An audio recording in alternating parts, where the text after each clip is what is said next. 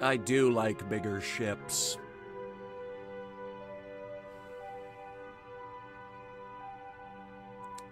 I love the weightiness of them.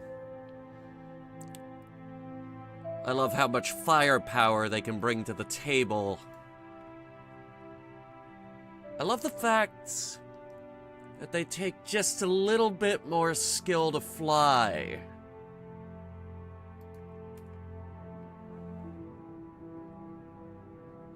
I love the options they give. The money you gotta put into them. Because that just makes it feel even more worth it.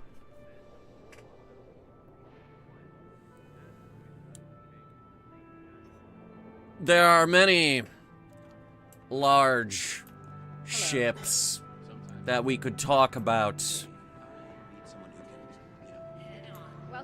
I myself own, what, 5 of them? No rush. Maybe 3. 4?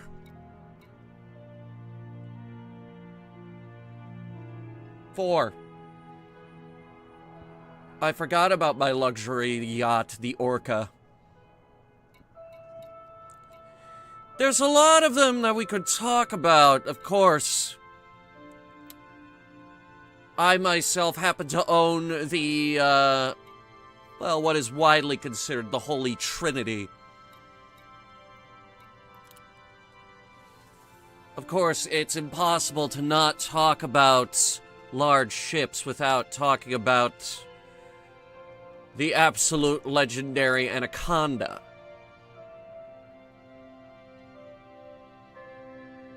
The best ship in the galaxy. There's a reason why you see miners, rescue operators, and frickin' Thargoid hunters and explorers all using this ship. It's just that good.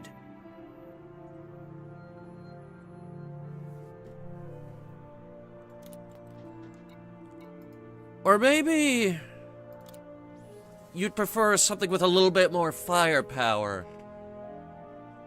At which point you would probably gravitate towards the absolutely devastating Federal Corvette. The final word in firepower on ships you could actually buy, and the undisputed king of the Hazres. Because this is a ship where you don't have to worry about the guy with the big gun. You are the big gun. Or perhaps, if you have money to burn, and the Imperial rank to go with it,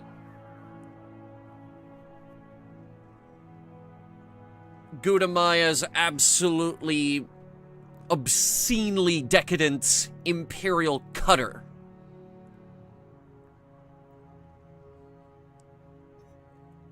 The most expensive ship in the galaxy. And even after you buy into this ship, in order to get something like what I have here, you're looking at another 1 billion credits. Minimum.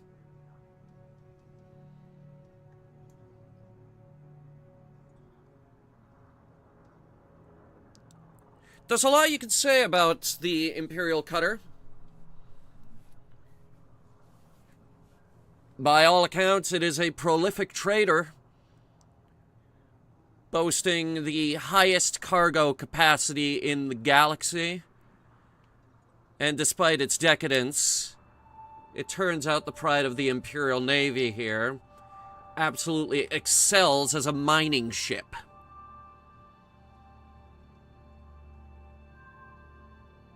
And apparently it is also, according to its kill counter I have in the cockpit, an extremely viable Thargoid killer. Because beneath its polished veneer beats the heart of a demon and a whole lot of shields.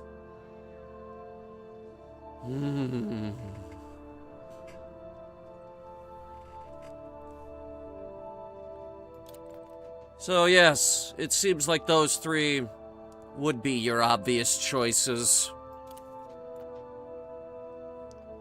In terms of other large ships, the lineup is mostly unremarkable.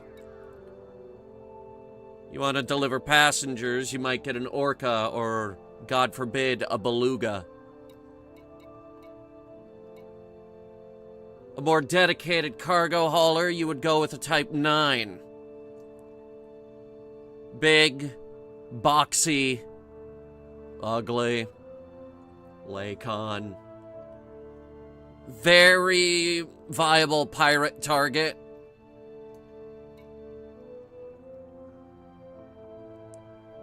If you want to shuttle around the obscenely elites of the galaxy, you might pick up the Beluga. A ship that is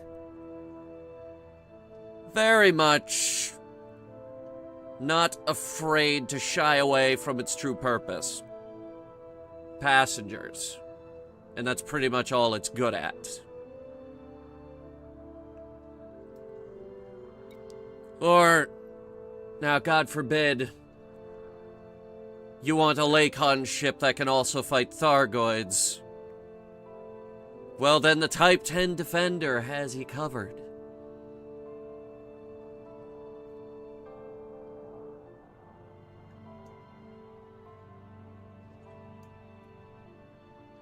I am also told that the Type 10 Defender makes a somewhat decent cargo ship.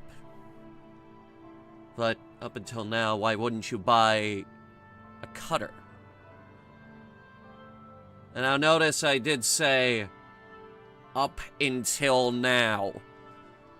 Because the cutter was the greatest cargo ship the galaxy had ever known. Until now.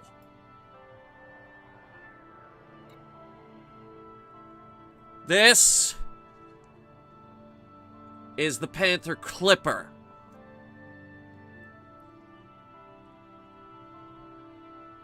Zorgon Peterson's new dedicated cargo ship.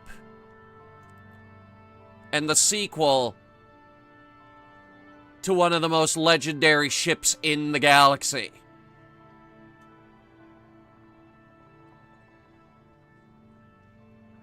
Because the Panther Clipper is, by all intents and purposes, the most legendary ship the galaxy has ever known. In Elite 2, it could buy out entire planets. It had enough firepower to make a Federal Corvette pilot blush.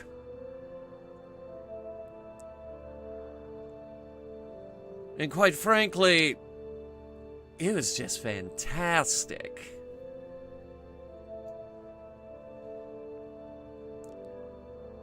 Now let's start with some obvious things about this ship. Starting at its insane price tag. At 285 million credits, it costs more to buy this ship than it costs to buy the Imperial Cutter. And that's before outfitting. That's just insane.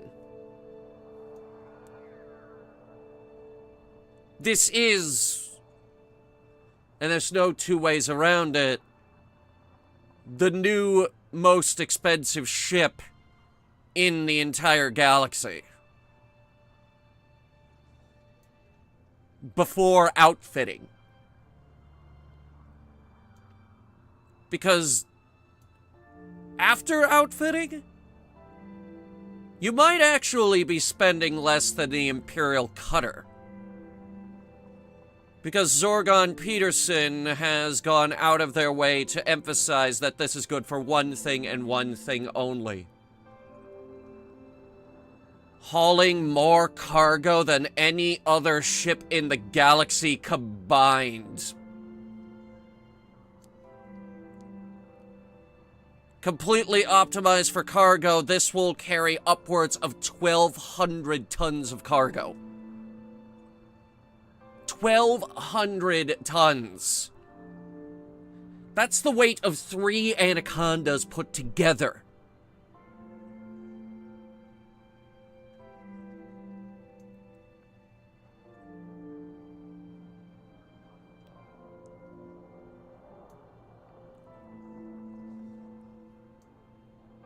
It is SCO optimized, which means not only can it haul cargo, it can also run. Like, really good.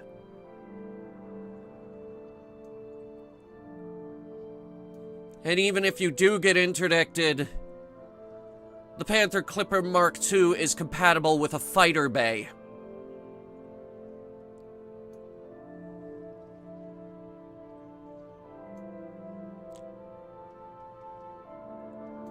And even with the fighter bay, you're still hauling upwards of 900 tons of cargo. That's just insane.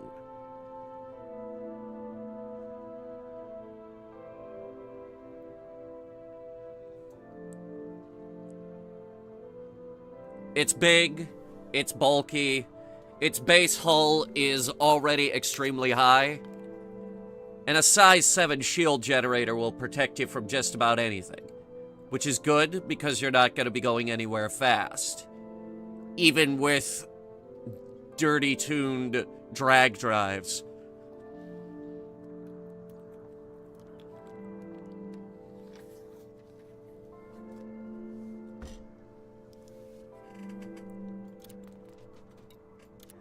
But I feel like you can't really appreciate it until you're standing next to it.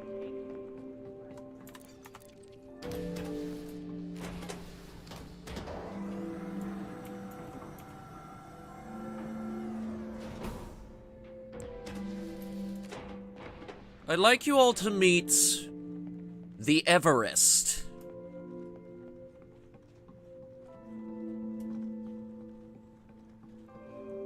The biggest cargo ship the galaxy has ever known.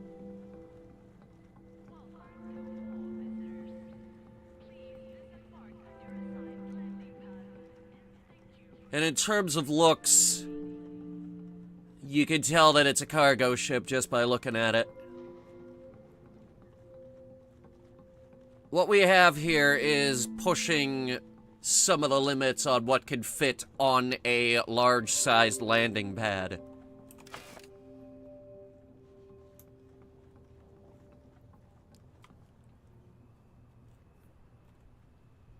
In terms of how the engines look, it's somewhat unremarkable. 4 engine nacelles with 4 engine clusters with 19 engines on each of them. Feel free to do the maths. It's somewhere upwards of over 100 engines. Maybe even more.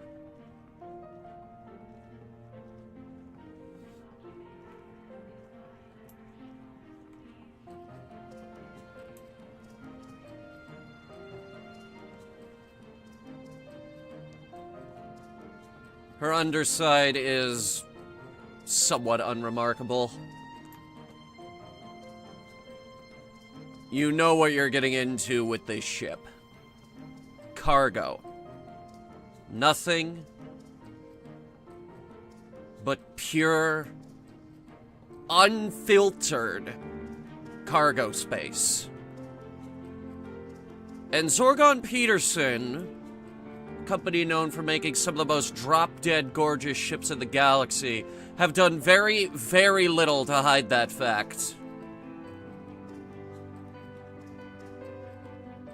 In terms of boarding ramps, it's fantastic, though. As many of you know, the new lineup of starships coming out the past couple years have given us brand new, very nice boarding ramps. And this one, oh, the door is very nice.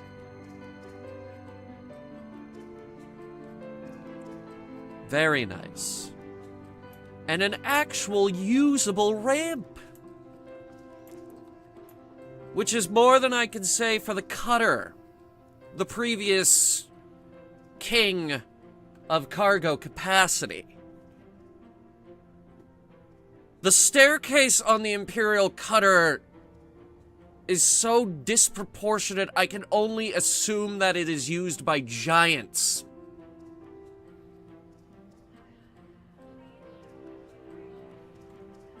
This is fine.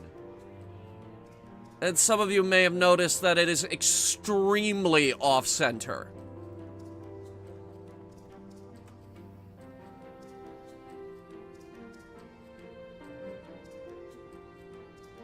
Because it is.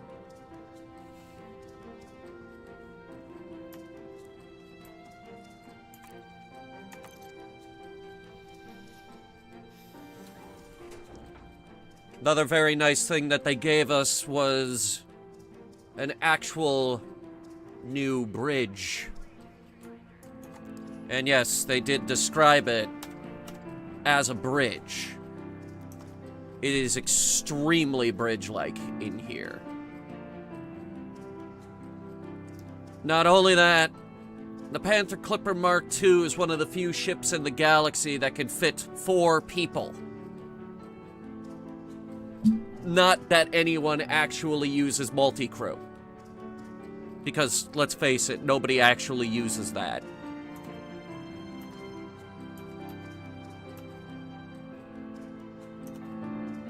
There is some kind of a holographic command table back there, though. And that's very nice. One thing that I find a bit odd is that the actual pilot is down here in a pit. Everyone else on the bridge overlooks the person actually commanding the vessel.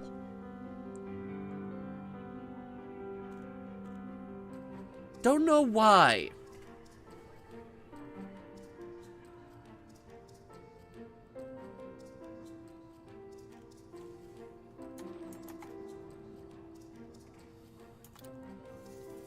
In terms of internals, the Panther Clipper Mark II offers a few unique options. Optional internals have 2 Class 8s, 2 Class 7s, 3 Size 6s, 2 Size 5s, 1 Size 4, 1 Size 2, and of course your Size 1s for your Super Cruise Assist and Advanced Planetary Approach suite. But, and here's the uniqueness of it. One of those Size 8s can only be fitted with cargo racks. And fuel tanks. Now, not only that, but the Panther Clipper Mark II is also the only ship in the galaxy that can equip the Mark II cargo rack. To put this in perspective, a regular size 8 cargo rack will carry 256 tons of cargo. The Mark II will carry 384. Size 7 will carry 128. A Mark II Size 7 will carry 192. Like I said, they've done very, very little to hide the fact that this is a cargo ship. They've also done very, very, very little to hide the Size 7A pre-engineered SCO-optimized frameshift drive grade 5 for extended range that doesn't seem to be doing much of anything at all.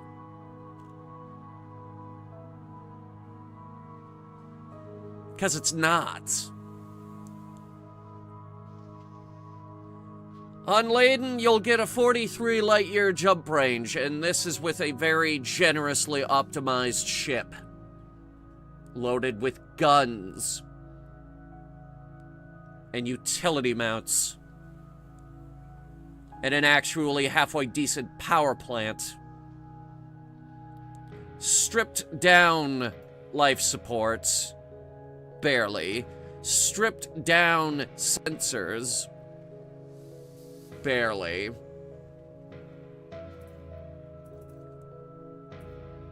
Lightweight alloys. And with grade 3 dirty drive tuning on the thrusters. 8A thrusters. Which are not cheap. Not by any stretch of the imagination. In terms of utility mounts, it is somewhat unremarkable. 6 utility mounts allow it to get rather creative with its loadouts. For me, it's heat sink launchers, a frame shift wake scanner, chaff launchers, electronic countermeasures, and point defense turrets. The goal is to survive long enough for it to jump away.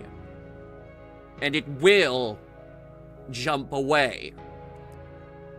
Because let's be honest, with a ship this heavy, nothing is going to keep you on mass lock. Considering this ship has a total mass of 1,911 tons. That's just insane.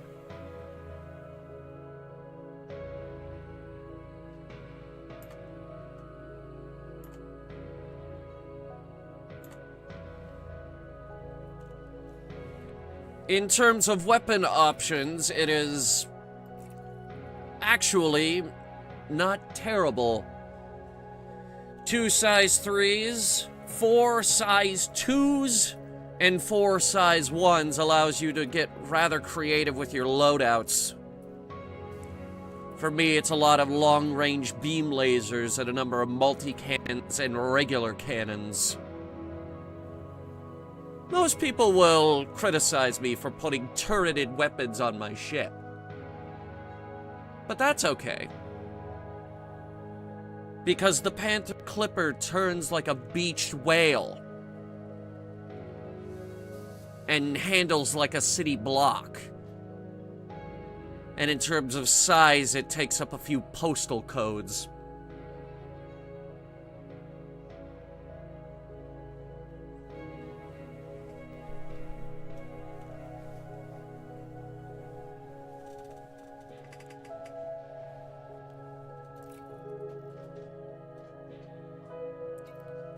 Its livery options are also somewhat unremarkable.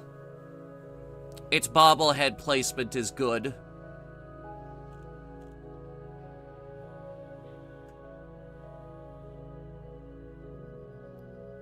In terms of paint jobs, it's unremarkable. I feel like this has fewer paint jobs than the Imperial Fighter. From Gudamaya. The people that don't even use paint.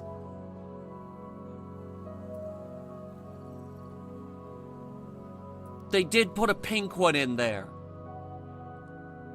So that's a point in their favor. So yes, you can absolutely call it the Pink Panther. Because let's face it, that's the only reason you would get this paint job.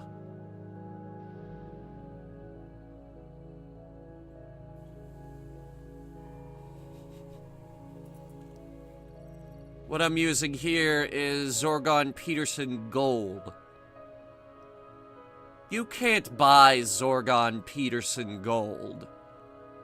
You had to do the community event for that.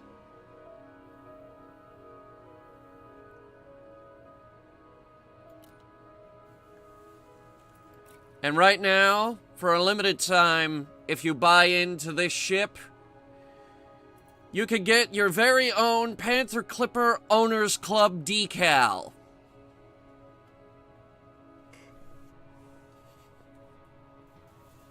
Because why the hell not?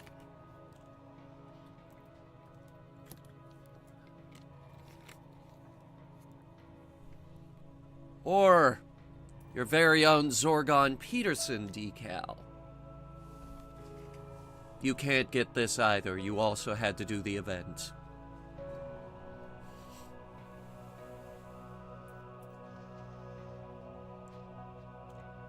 In terms of ship kits, we are, once again, limited for options. You could put more fins on the back. Or a spoiler.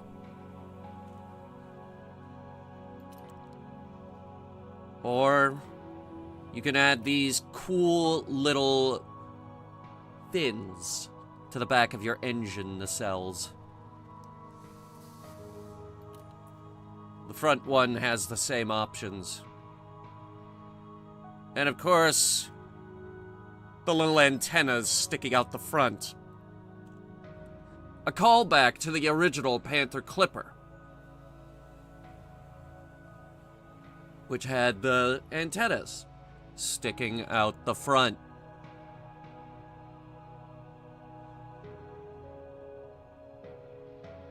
Or you could put more fins on it. Make it look far fatter than it needs to be.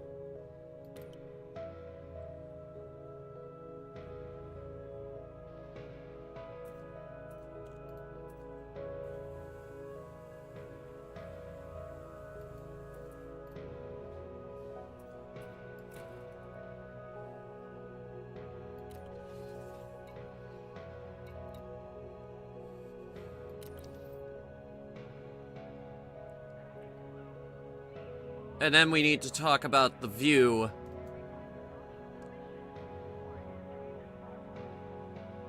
Which is unremarkable. You're probably getting as much of a view in here as you would in your Anaconda. But at least with the Anaconda, I could get a feel for the scale of what I'm flying.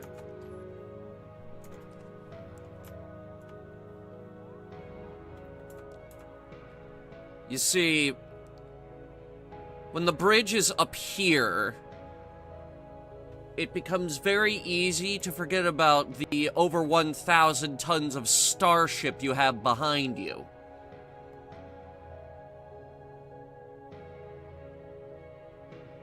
The bridge is also so high up off the bottom of the ship, it also becomes rather easy to forget about the 1,000 plus tons you have below you.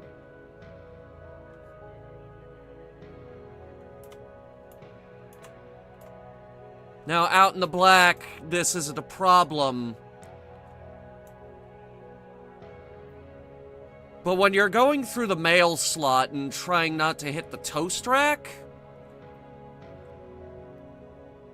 you might dent the bumper a little bit.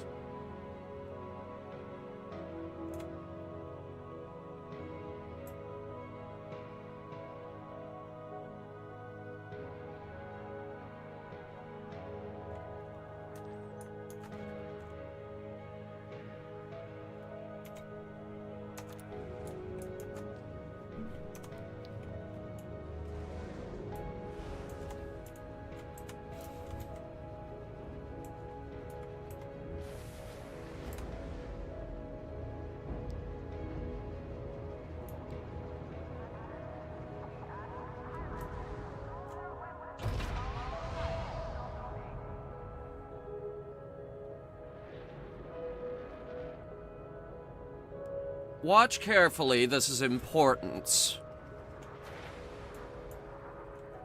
Because the Panther Clipper Mark II is, in fact, a ship that barely fits through the mail slot.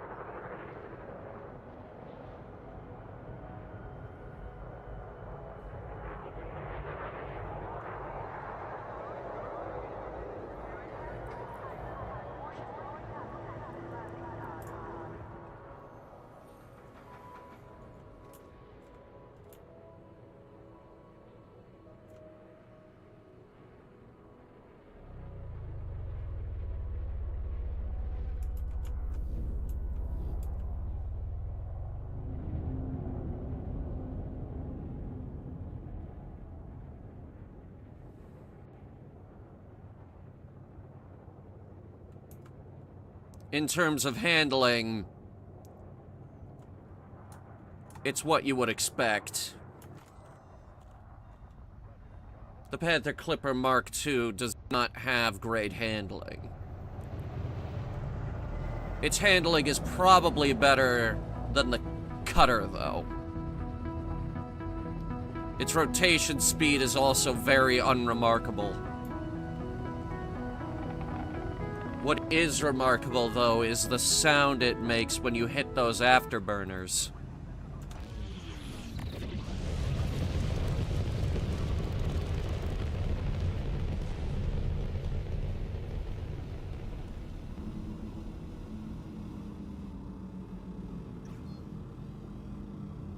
Now, you know the sound design team had fun with that one. Speed restrictions are now lifted. Have a safe trip, Commander.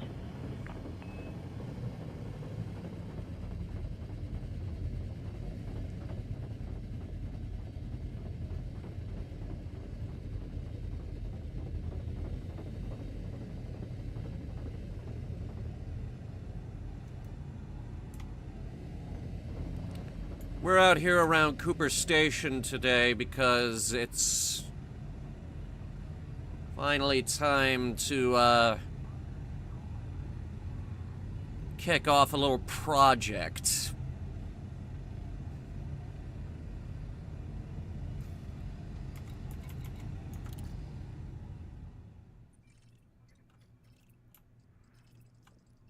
Here on Col 285 Sector LQ-EB 12-02A.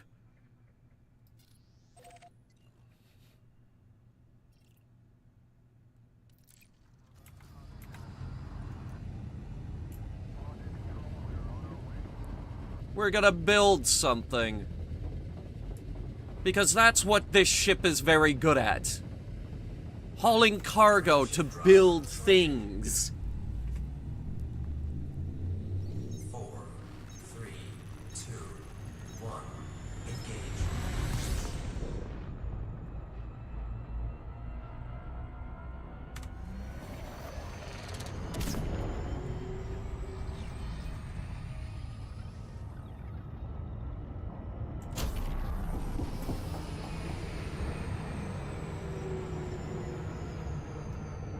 Yeah, I know, I overshot it. Shut up.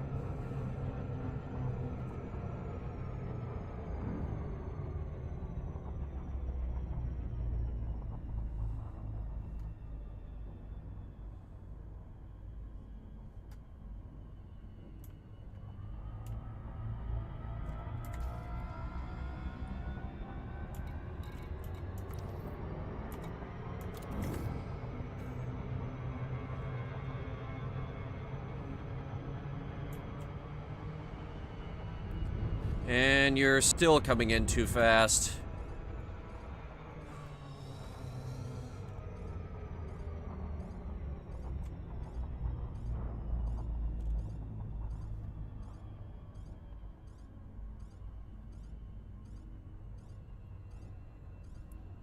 Can we please try to land on this moon?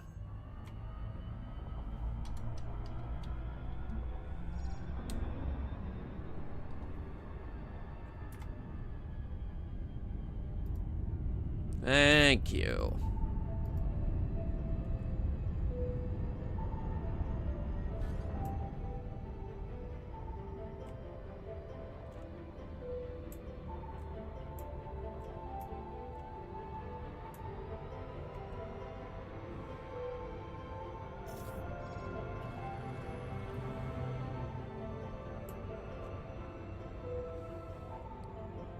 Cockpit of flight engaged. This spot here looks pretty good.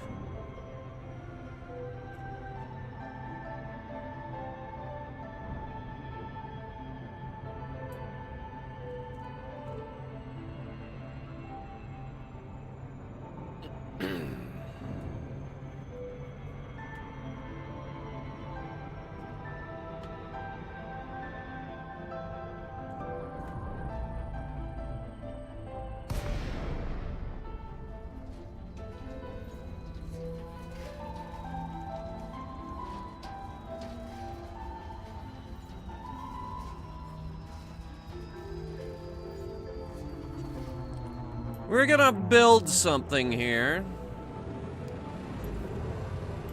Something so big, you're gonna be able to see it from space. Which, given the size of this moon, is not that hard.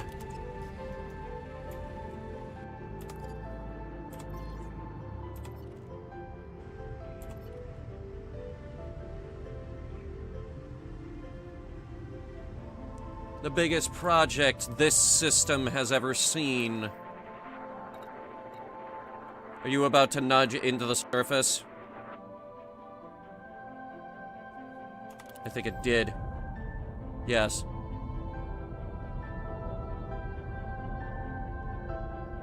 Okay, just hover.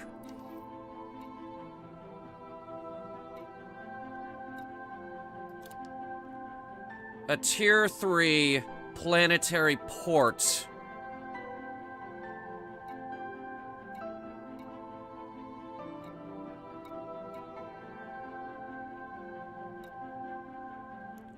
To bring a population boon, moderate increase in wealth, massive improvement to the standards of living, and an extreme increase to the development level of this system. Security, questionable. In terms of options, we have a few.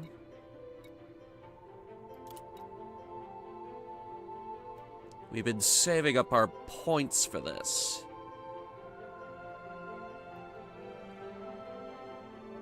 Now the thing is, it's not gonna be cheap. 34,000 titanium, 42,000 aluminum, 4,800 ceramic composites, 40,000 CMMs, 60,000 tons of steel to build it. Medical diagnostic equipment, survival equipment, structural regulators, building fabricators, evacuation shelters, non-lethal weapons, land enrichment systems, computer components, power generators, superconductors, semiconductors, food cartridges, human sacrifices, dogs and cats living together, mass hysteria. It's big.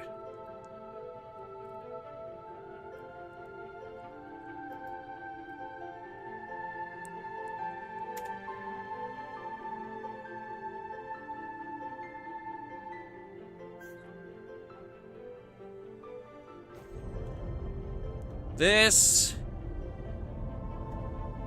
is the biggest project we've ever undertaken in this system.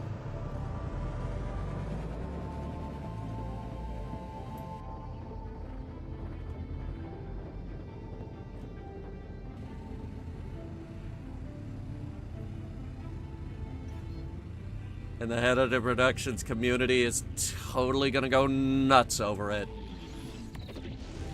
This is where you guys come in. We need cargo runners. This looked like a VR game. It does have a VR mode, but you can't play it in the Odyssey version of the game. Cannot comply. Frame shift drive charging. 4, 3, 2, 1. Engage. Now, here's the fun part. Unlike when we built Cooper Station, we actually have a spot in system that can provide us with a whole lot of what we need.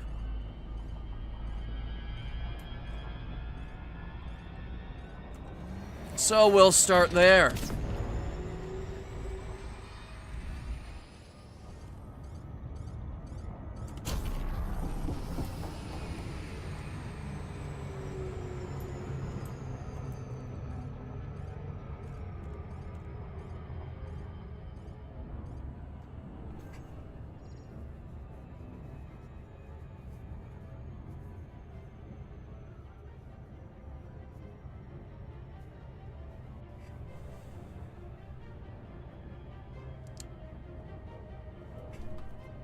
The biggest project we've ever done.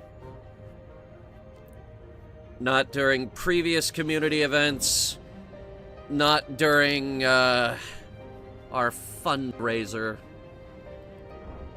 The biggest thing we have ever built. Cyrus City.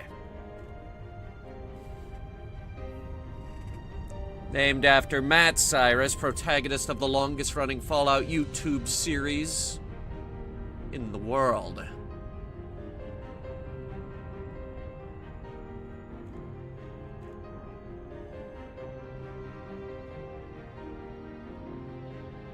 It's going to take a lot of work. But it is work that pays. Spent nearly $250 million credits to buy into this ship. I do say nearly. I took the Jameson discount.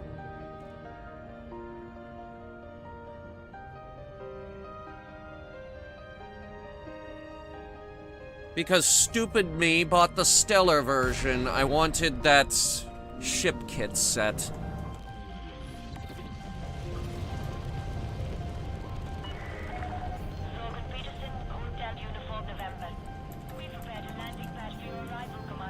Yes, a big landing pad, because this thing's frickin' huge.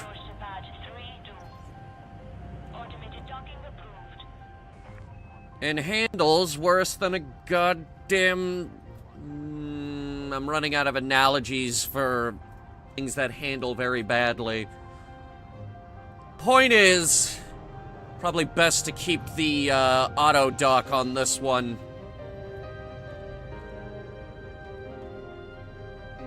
I can wrangle my way around an Imperial cutter. The Anaconda's okay.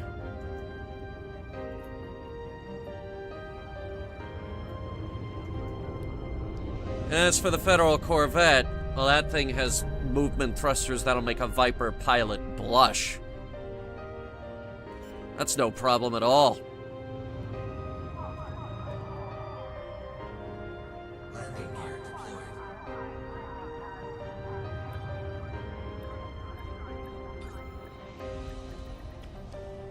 Alright, what do we need? Touchdown confirmed. Clear to disembark. I recently learned that we can do this. And by recently, I mean, wow, they really should have told us that we can just do this.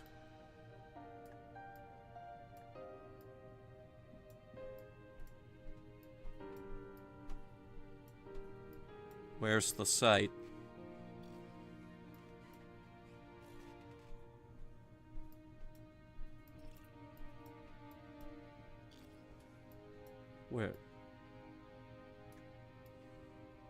Where's the site?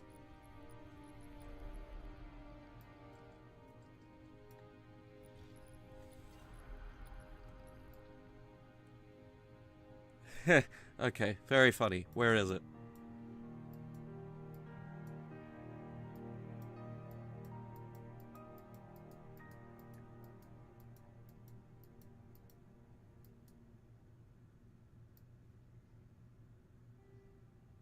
Says there's one active.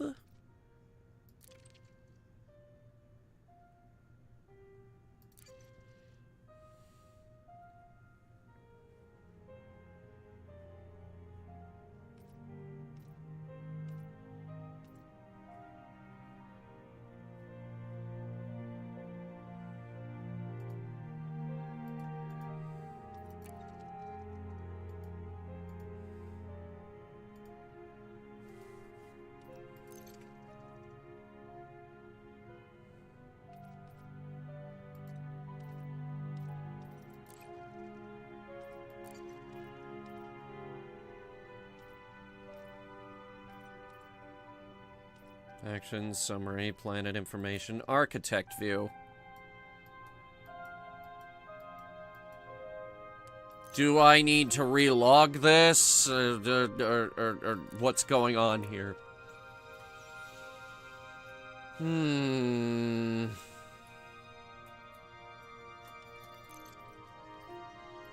Private group sesh.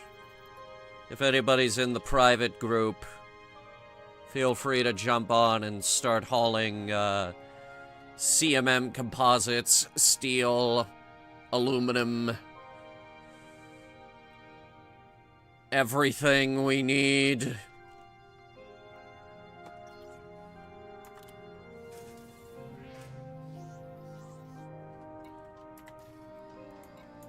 Okay, I'm back.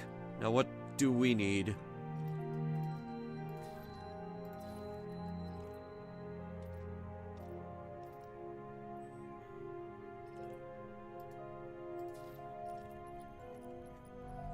And you're doing this again. Okay.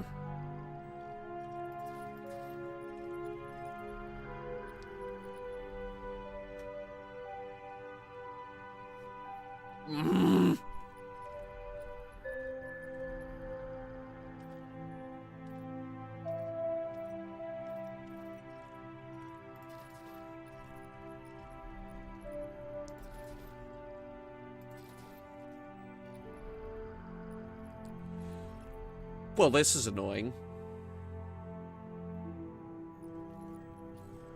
There it is. Okay, here we go. Back on track. Alright. Planetary construction site Barbosa. No. Bad name. Bad. Change the name.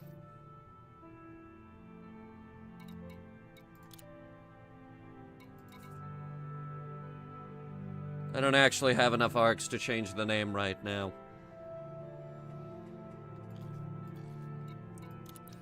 Well, you know it's gonna be Cyrus City. Now, what do we need?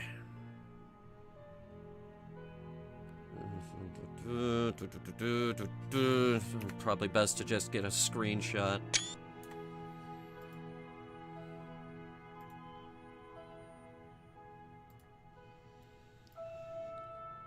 No matter what we're hauling, we're gonna need a lot of it.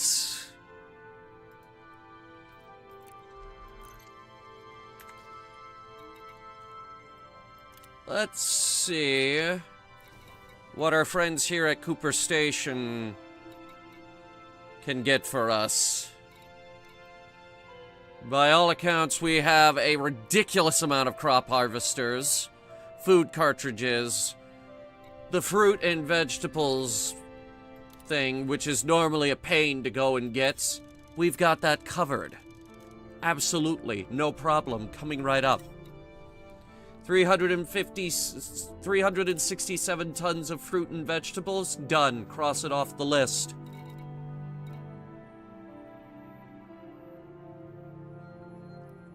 Non-lethal weapons, 135, done. Cross it off the list.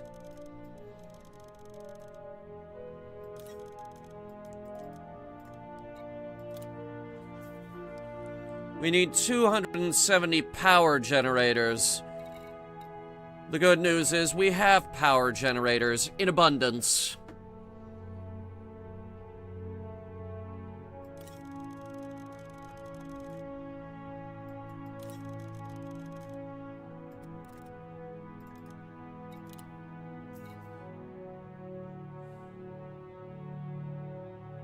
Medical diagnostic equipment. Let me get into that later.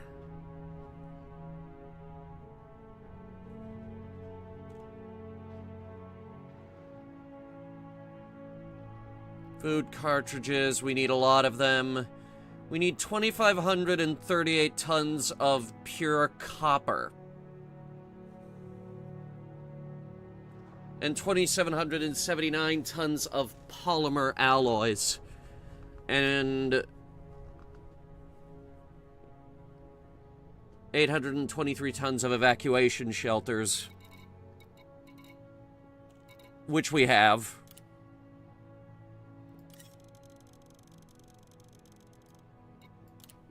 Cargo hold at maximum capacity. And that's that. I just knocked like 3 1/4 things off our list.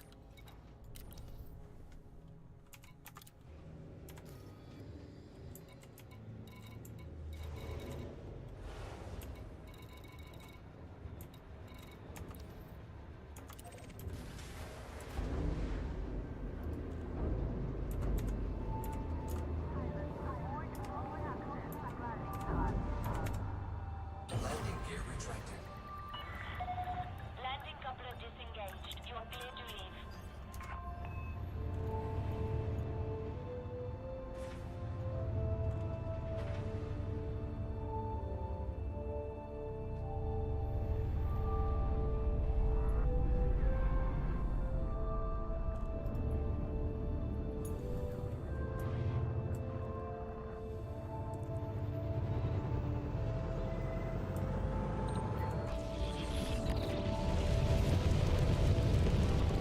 The good news is it's a straight shot back and forth between the two of these.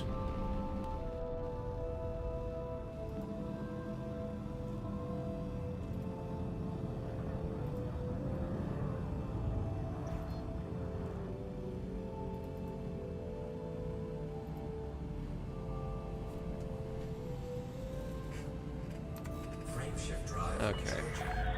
Speed restrictions are now lifted. Flight control. 4, 3, 2, 1. Engage.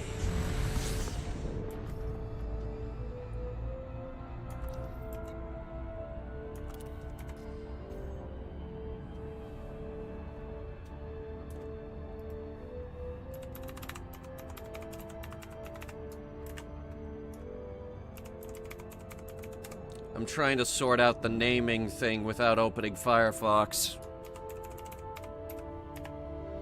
Which means I need to remember my Frontier password.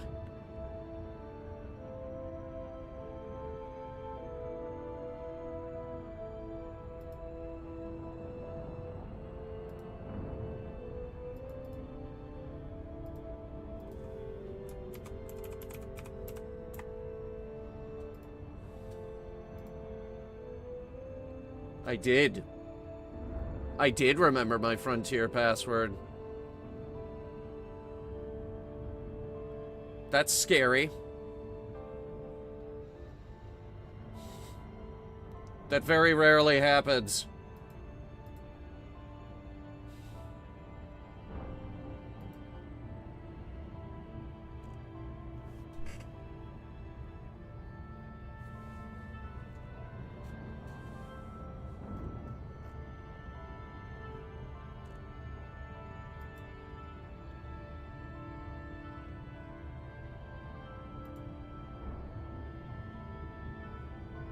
Now I'm trying to find the damn ARCs section.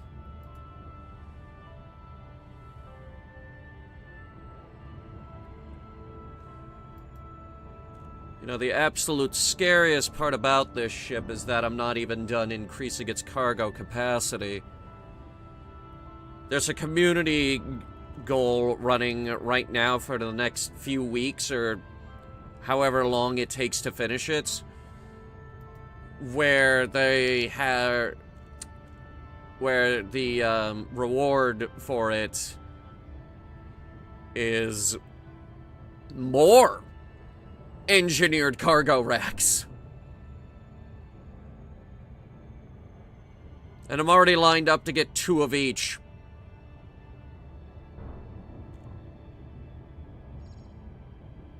Now, I can't fit the other size 7 one, but I should be able to fit the 2 size 6s.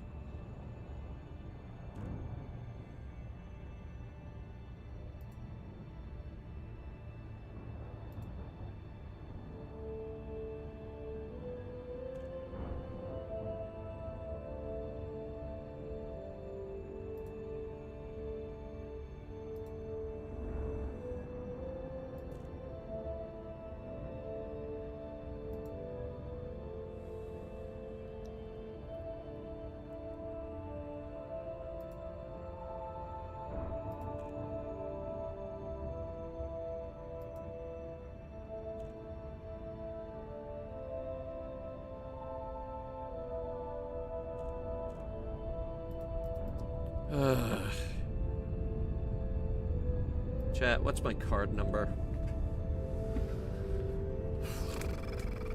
Here's my wallet.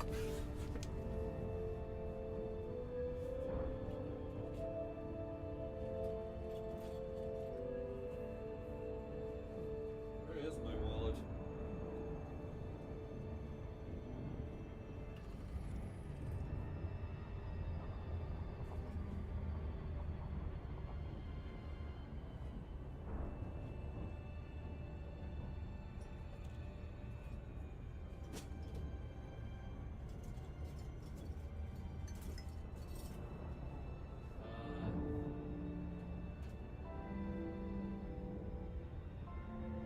No, I'm not crazy. It's supposed to be in here.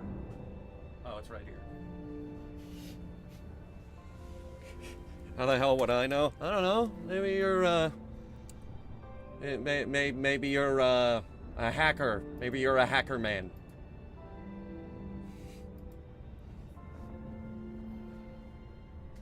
Now, I want to sort out this naming business when we land, so... let's see. Card number... 8675...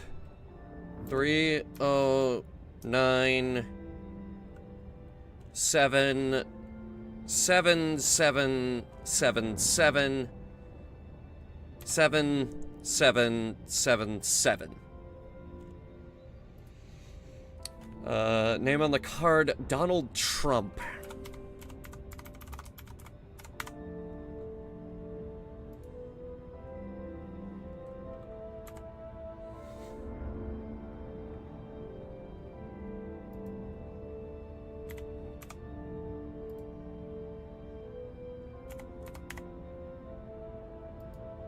I stole his credit card.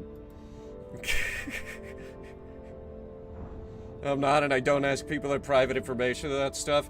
Are you sure?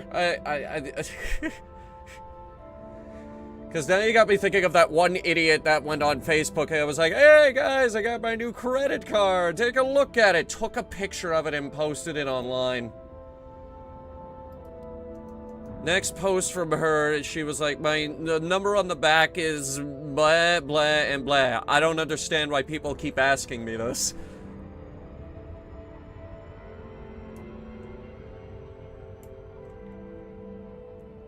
A few days go by. Another post comes up. It's like, hey guys, I had to cancel that credit card. Turns out people were using it. So I got this new credit card and posts a picture of it again. Oh, that is beautiful. Look at that. Oh.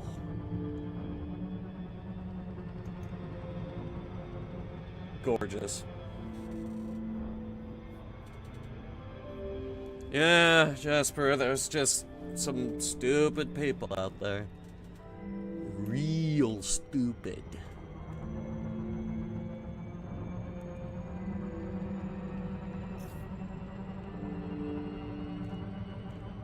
Alright, we're coming up on Cyrus City. Finally, we'll get to have a look at the construction depot. I think we could actually see it. Just a little bit. Well, the first thing they do is they flatten the land down.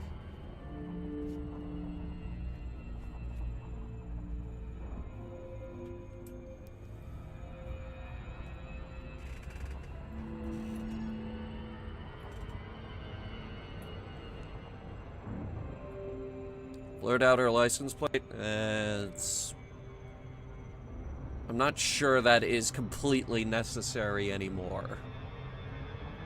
Frankly, I'm not entirely sure on the rules of that.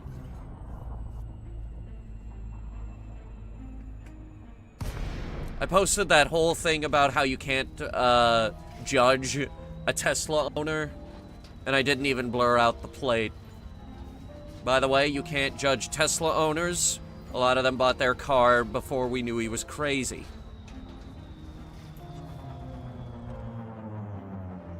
Okay. This is the cargo yard from which we will build the new largest settlement in the system.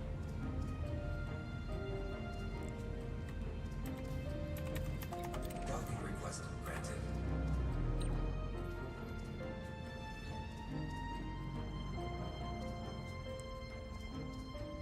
I don't know who's going to get ownership of it yet, but the Colonia Council does have majority control of the system now. Because, yes, of course, I won the war. Did you ever doubt? Ashes of Exploration wasn't going to take this system. Not with how much I was harassing them.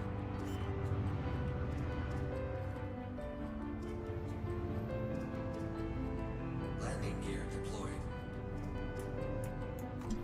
See, now this is what I'm talking about.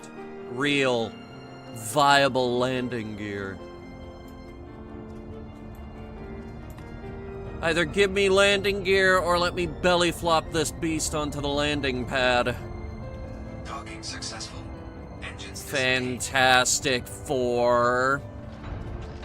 If you weren't here yesterday, I have several criticisms about the rocket, not least of which the fact that it's landing on stilts.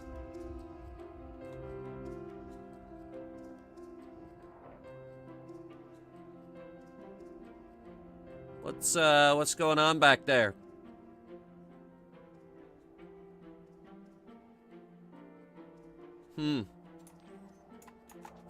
Interesting.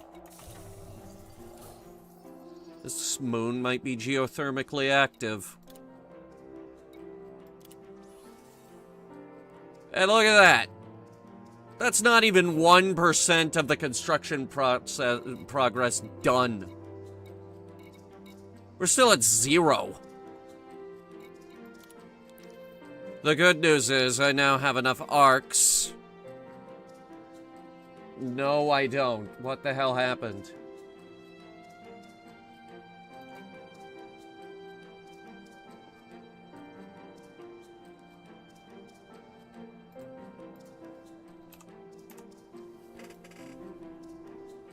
It doesn't take this long for arcs to show up.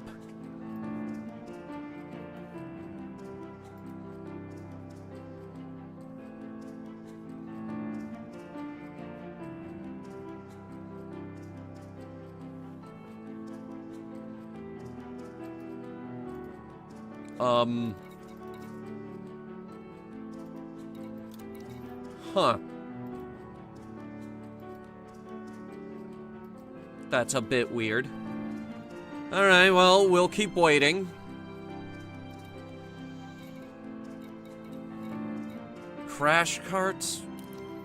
Oh, it just takes a minute.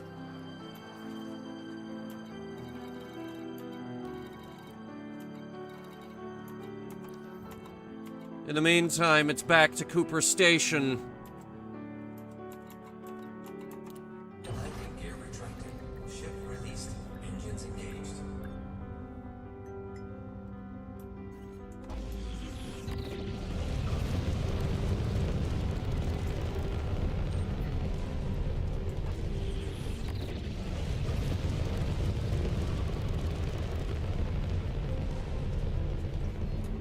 How do you think that sounds from the outside?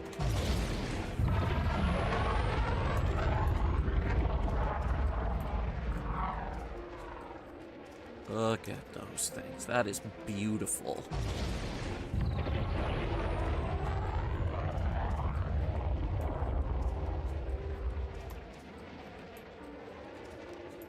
Not to mention the fact that when you try to rotate the ship, the entire engine cluster articulates.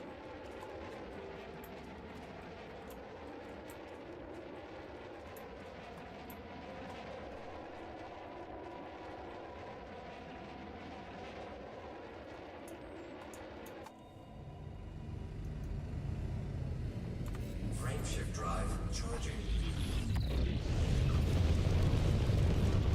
4, 3, 2, 1. Engage. Warning. Temperature critical. In terms of overheating, I've never actually seen it overheat. And I've been flying this ship for a few days now. Which is good, considering I bought it the morning I left town. Like, literally, 30 minutes later, I was on the road.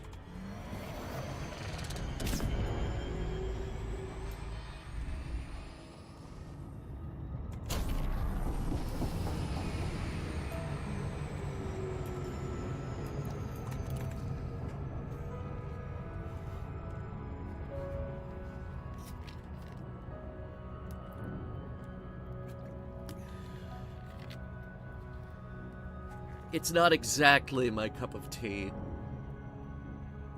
The more inclined amongst you definitely know I'd rather go exploring.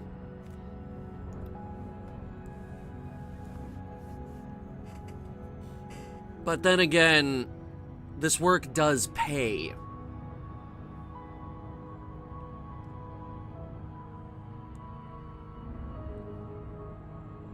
And let's face it, you were gonna rewatch the entirety of Futurama anyway.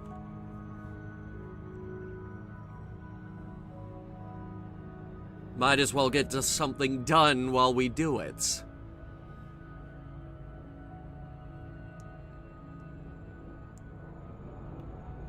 And with a cargo capacity of 1,008? Yeah. I think we can make some real progress on it today.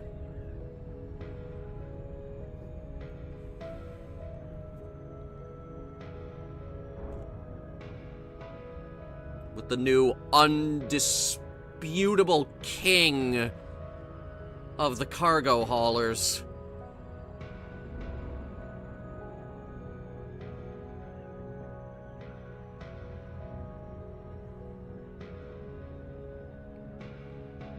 That's not to say there aren't criticisms of this ship.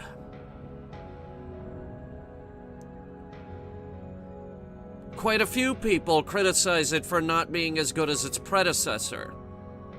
Its predecessor being able to buy out an entire planet's worth of cargo. This one's more realistic. It can actually fit through the mail slots. Greetings, Commander. Please approach the station at a safe speed and be mindful of other pilots. And I think Zorgon Peterson knows this. Set down on landing pad 2-4. Automated docking. People who talk about the Panther Clipper talk about it as if it was a godsend. Which is why we actually need to be careful when we talk about this ship. It has a reputation. A reputation as one of the greatest ships the galaxy has ever known.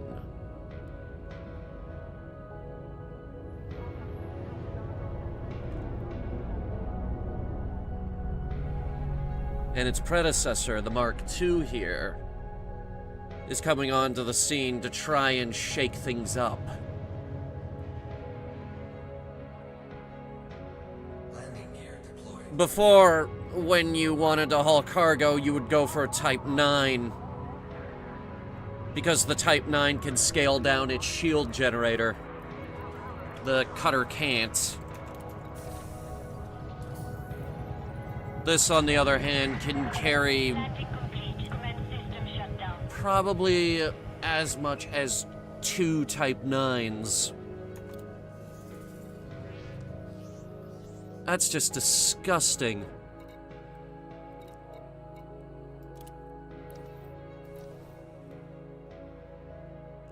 Ugh. Food cartridges.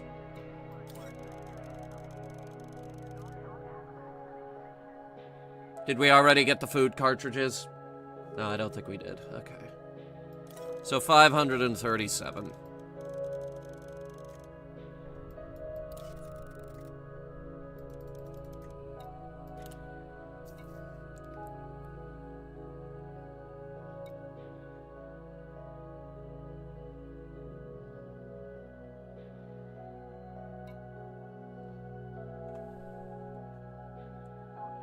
423 tons of computer components. We don't have those. We did the power generators. Building fabricators. Alright, building fabricators. We need a lot of building fabricators. So fill the rest of the hold with that. Cargo hold at maximum capacity. Like, oh my god, we need a lot of building fabricators. We need like 2,000 building fabricators.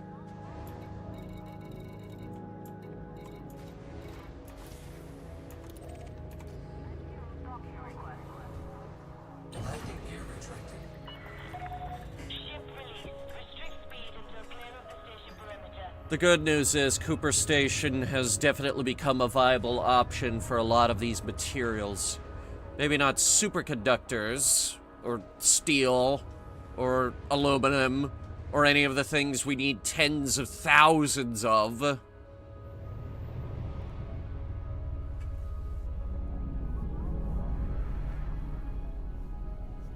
We're gonna have to go to other star systems for that. Especially the liquid oxygen.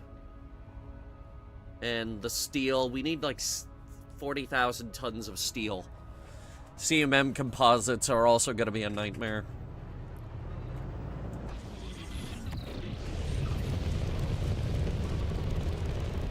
Well, unless we want to use the, we could buy from the depots. Frameshift drive charging. I need tungsten to live. Tungsten is an engineering material. But if you do need it, I know a spot that has you covered. It's a really good spot.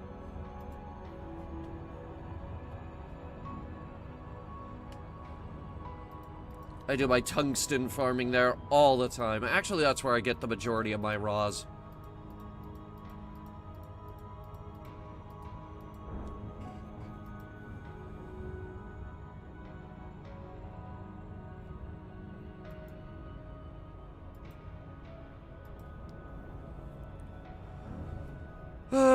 We need copper. Do we have copper?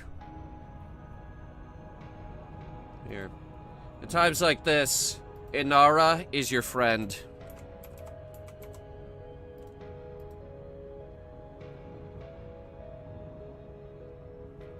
I don't think we actually mine copper. But worry not, Holberg Point has copper in abundance. Its distance from the star is not bad.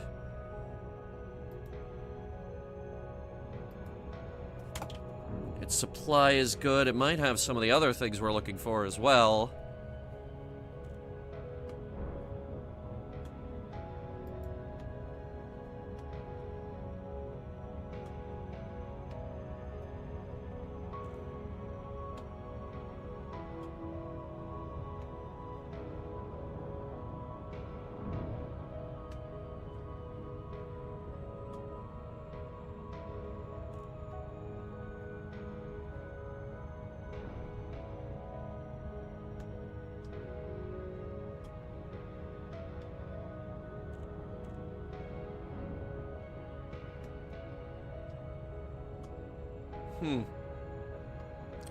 I'm actually surprised we're not getting interdicted.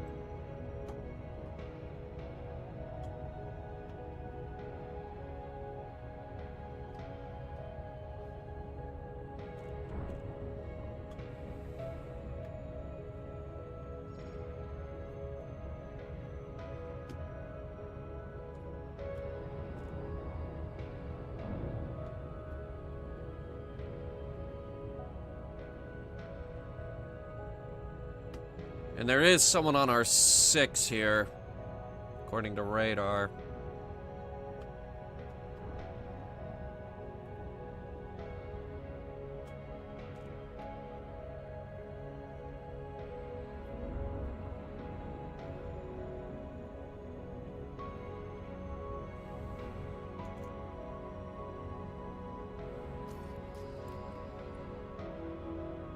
No. No, they're doing nothing.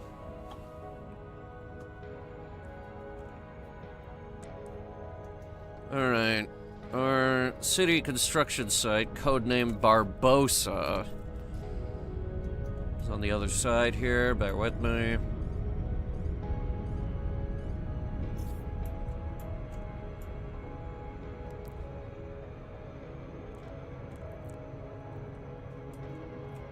Bringing our speed down.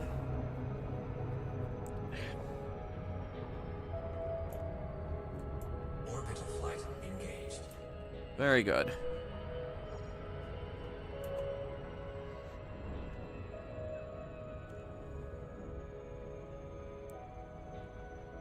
After this, I'm gonna go see what we can do about copper. Quoting a moment from a Simpsons episode, do you have the slightest idea how little that narrows it down? There's like 1 million Simpsons episodes. Maybe even more.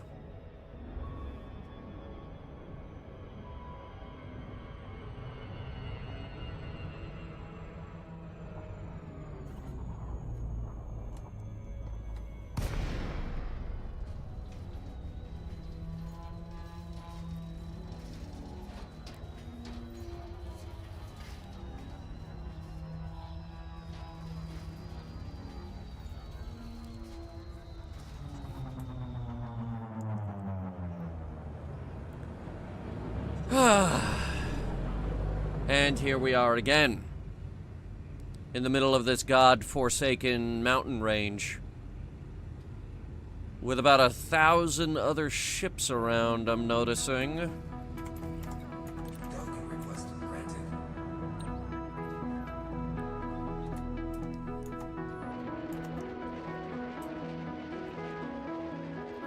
I think that's a cargo ship.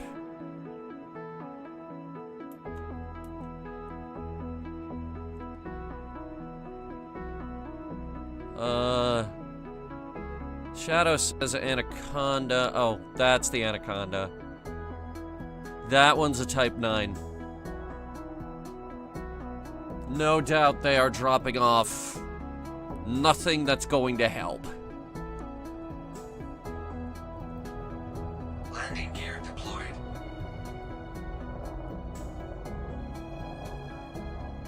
By all accounts, the Anaconda's a fairly decent cargo ship.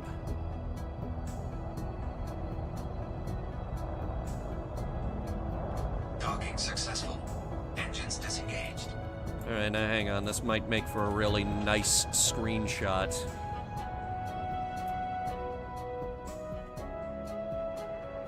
Or at least it would if my ship was also blue.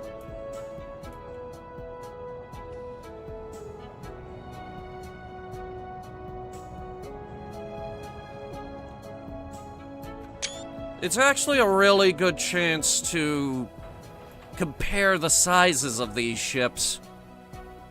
Because I think the Anaconda is just a little bit longer. But the Panther is definitely wider. Yeah, as you can see, in terms of length, the Anaconda just barely edges it out. And it's definitely longer than the Type 8. In terms of width, I think the jury is still out.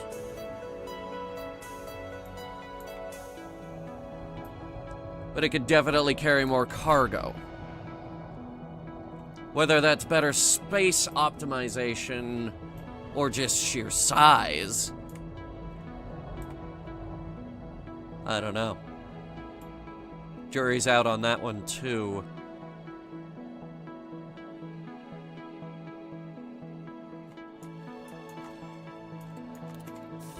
Alright, let's drop these things off.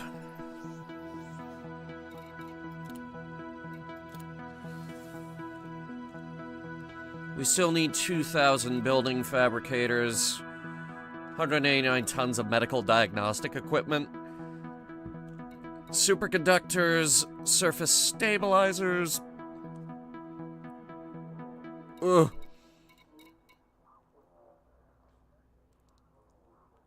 $2,500 raw copper. Now that we can do. Wait, 2,500? No, that hasn't gone down. Okay.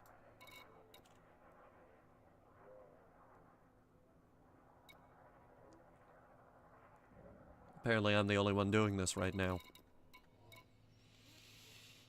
We need investors and cargo haulers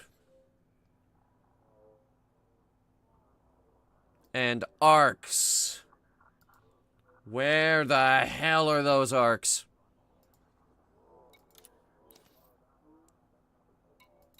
Because they're still not here. What gives?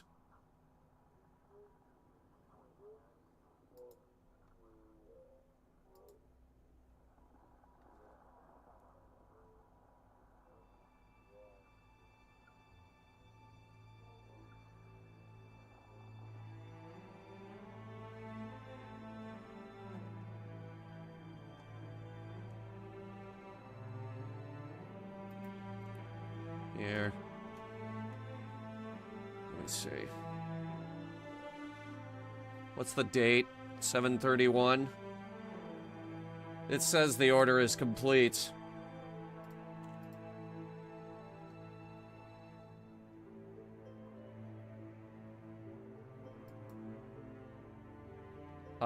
Clearly not. So where'd it go? Oh, there it is.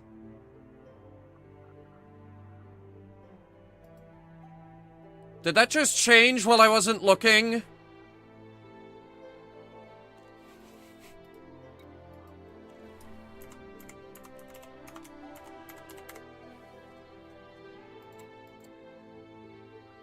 There we go. And with that, we now have the naming rights to Cyrus City. And we have subsequently named it Cyrus City.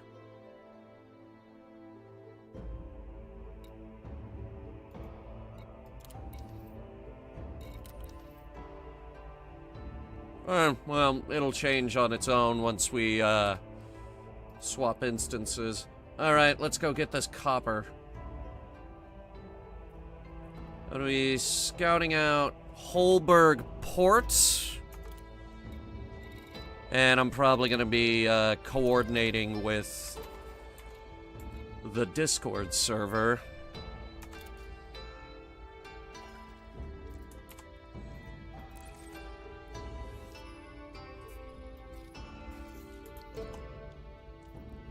One jump, which gives me the opportunity to talk about a few more things on this ship. We've been mostly in one system here.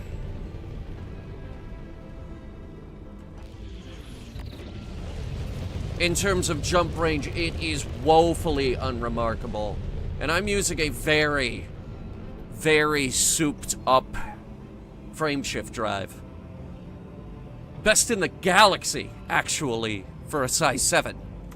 Frameshift drive charging. And even then, with an empty cargo hold, you're only clocking in about 42. That's just sad.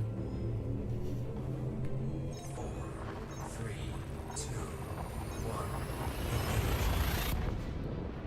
In terms of fuel economy, though, it is actually insane.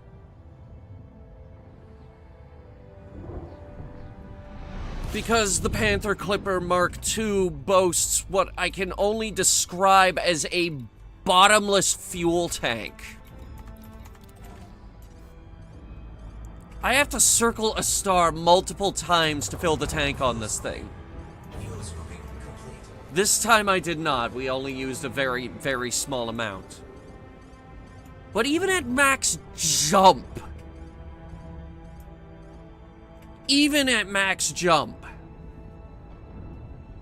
you could get maybe 15 jumps out of this thing. And that's with not extra fuel tanks stapled on. And in terms of heat resilience, it's not as good as what we have with the Mandalay. But it's still remarkably good. When fuel scooping, I've never seen it go above 80.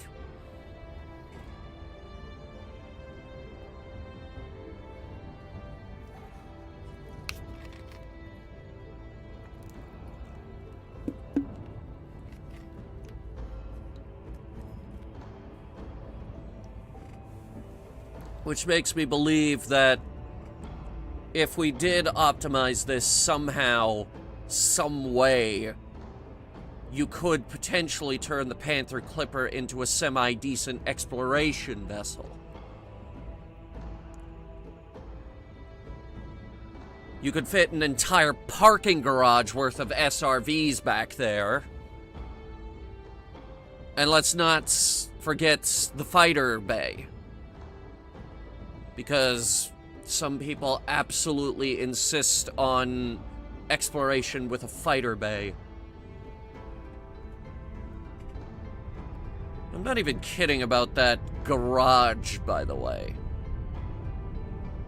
You could fit a parking structure back there. And still have room left over for a few tons of cargo.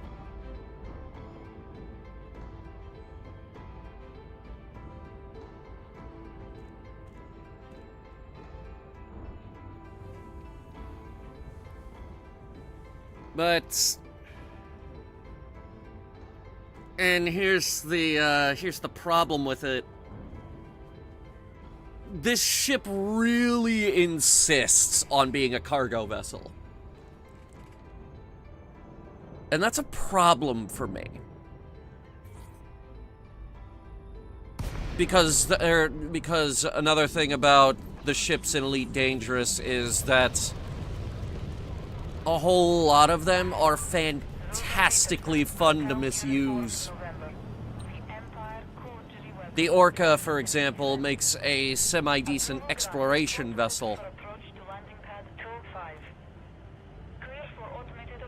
The Cutter excels as a mining ship and fighting Thargoids.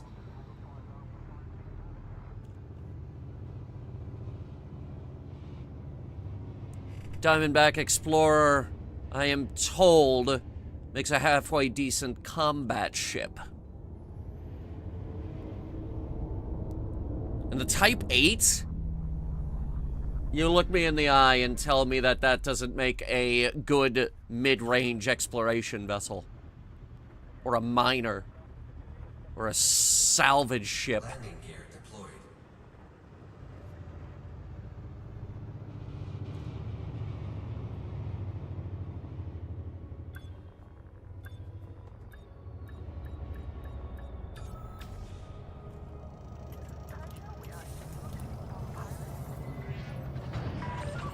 Landing complete. Execute system shutdown. There are just some ships in this galaxy that you can't misuse.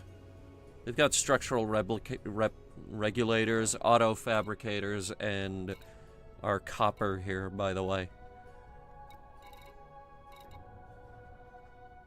Evac shelters. Plenty of surface stabilizers, which we don't need. Oh, no, wait, no, we do need them. I can see that. I can see it now. Do we need water? No, we don't need water. What we need is copper.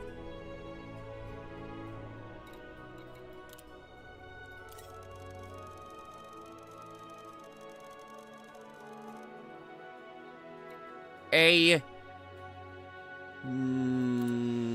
kiloton? Maximum capacity.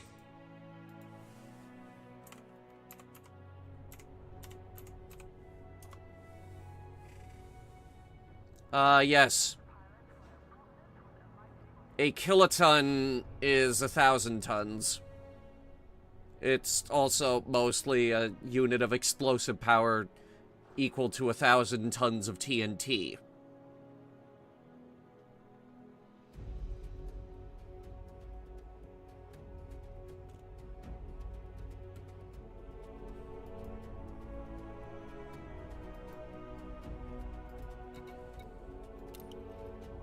Well, this can carry a kiloton of cargo.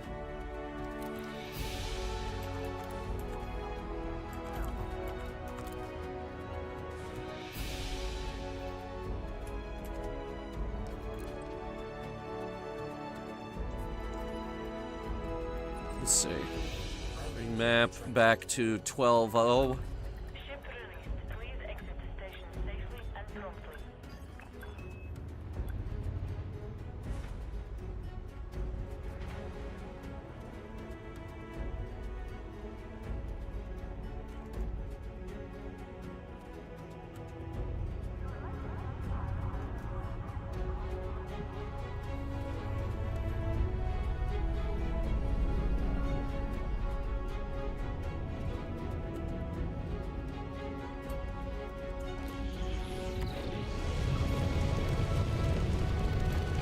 I think somebody built this station.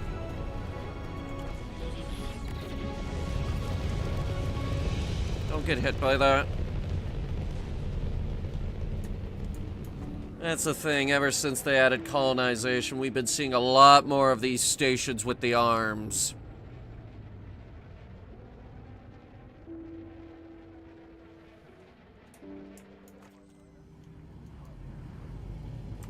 Frameshift drive charging. You are now clear of the station. Imperial Flight Operations Bureau now signing off.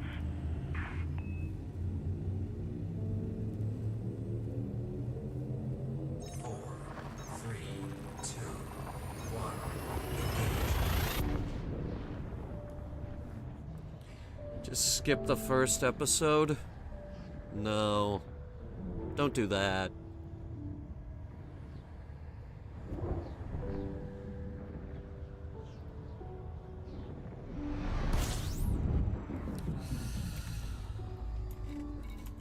Why does it still say Barbosa? It shouldn't say Barbosa. We renamed it from Barbosa. Do I have to go in and rename it again? Why are you being difficult? And why can't I rename these planets? Or the system? I should be allowed to rename the system. I own the place.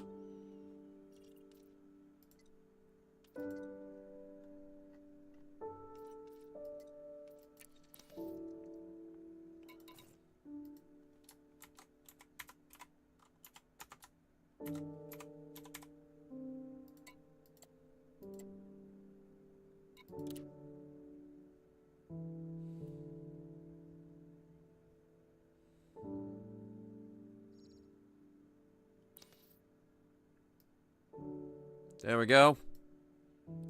Cyrus City. Cyrusity.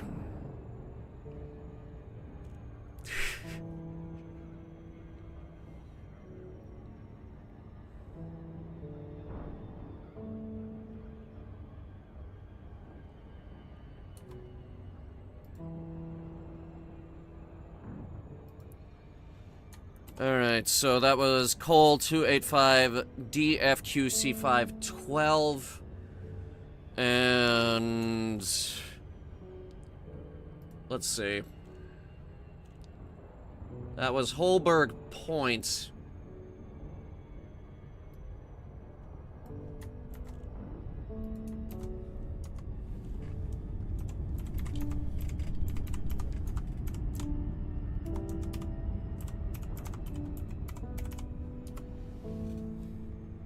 I'm putting out a call for cargo ships. Cyrus City is underway. Because, not one to rest on its laurels, after I totally finished the hospital mere minutes before the stream was supposed to start. Yeah, no, that did happen. It actually did. Yeah, no. I'm serious. It's in orbit near Cooper Station right now. You could go look at it. We just turn right around and start building Cyrus City.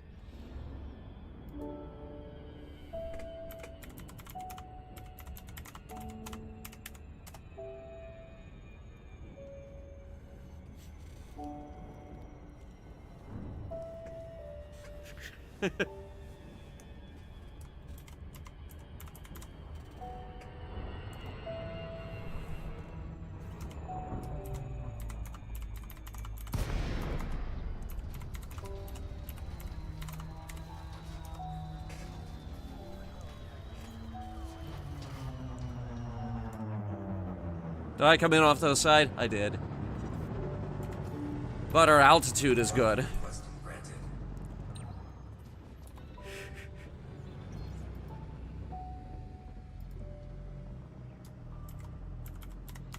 It's a long shot, but I'm gonna invite Octi.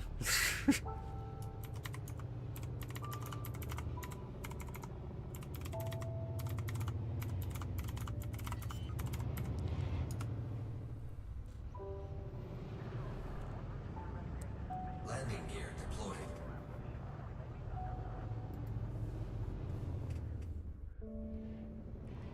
I got a shopping list for everybody here in a second. I wanted to see if we could shorten the list down to 1 page before we actually send it out, though. Docking system. Oh, I don't think it's gonna happen. Alright. Let's see what 1,008 tons of copper does to our, meter. 1%! I'll take it!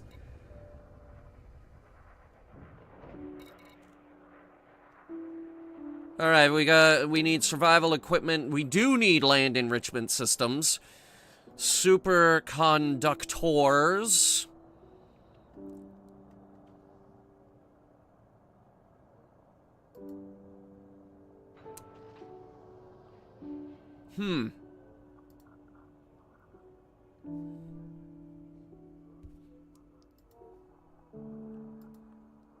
Let's finish up the,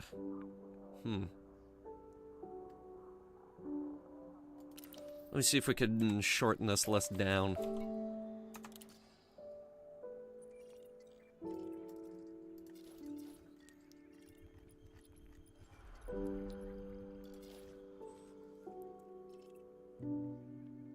Yes, okay.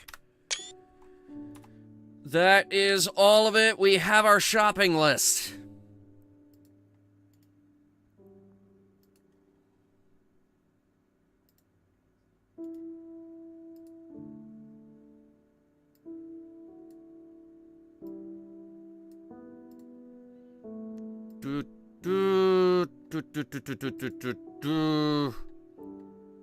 Okay.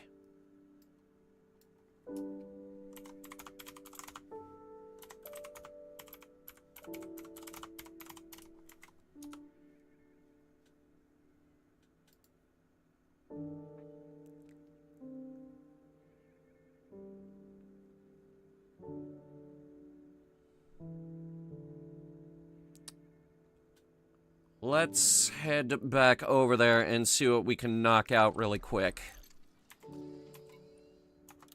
Landing gear retracted. Ship released. Engines engaged. Here, give me the galaxy map. Where did we just jump from? Yeah. We're going back.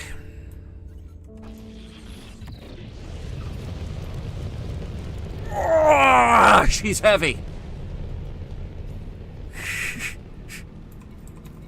Oh, she's a weighty beast.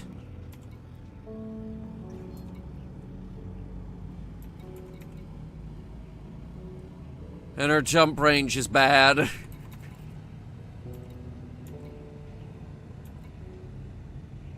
Her rebuy cost is pretty good, though.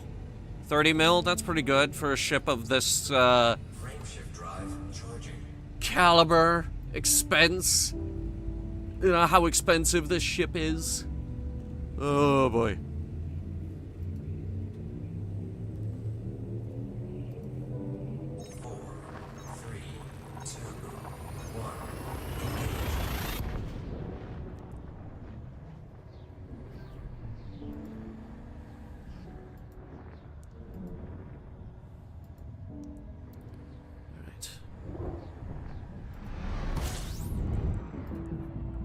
with this list. We will absolutely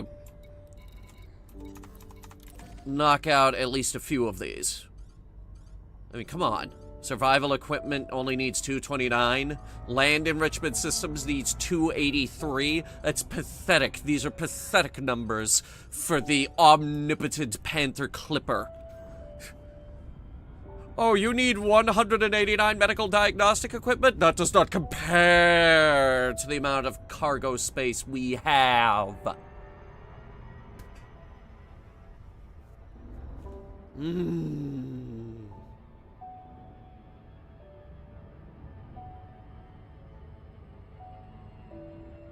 Big, big, big, big. The word of the day is big. B-I-G. Because she's big. She's very big.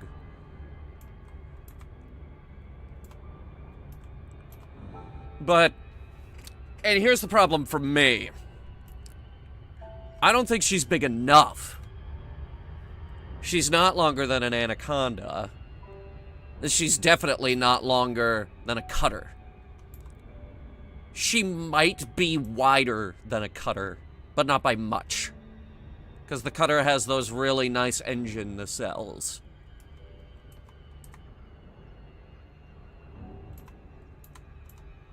And the cutter is so obscenely wide.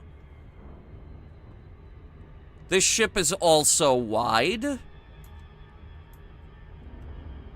But I feel like it has an excuse given its engine clusters on the side.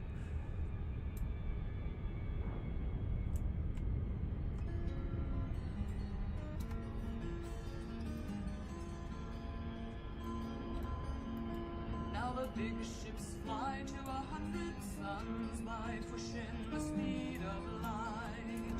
And they want good men for the deep space runs, pushing the speed of light. And the pay is good and you're young and strong, and you tell yourself that it won't be long. So you sign on board with a dry, deep song, pushing the speed of light, pushing the speed of light. And you've left behind you the world of men with no way in space to go home again. When you're pushing the speed of light, pushing the speed of light. Now it's 2 months out and it's 2 months back when you're pushing the speed of light.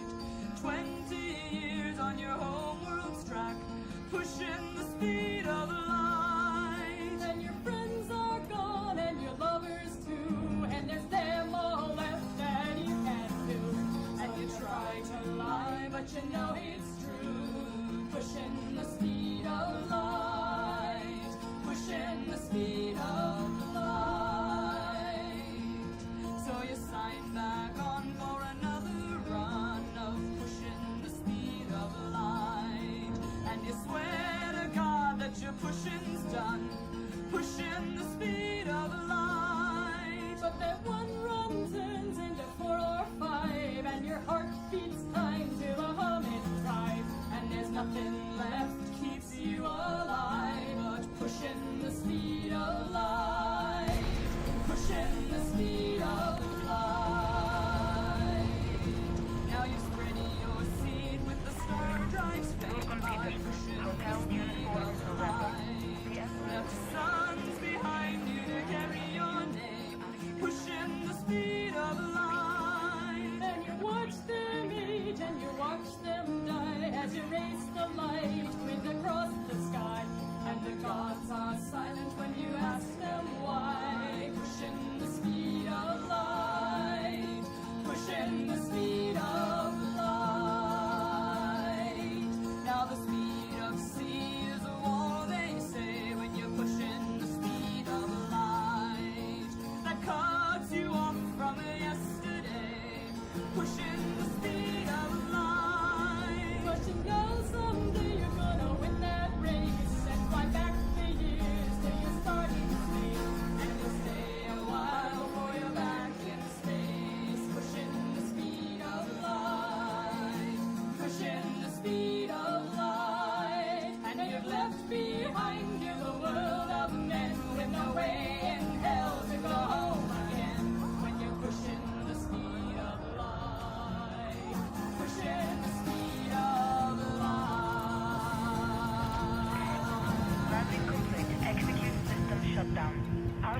Facilities are at your disposal, Commander. Alright. Let's see what we got here.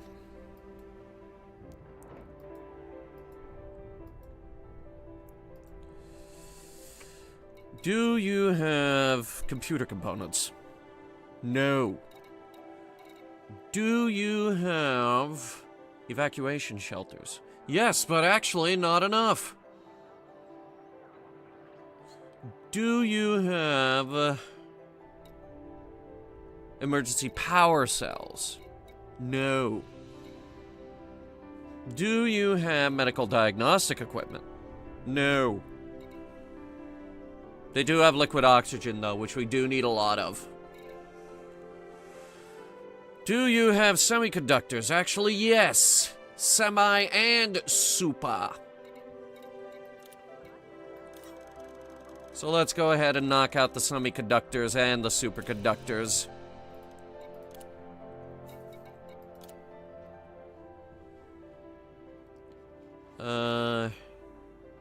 Superconductors, we need 549.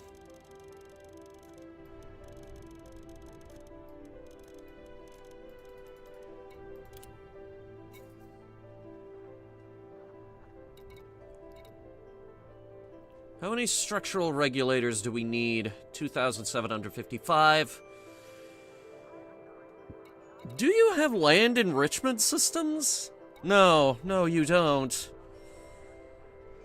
Alright, give me the evac shelters. At least 40 of them. We'll Cargo hold at maximum capacity. put a cozy little dent in that.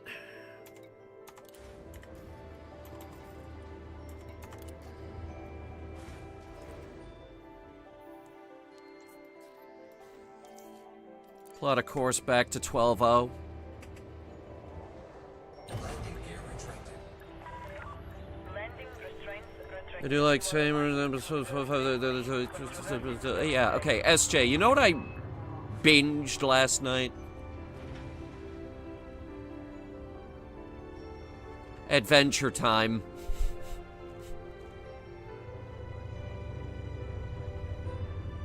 I'm back on my regularly scheduled rewatch of Adventure Time.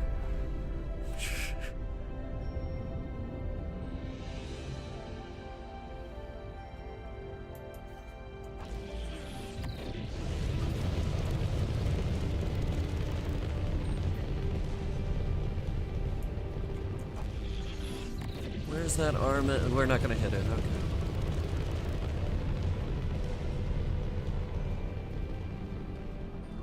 But yeah, that was my entertainment on the other monitor while I also binged this game while I was finishing up the hospital. You are now leaving the control zone. Thank you, Commander. Have a splendid journey. We have a space hospital.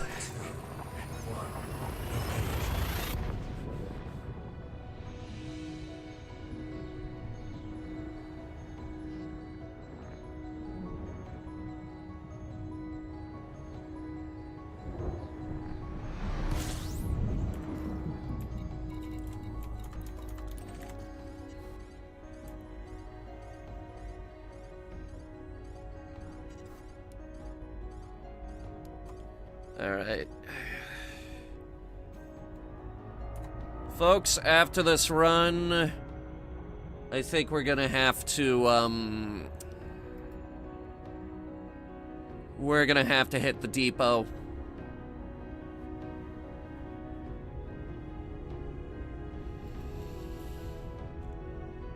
We didn't have the depots when we built Cooper Station.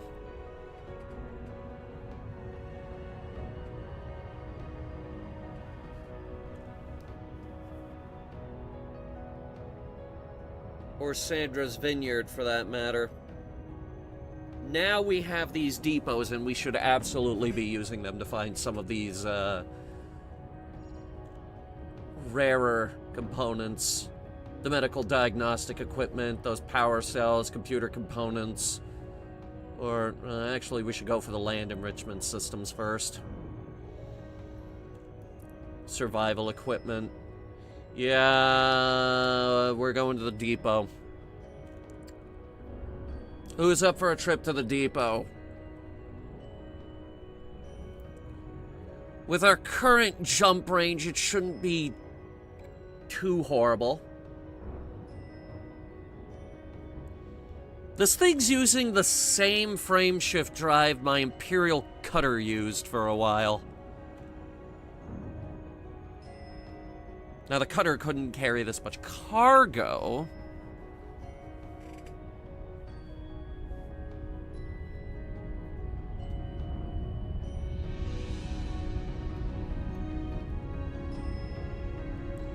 That way. Thank you.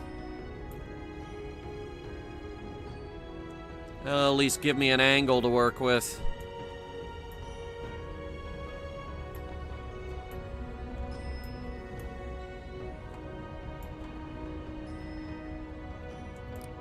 This might be too steep. Hang on. Orbital flight engaged. It's not, actually. It's fine.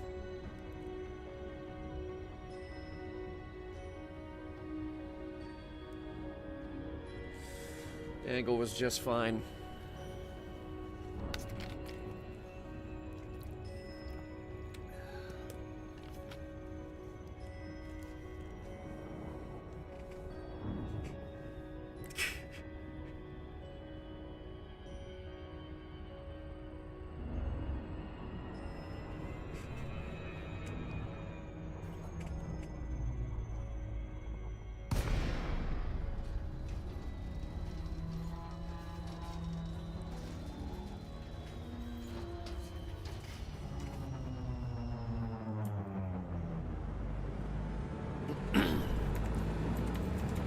Another really good drop right there. Okay, while we're landing, I'm gonna plot out our next run. Let's see. It's either... No, it's not Monet. I think it's Bleddy. I think we have to go to Bleddy. 1, 2, 3, 4, 5, 6 jumps. Landing gear deployed. 6.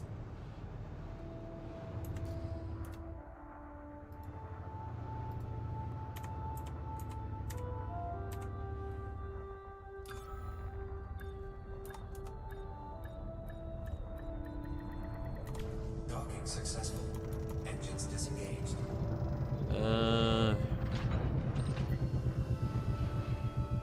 Where is the thing? Hang on.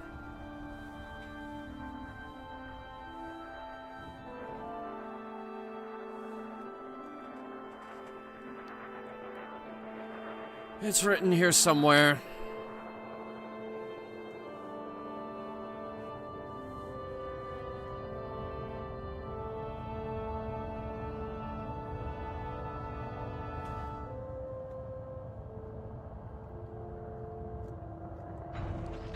All this stuff in here is just about the Panther.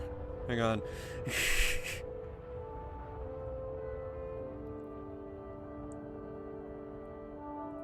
No, we gotta go to Bleddy. It's 140 light years away.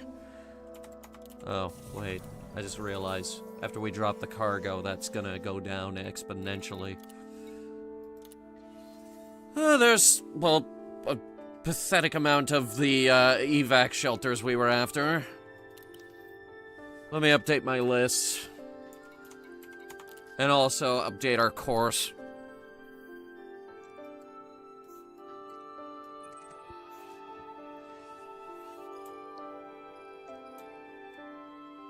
It's gone down to 4 jumps. How about that? Okay, now where the hell are the shopping lists?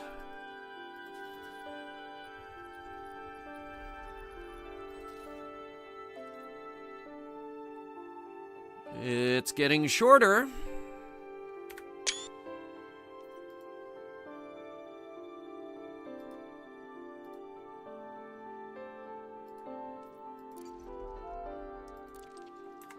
Alright, we're setting course for the Bloody system.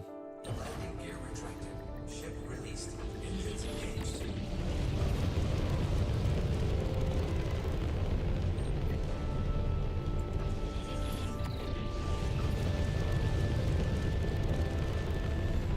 On the afterburner, she caps out at about 350.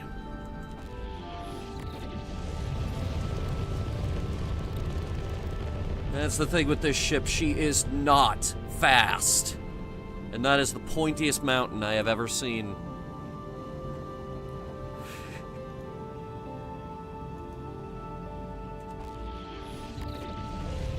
Waiting to get our altitude high enough so that we're no longer mass locked.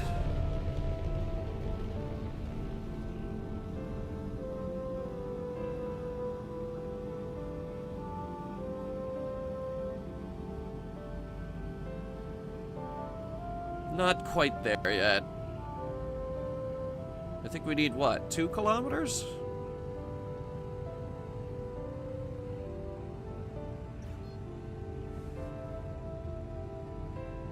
I think we're good now. Shift drive charging.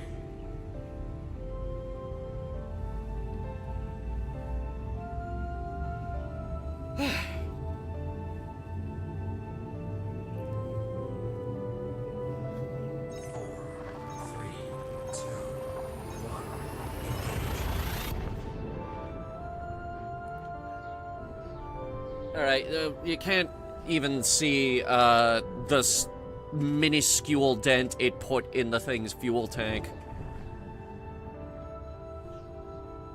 Because the fuel tank for the Panther Clipper Mark II seems to be bottomless. Fuel scooping.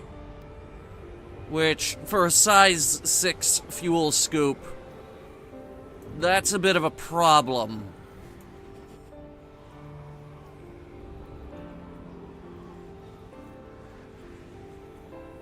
Fuel scooping complete. I could put a size 7 on there, but size 7 is my cargo racks.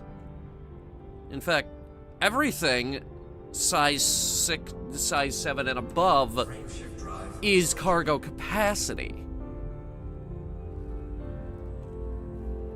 Which basically means you either sacrifice over 100 tons of cargo space for a fuel scoop that's actually going to fill the tank in less time than it takes for you to watch The Longest Day.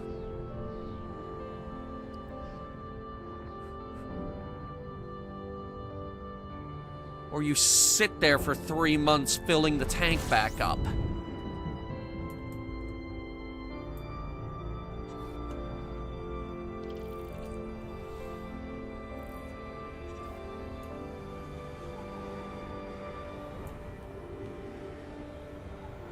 Thankfully for what we're doing here, which is not long hauling, Frame shift drive. you could probably get away with not having a fuel scoop. As long as you don't go more than 6 jumps away from where you need to deliver this stuff. 4, 3, 2, 1. Engage.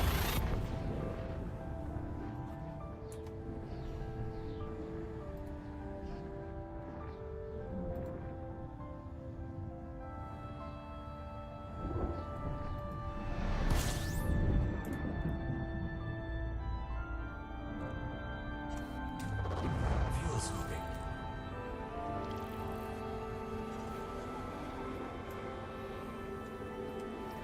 What we should do is see if there's a quasar nearby.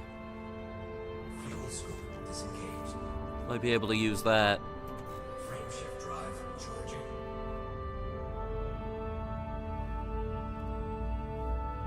I have supercharged the ship, by the way. 4, 3, 2, 1. Engage.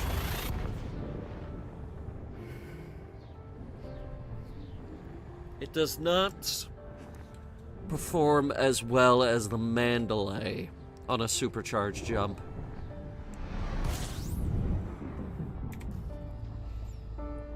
But on our way back, I'm gonna see if we could do that.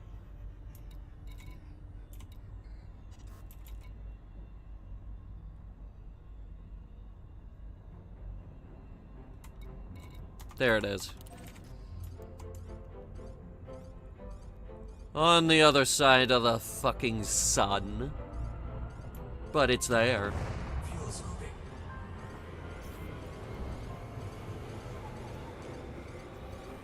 Trailblazer Wish is one of the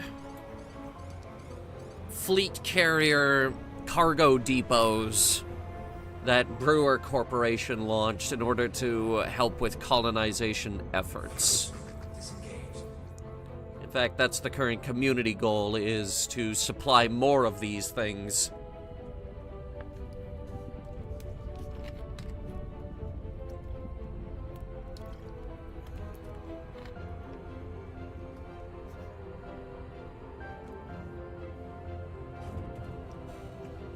Because it turns out colonization is extremely popular.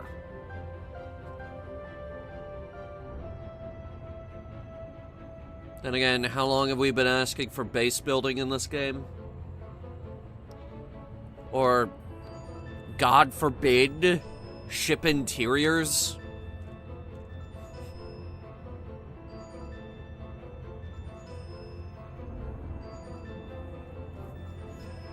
$10 years? 10 plus years for ship interiors?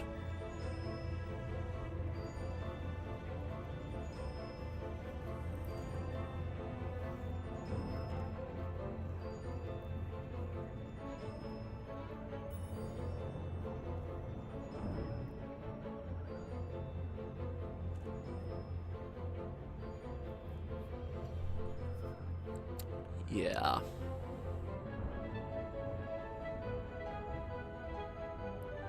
Space legs were a flop.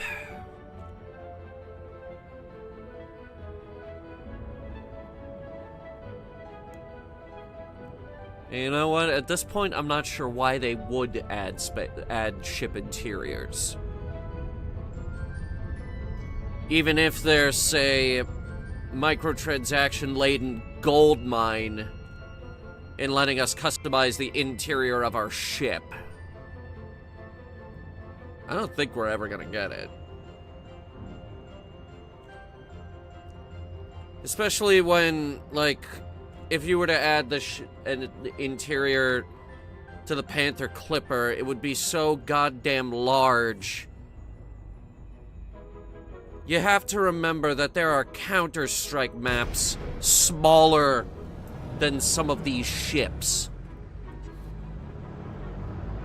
Imagine mapping out the interior of the Anaconda, a ship that is roughly the size of a soccer stadium and would barely fit on the deck of a Nimitz-class aircraft carrier.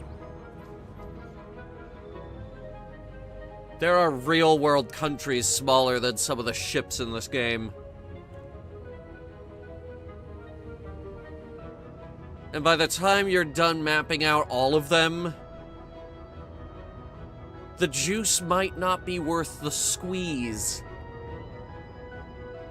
Because you've already invested too much money in actually making the interiors in the first place.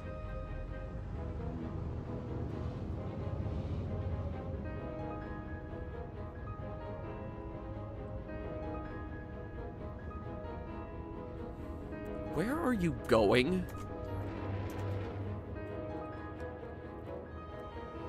The other side of the ship, where it's darker and more depressing.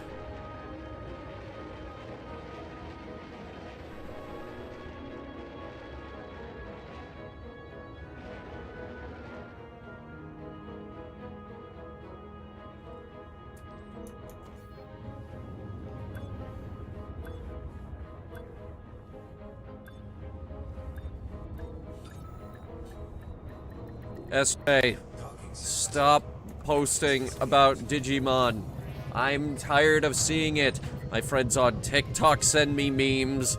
On Discord, it's memes. I was in server, right? And all of the channels are just Digimon. Alright, what do we need? We need medical diagnostic equipment. Here it is. 189.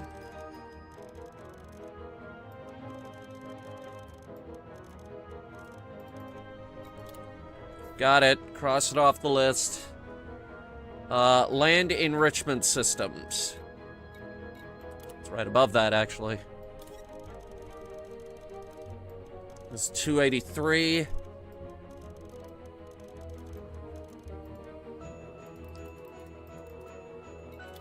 Got it. Cross it off the list. Computer... Oh, you gotta be fucking kidding me. Everyone wants computer components. Shit.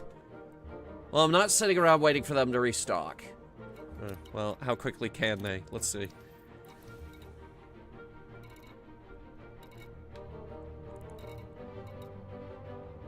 Not fast enough. Oh, boy. Oh, God. Emergency power cells. I need 269. I can only get 139 of them. Fuck it. Give me all you have. Shit! We're striking out with the depot. Survival equipment?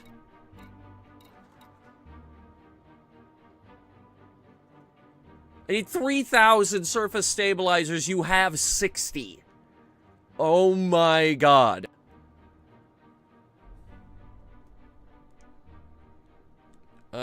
Survival equipment.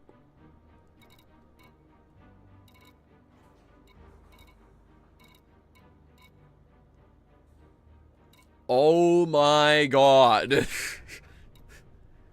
And those ceramic oh, please tell me you have the CMMs. Please tell me I am not gonna be screwed on the... Okay, you have 3,000 of those. We're okay on that for now. Survival equipment. How much? 229? I can only get 189.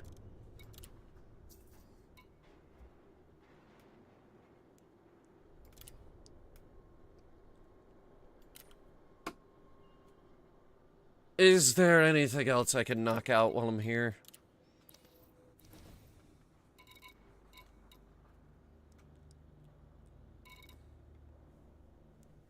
I gave it a refresh because I'm hoping to God that that works. I've never actually seen it this bad. Normally I could go in, fill the cargo hold, and go.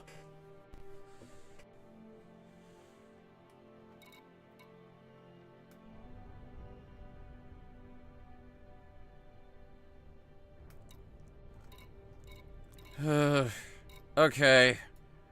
Give me the evacuation shelters. What are the 3 games I'm playing tomorrow? Well, the 3rd game is Peak. We're kind of winging it on the other 2. This place has outfitting? Why? Here, give me the advanced maintenance. 60,000 for the ship integrity. What the hell?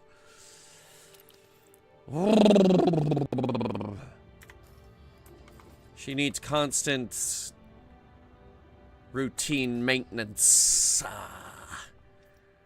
Route settings. Use jet cone boost. Let's see what we get.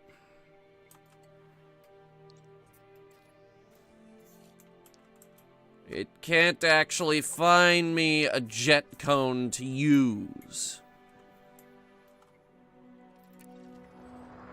Well, it's a shame.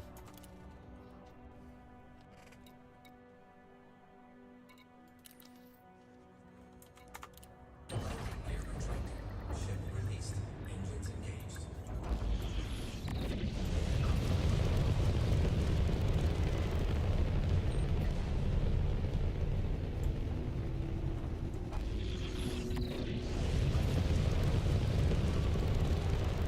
And we are lined up.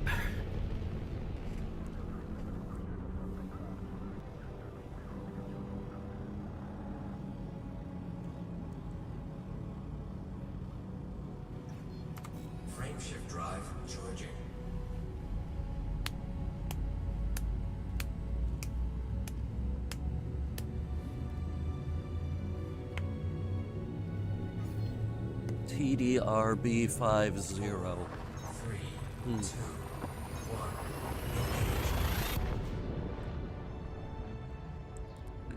I was gonna say, what if we camped out right next to the fleet carrier and started colonizing? But then again, every spot around the fleet carrier is probably taken. Fuel scoping.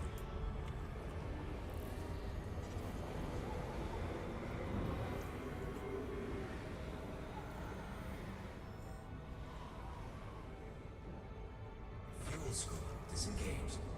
Frame shift drive charging.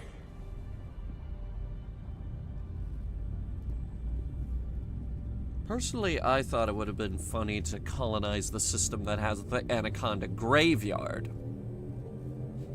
4, 3, 2, 1. Can you imagine how horrible that would be?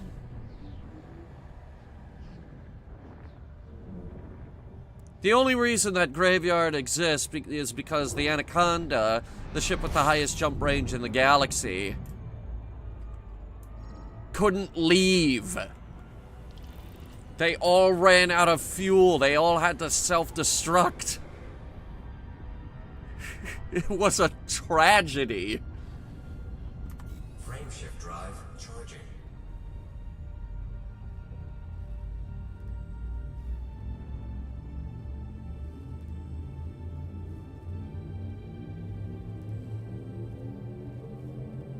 Four, three, two, one.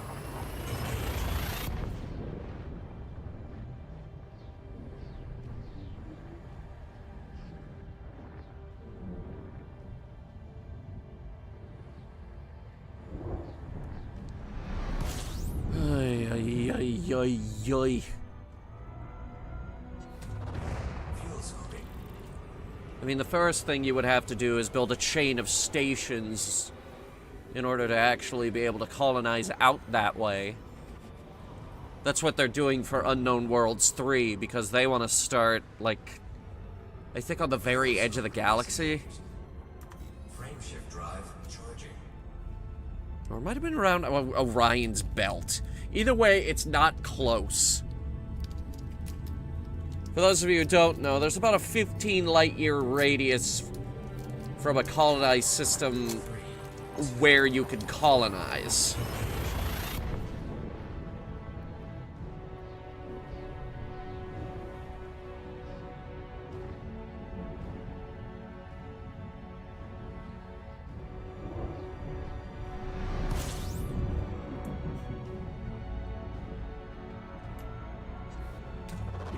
Fuel scoping.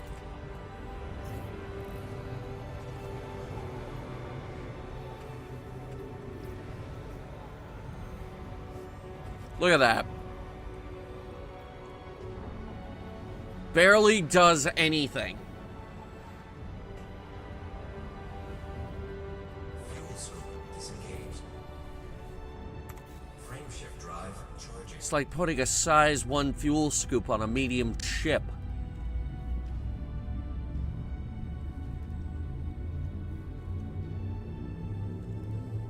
It just doesn't work. 4, 3, 2, 1.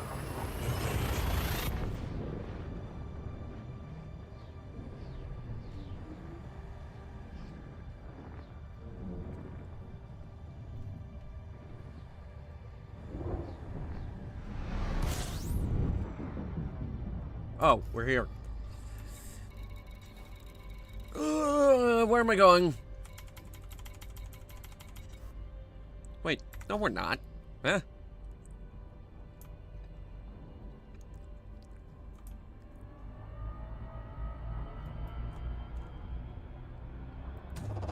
Fuel scoping. Fuel scoop disengaged. Frame shift drive charging. It's not as bad as the Type 7. Type 7, for those of you who don't know, nearly overheats every time you hit the frame shift drive.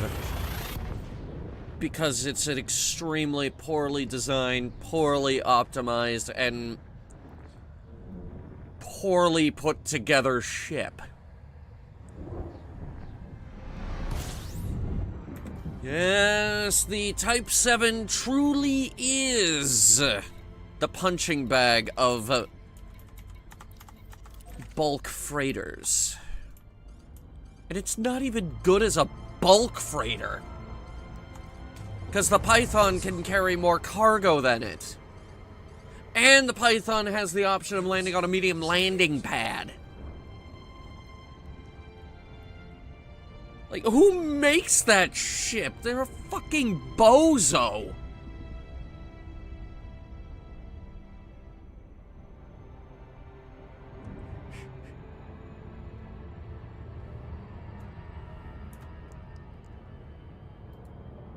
It might just be the worst ship in the galaxy.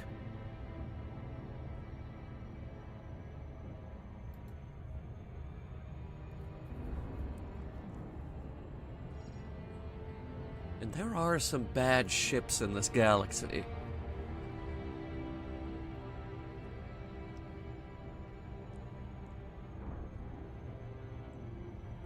Frankly, I'm not a fan of the Challenger. I still can't get past that name, by the way. Because, oh my god, not a good name for your spaceship. That is a bad name for a spaceship.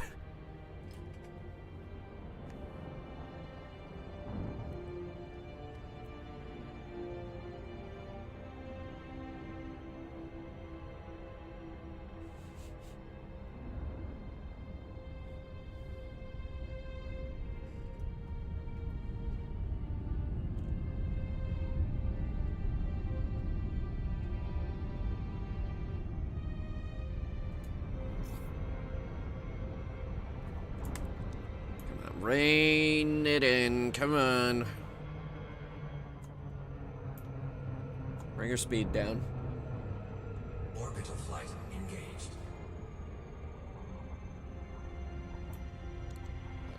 We overshot it by a lot. Oh boy.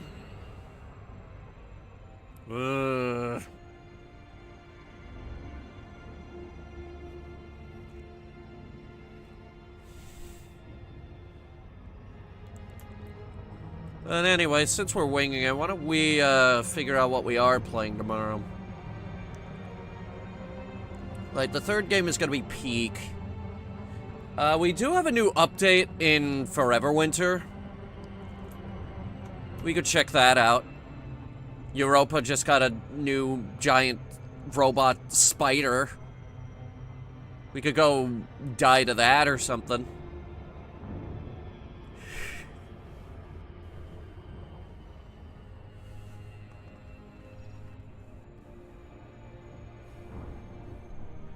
We do have a number of people who would jump on that.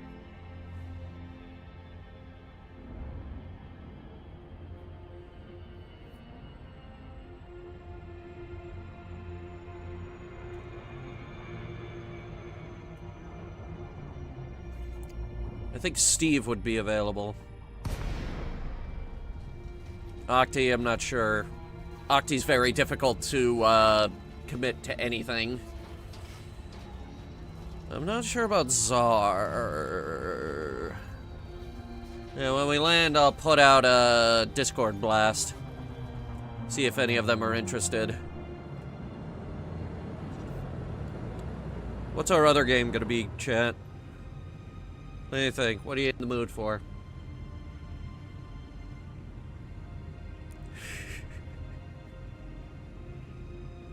What should we do? Docking request granted. Brr, brr, brr, brr, do, do, do, do, do.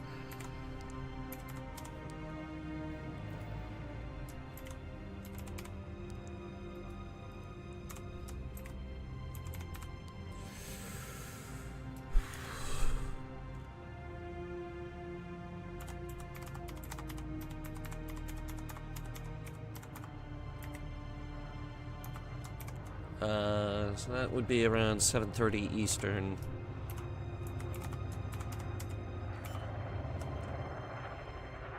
This is the only game I have played in like 4 years. Well, Elite Dangerous is the only game. Yes, I live and breathe Elite Dangerous, which there's absolutely nothing wrong with that. I have like 1,800 hours in this game. Believe me, I get it. And to be frank, there are far worse space sim games you could be playing. I mean, at least we're not playing EVE Online or some shit.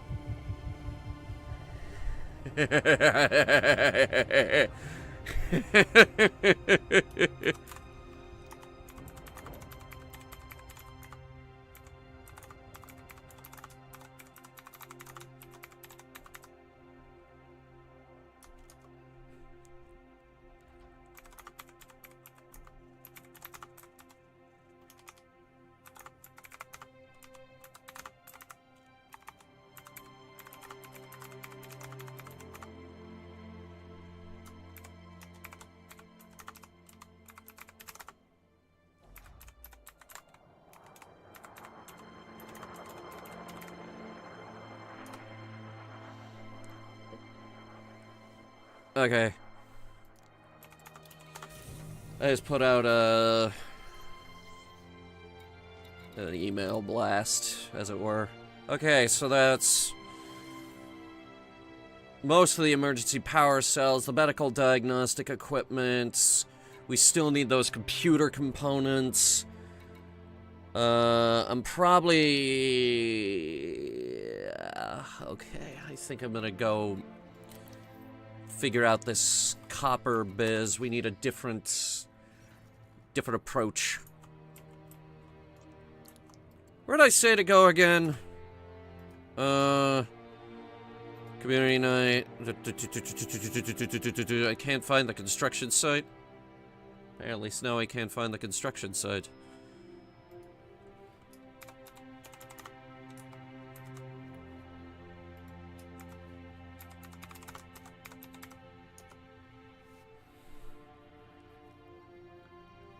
-12.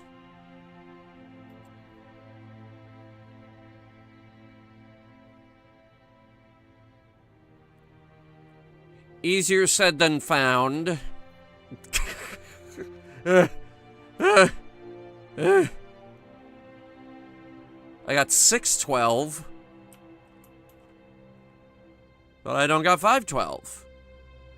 Oh, to hell with it. Type it in.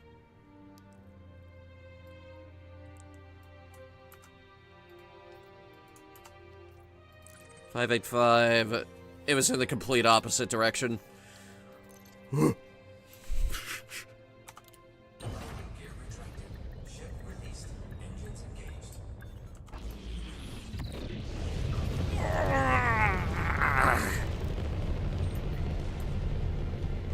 There's a lot of power that goes into getting this beast off the landing pad. Because she is powerful. Engines have got to be powerful in order to get this Frameshift drive. absolute beast moving.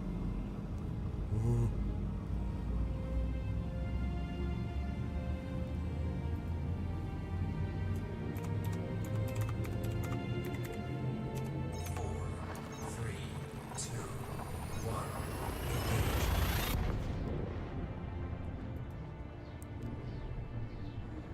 LQ-EB12-0.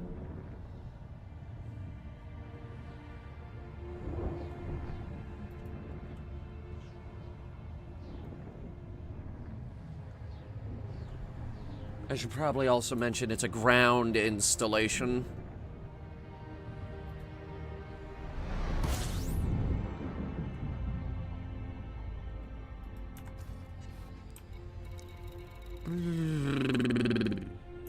Holberg. Go into Holberg, which I think is behind the planet right now, so this is gonna be a pain.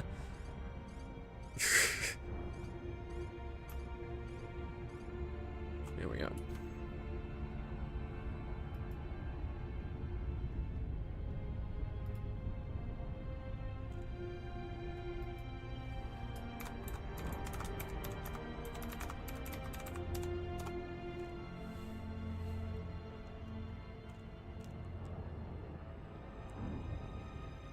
So the planet 2A, I believe.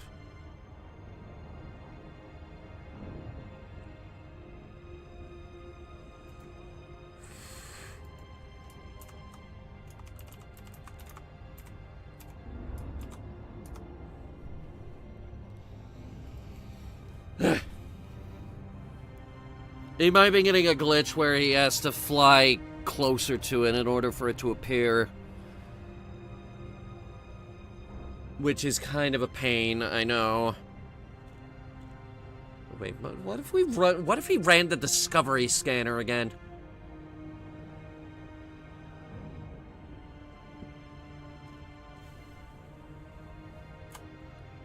Alright, we're in transit here. So let's see what we got for games. Okay.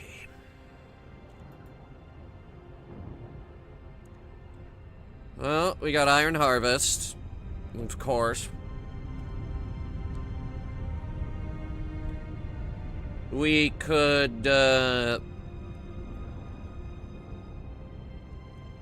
against the grain and play Card Shop Sim again. Yeah, probably not. RoboCop. It's still installed.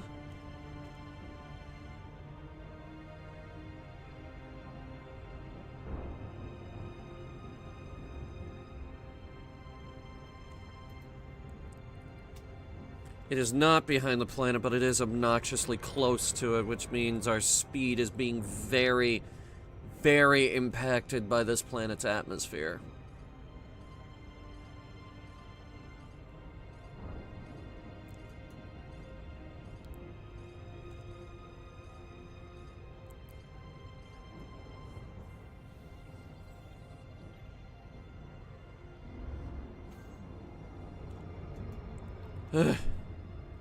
Alright, we're fine. At least it's not as bad as, fucking Star Trek. Oh, God, I fucking hate Star Trek. Everything's too fucking clean.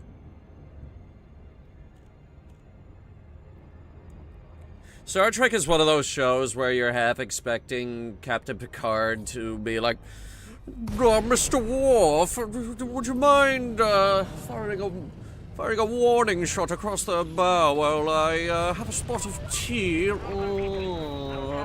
Everything in Star Trek's just way too fucking fancy. All those ships are too fucking clean. They got too many carpets. Use of automated docking computers limited. You are clear to hand over control.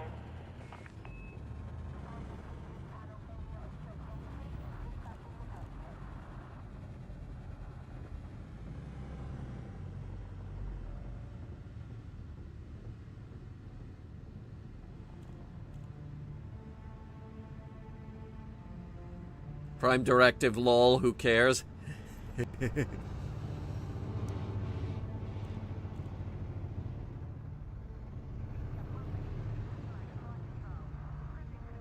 That's the problem with Star Trek, is all their ships are built to be very fancy.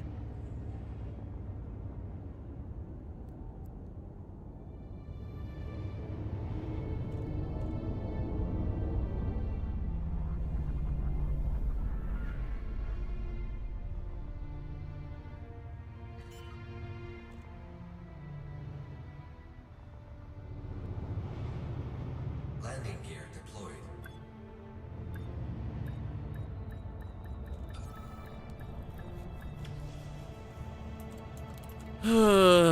Alright. What do we need? Docking procedure complete. Ship secured. We trust this facility will serve you well, Commander. Well, we could always start taking a dent into the liquid oxygen. But I feel like we could use those structural regulators. Do they have survival equipment here? They have, How many remaining evacuation shelters did we need?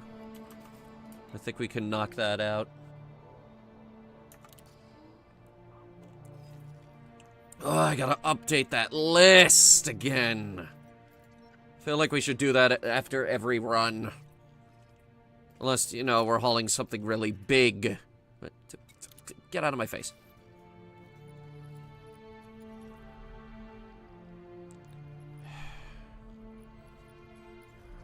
There we go.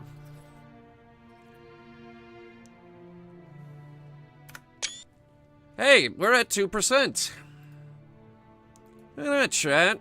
Making progress. Alright, so we need 40 bits of survival equipment. As for the evac shelters, we need 339.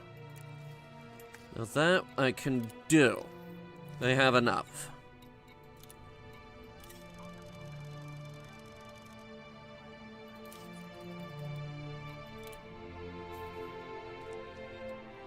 Alright, evac shelters are done. Cross it off the list. As for survival equipment, they don't have that here. They do, however, have 407,000 tons of water and 2.1 million tons of hydrogen fuel. And their supply of fruit and vegetables is through the roof. Oh. Oh. Oh. Yeah, let's fill up the rest with copper. With 669... Cargo hold at maximum capacity. That means we only need one more run of copper.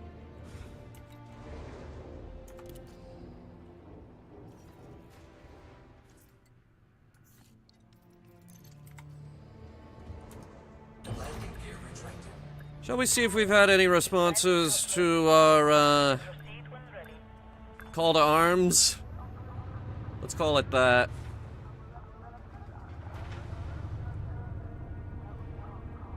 No, nothing yet. I know they have access to that room. And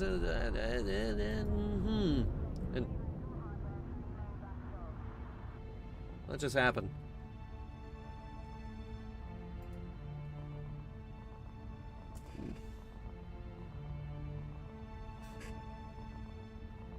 It's completely lost tracking and nothing else.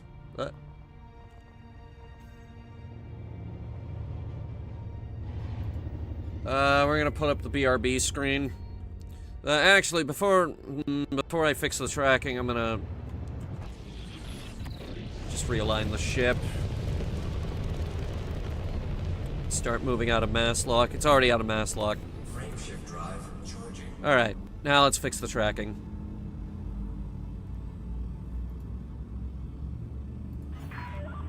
Speed restrictions lifted. Safe travels, Commander. 4, 3, 2, 1. Engage.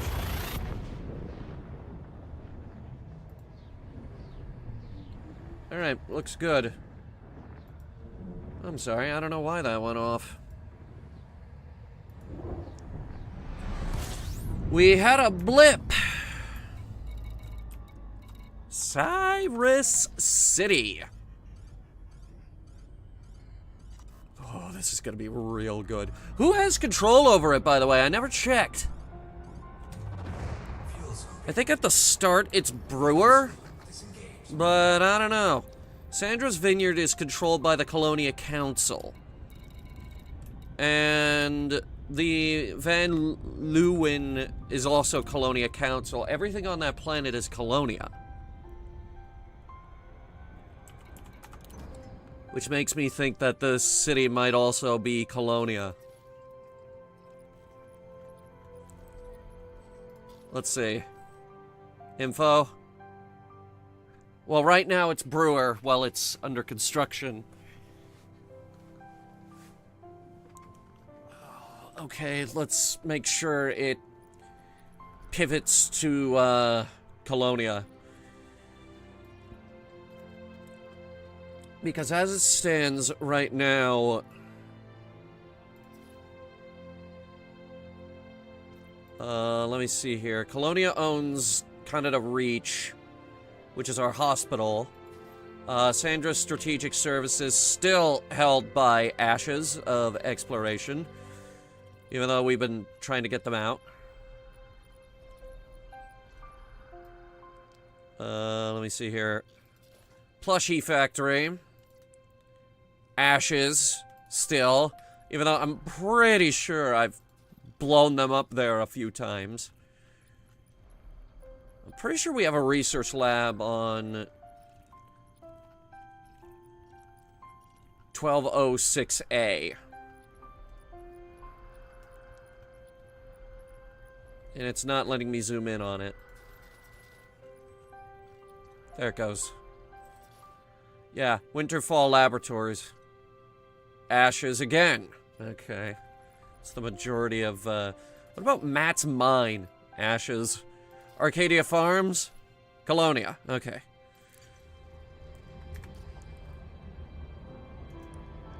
Apparently we're orbiting.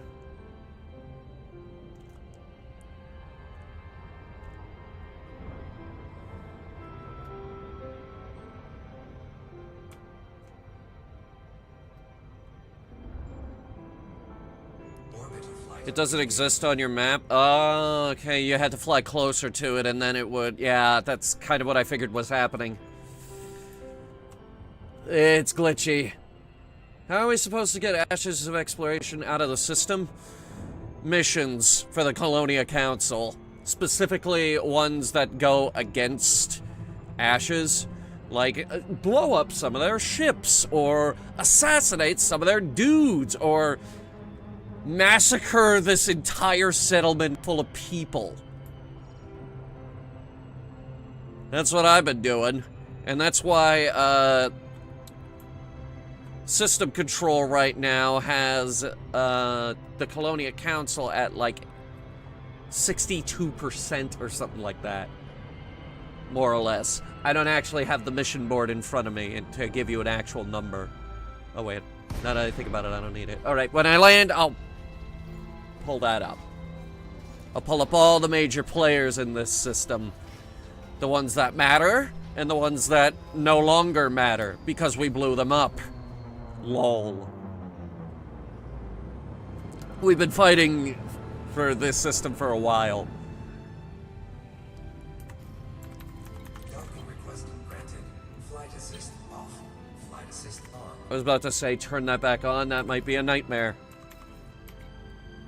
Alright, system map. Show me the politics. Factions. Alright, so we have Colonia Council at 63%. Ashes has 28.9%. And then we have Themim. We don't care about Themim. We don't want Themim here. Screw them. There was also the Drug Empire that we have completely kicked out of the system. Landing gear deployed. We've also had 2 wars that I know of.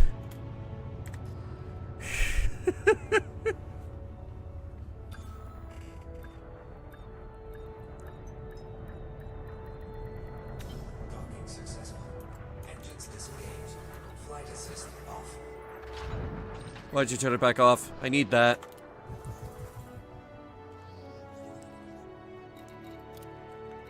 Alright, plug those in. Evac shelters are good.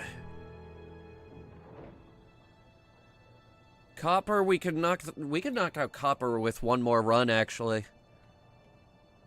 As for emergency power cells, I think Inara is going to be our friend.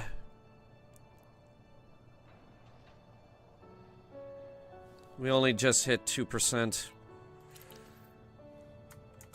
Any other cool ships here? Screenshots? Any screenshots? What is that, a Viper? No, it's a Cobra. Mark 3, I believe. The Mark 4 is very rare, and the Mark 5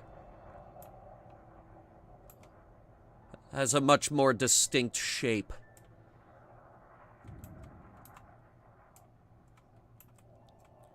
Yeah, man, there is nobody here except that guy. Anaconda.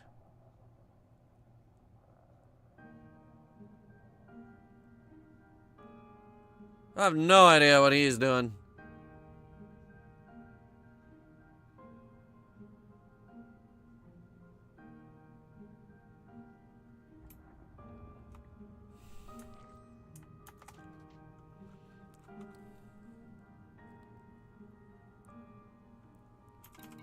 Here. Flight assist on. Let me see if I can take a better look around.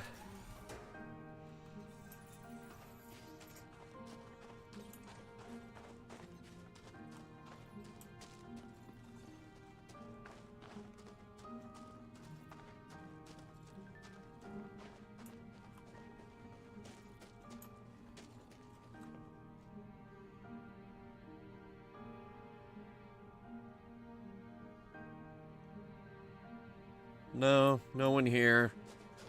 It's a shame. It was actually really cool when the Anaconda and the Type 9 showed up.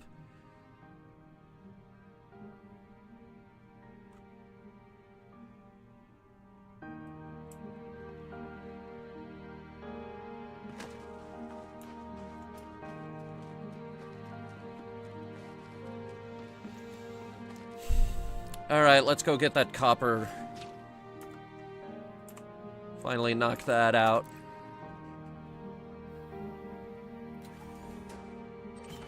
Flight assist off. Yeah, I'm gonna turn that back on immediately, don't worry.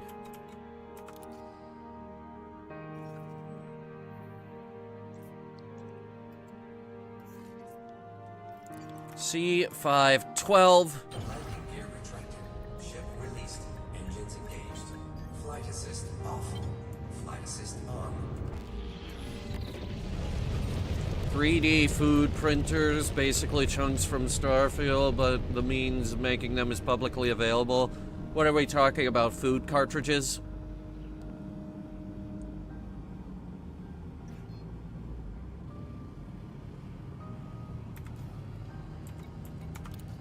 Because we already delivered the food cartridges.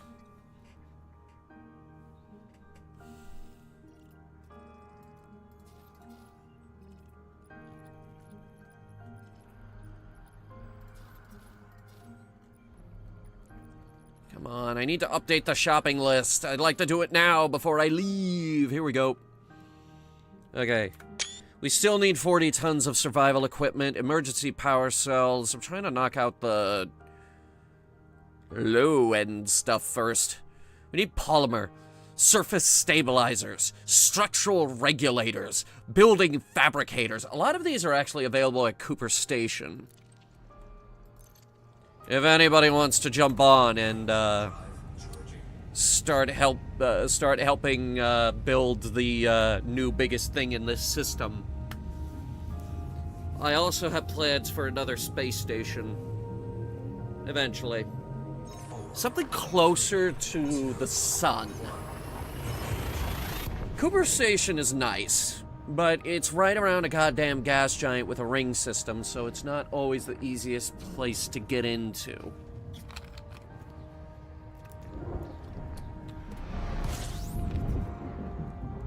Just trying to discover 2A. I mean, it's right. Snowy, did you activate your discovery scanner?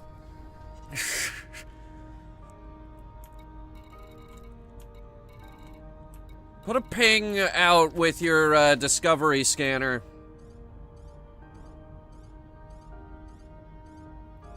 Yes, that's a thing. Here, I'll show you how to do it in-game. So you look over here, go to fire groups, find it, ignore all the guns. Here it is, D scanner. I'm gonna put it on, let's say number 5 over here. And scroll through your fire groups until you find it. Just hold the button down. And that'll give you a rough map of pretty much anything in the system.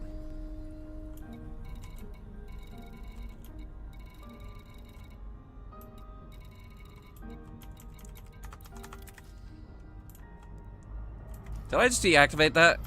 I did, didn't I? Fuck!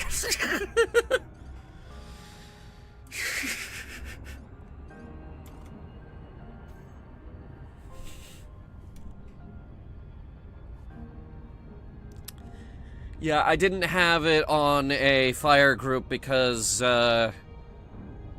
chances are, since I'm in a cargo ship, I'm not going to be discovering anything.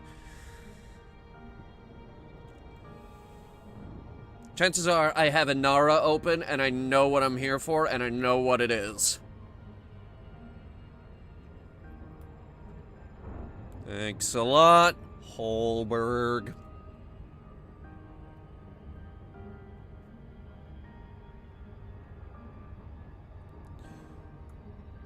While we're at it, I also know of a few stations that are very, very local that should have the hookup on really cheap steel and aluminum and titanium as well. Well, maybe not titanium. That might be a little bit harder.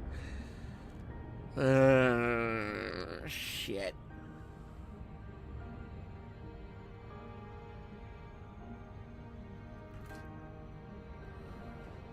Okay. I'm fine.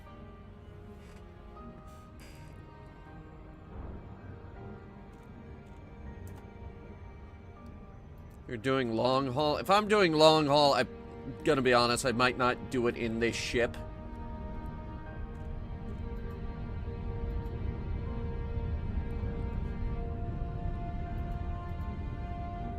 Because I'm pretty sure I have a size 6 fuel scoop on this thing, and that's not doing anything to fill the bottomless fuel tank it has.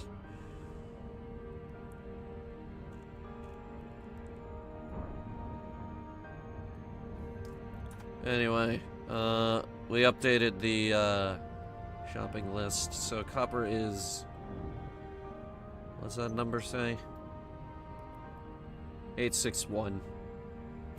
I thought it was 600 something.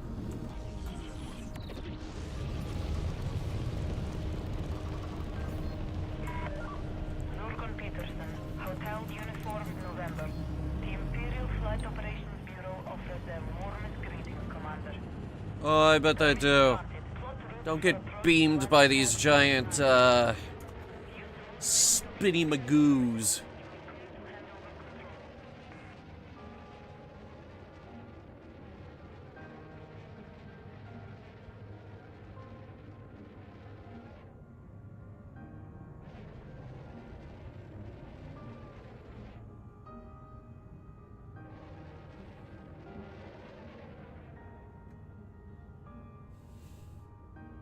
People criticize Elite Dangerous for still using spin gravity, to which I say this: do you have any idea how expensive mass-scale artificial gravity probably is?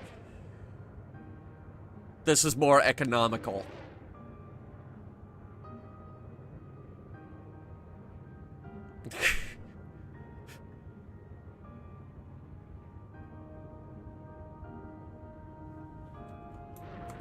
Alright, now we're gonna watch the, top fin here nearly get pinged off by the mail slot. That is so close!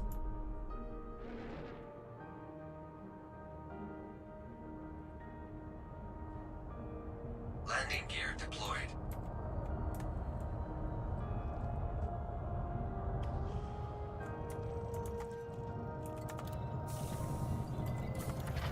$861, and that will do it for the copper. Shutdown. Enjoy your stay, Commander.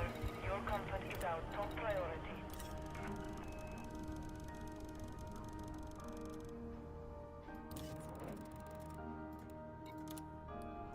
Alright, copper is done. Cross it off the list.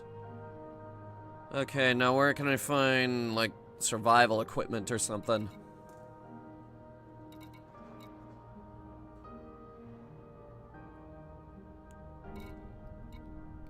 Okay, well, I should say, what else you got that I can use to just fill the rest of the cargo hold? Do you have polymer? No. Surface stabilizers? You have structural regulators. I do need structural regulators. Cargo hold at maximum capacity. I need more than 147 structural regulators, but I can't hold more than that at the moment.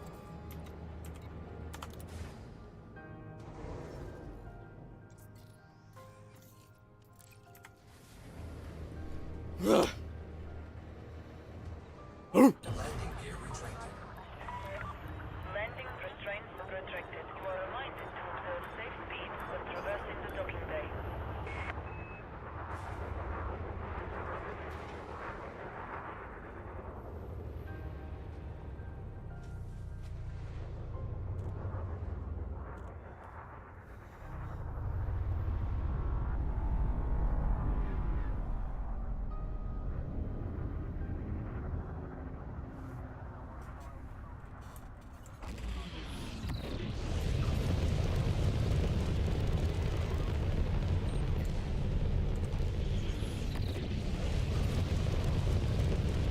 good news here is since we waited so long, the surrounding systems have had time to colonize and get their industries in order. We're gonna look around, see if we can find those, last few bits of, well, actually, what we should look for? Computer components. Let me see. Inawa. Where the fuck are those computer components? I need to build a new rig. With a goddamn, guys, what do we want on the rig? 4090? We'd probably get a 4090. Screw the 50 series, because the 50 series is pretty much just the 40 series with AI bullshit that, let's face it, we don't want that. Let's just get 64 gigabytes of RAM. 64.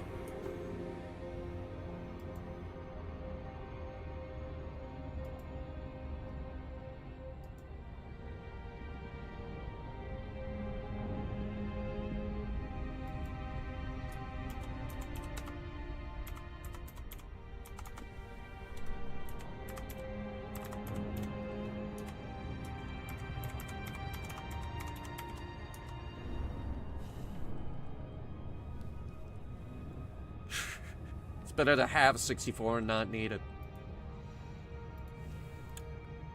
What do you guys think we should have for a CPU? Admittedly, I'm not super fluent in CPUs. What do you guys think would be good? What does NASA use? Look, I'm putting down a lot of money on this stuff.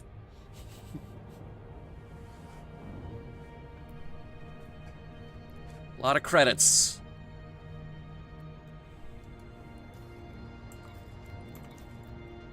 Of which I have 4.6 billion credits. What kind of rig do you think we could build for 4.6 billion credits?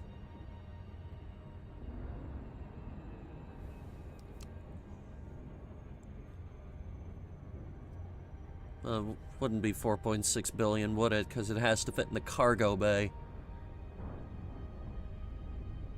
Shit.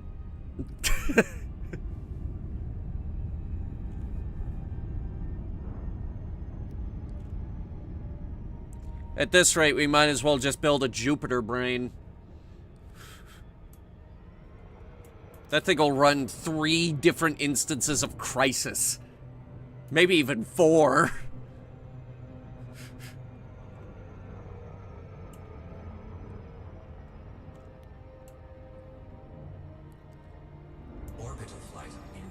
Angle's good. But can't open a Chrome tab? Oh my god, Chrome is such a resource hog. Thank you. Thank you.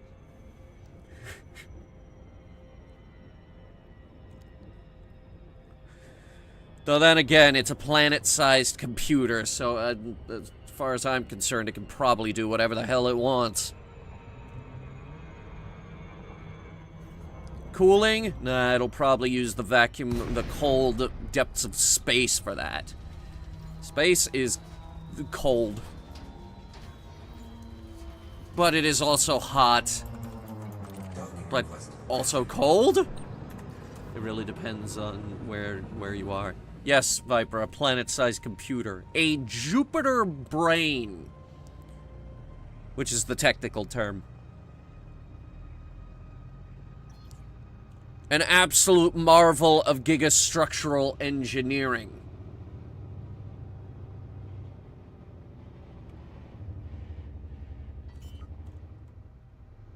It also might achieve sentience. Landing gear deployed. At which point you're probably gonna want that 5090 RTX integrated graphics card. Hey, look who's back. Our old friend, the Type 9. Docking successful. Engines disengaged. And I have no idea what that is. looked like a goddamn keelback, it did.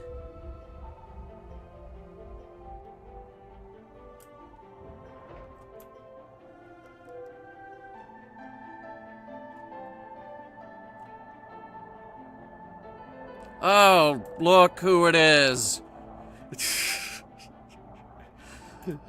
Were we making fun of this guy, earlier in the stream? Oh, gosh. Oh, no. Oh, no. This is the saddest ship in the galaxy, ladies and gentlemen.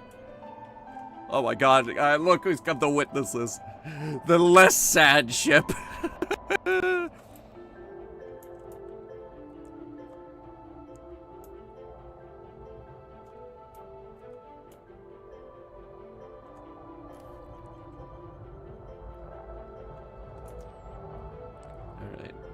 Come on, land a little faster. Pose for the camera. It's a photo opportunity. Why are all the ships landing here blue?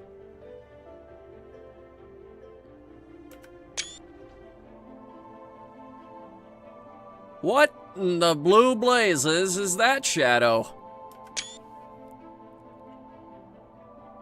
It's another Type 9.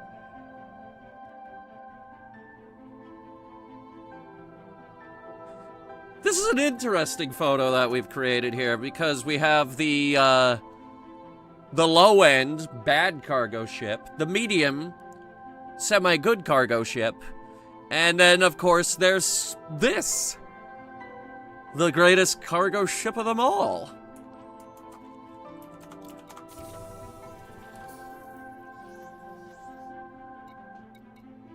All right, offloading the last of that copper. Oh, we've hit 3%! All right, now where can I find those computer components? It's a station called Satyr Vision in 11-0.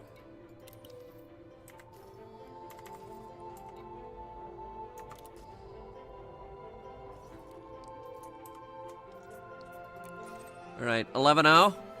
It's over here.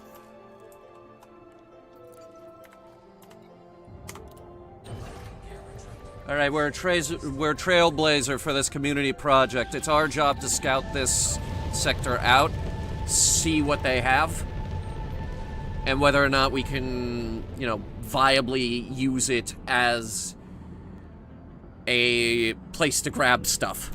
Frameshift drive charging.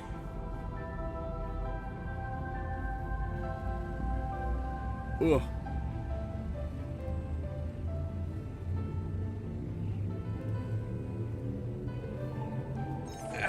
Big stretch. Here's an interesting thing.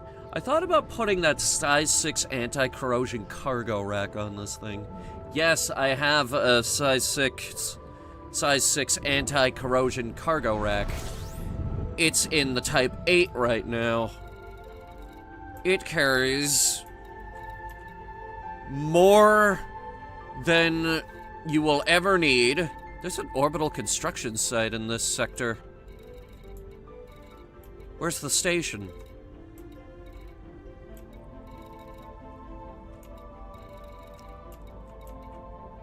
Here it is. Satyr Vision.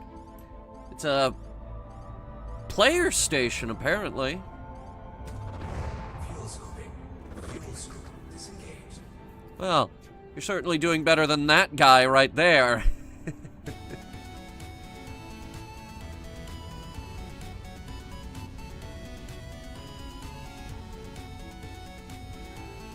By the way, you can't buy this bobblehead anymore.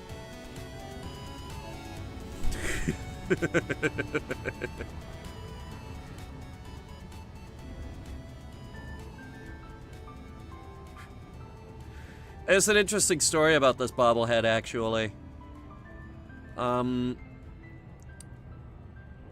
It was a player-made station located in orbit around a quasar, and it was way too close to the said quasar, so it orbited every 1 second.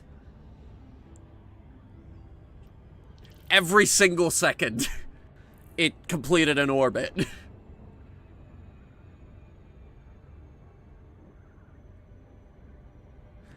Now, the hilarious thing about this is, it was absolutely a glitch.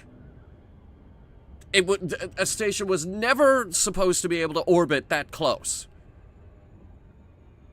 But Frontier made it canon anyway. And then added this to the store for a limited time as a funny. They did eventually move it. They moved it further away from the quasar, so now it only orbits every, I think every minute.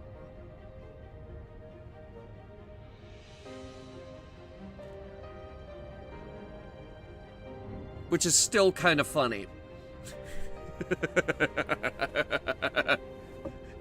This whole colonization thing has been frankly hilarious because it's brought the community together, yes, but also we've had stations that are glitched into really bad positions. We have other stations that are bumping into stuff.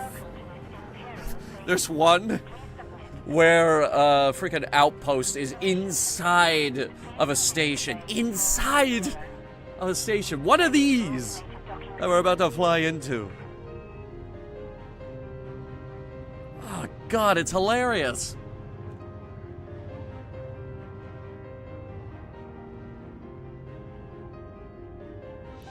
I don't know if they fixed that one. I think they did. I think they're fixing them, like, as they crop up and get reported on. Because that's seemingly how it works, is that the players notice it first and then bring it to their attention. Because, like, it's a game the size of the entire Milky Way galaxy. It's kind of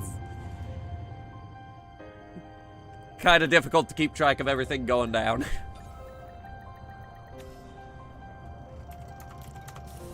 Especially with the player influx this game has received. Alright, let's see what we got. Mostly agriculture. They have coffee! How do they get coffee? I don't even have coffee! They got imperial slaves! Alright, show me those computer components. That's why we came here. There they are. All 423 of them.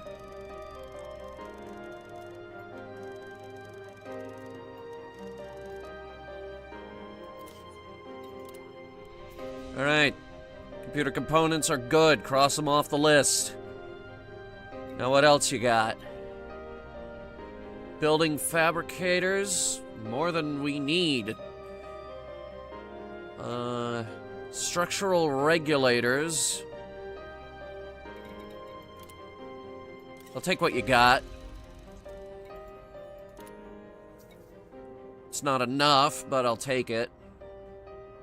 Do you have surface stabilizers? Wait, you have survival equipment. We can knock out the survival equipment. Hey, hey. Da da da da da da da da da da da da da da da da da. What else do we need? We need ceramic composites. Lots of them. Building fabricators. Lots of them.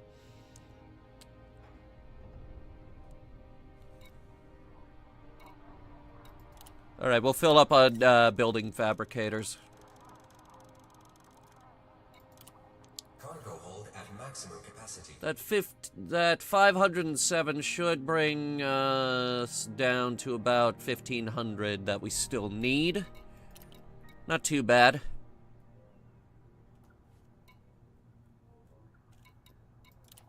You guys mind if I check something since we're here? I just want to check on my community goal status. Still in the top 75%. Yeah, Brewer Corp needs steel, aluminum, and titanium at the Minerva system, and they are paying 10 times the market value. At least one contribution yields one size 5 and size 6 cargo rack, pre-engineered with increased capacity. Top 75% gets 2 of each.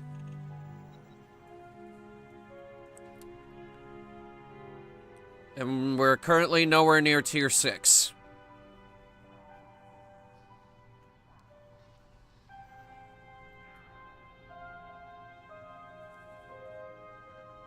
Oh, also, did I mention the top 100% receive 100 million credits?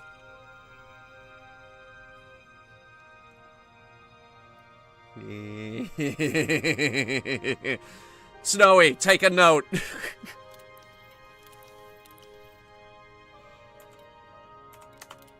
Because, like, that's a good chunk of change. That'll buy you, shit, that'll buy you a Corsair if you want it. I myself have a Corsair. I'm not too crazy about it.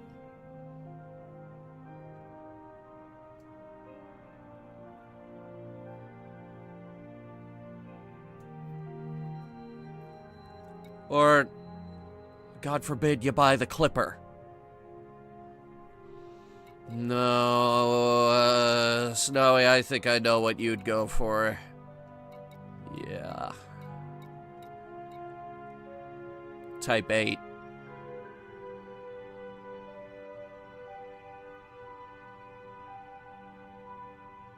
Beautiful little machine, and with 100 million, you could outfit it.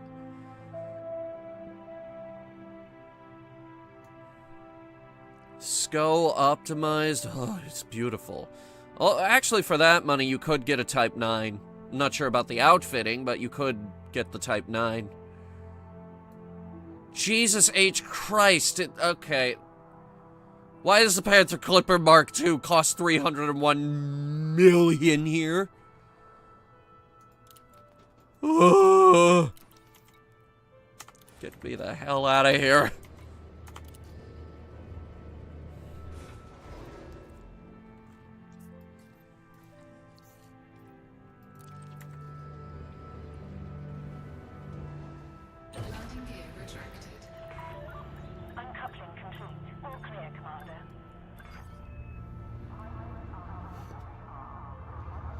Where do we get those emergency power cells?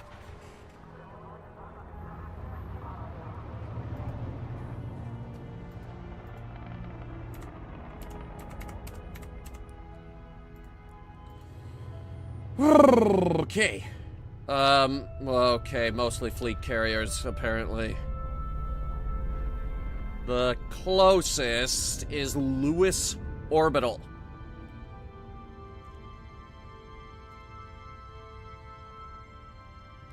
Or one of the Trailblazer ships. I don't know. It looks like people are trying to monopolize this. Which is not good. That's very bad.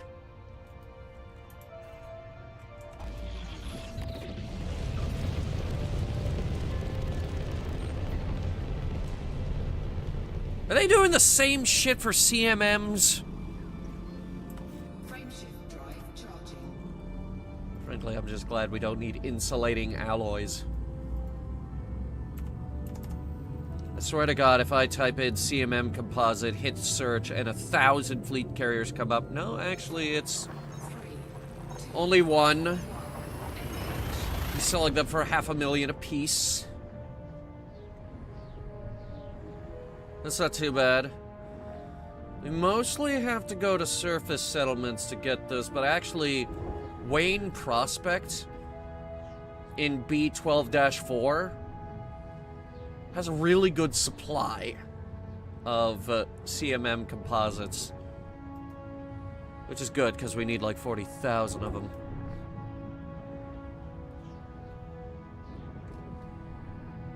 And the best part is Wayne Prospect is only 14 light years away, so that's one jump for pretty much every ship in the fleet.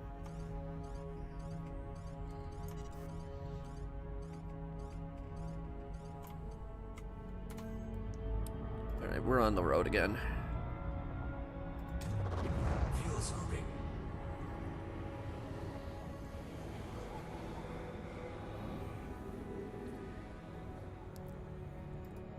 Fuel scoop disengaged.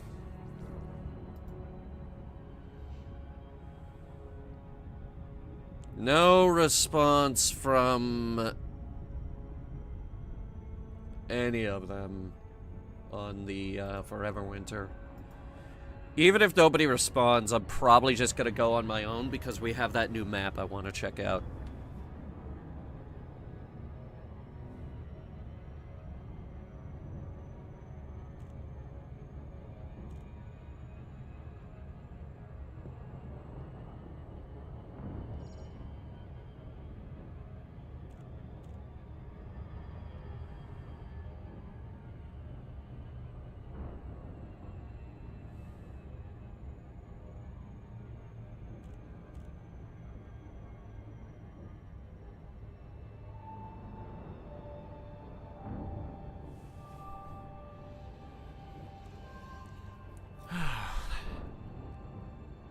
What's our other game? If Peak is game 3 and Forever Winter is game 2, what's game 1?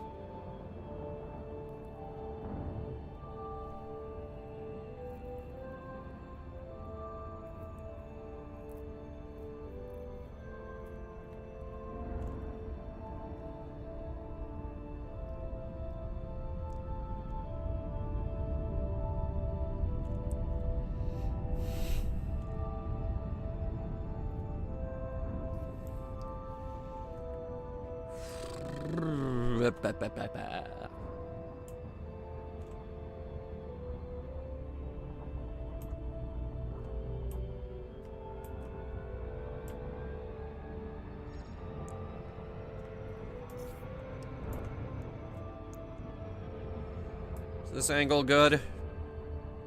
Orbital flight engaged. It will be. Here, bring our speed down. Keep going. Here, all right, we're good. Bring it back up. Now we're just gonna cruise on in there. Cruise on in there. I think we're going too fast. No, we're fine.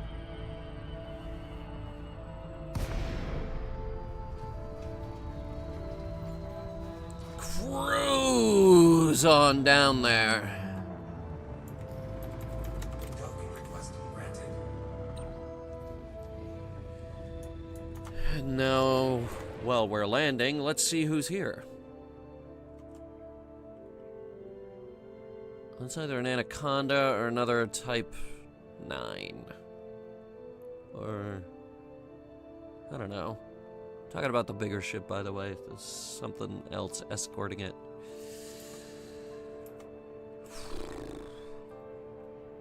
Landing gear deployed. There's nothing else in this sky.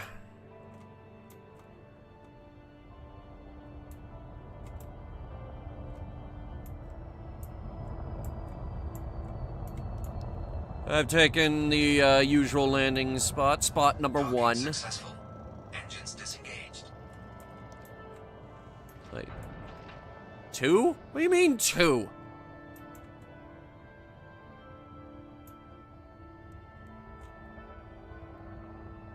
Also, I was way off on,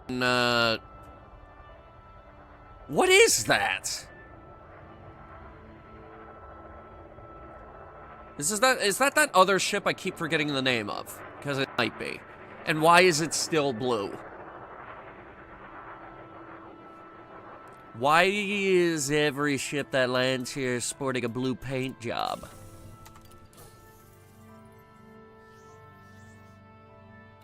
It's creepy. Alright, that's another easy 2 mil. And now I need to go get a not so easy payout because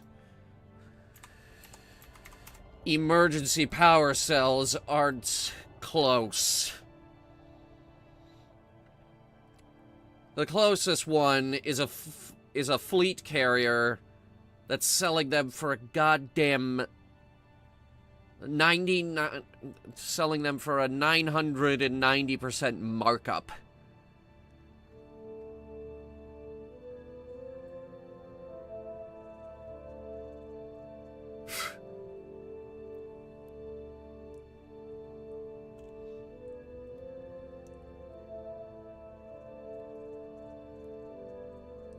Why is it all fleet carriers?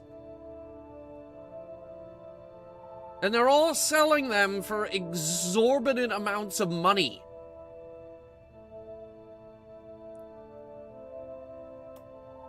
$10K and up. For the record, the market value on them is $2,300. Which means we're gonna have to go to Lewis Orbital.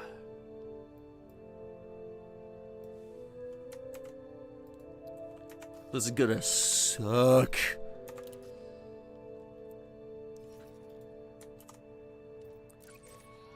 It sucks because it's that far away.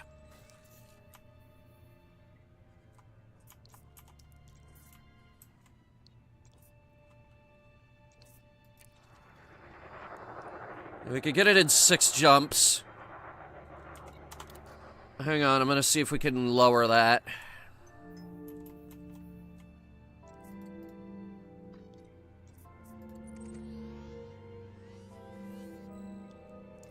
Route adjustment, use the jet cone boost.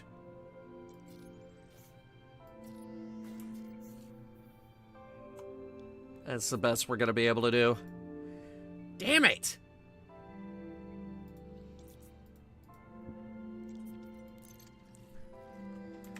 Alright, I got bad news, chat. The community is extorting us for, emergency power cells, and now we have to go very far away in order to get them.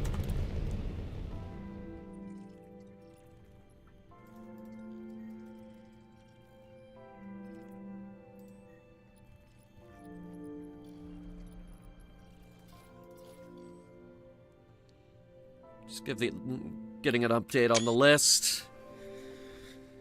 Okay. The good news is aluminum, titanium, and steel, the 3 big ones, are still very, very plentiful in the local neighborhood.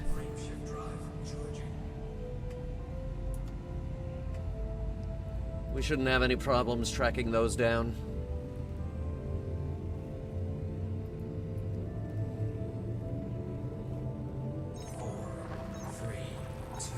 Well, hey, an email from Nintendo. Didn't they have a direct today? Also, wasn't it just like a whole bunch of third-party games? Nobody buys a Nintendo console for the third-party games. They buy it for the Nintendo games.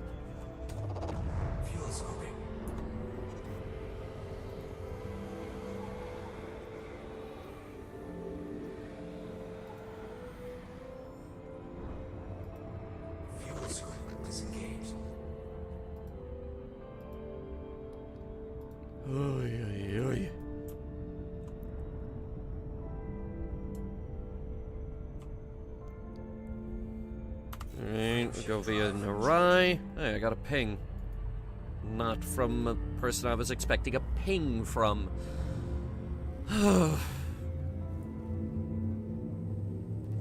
I have gotten no response. 4, 3, 2, 1. And the worst part is, all of them are online.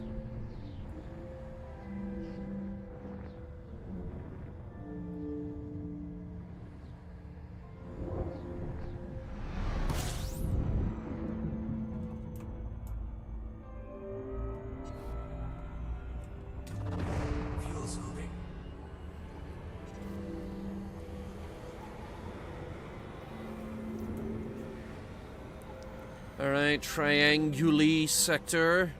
It's very triangular. disengaged. Frameshift This is where the Illuminati hangs out.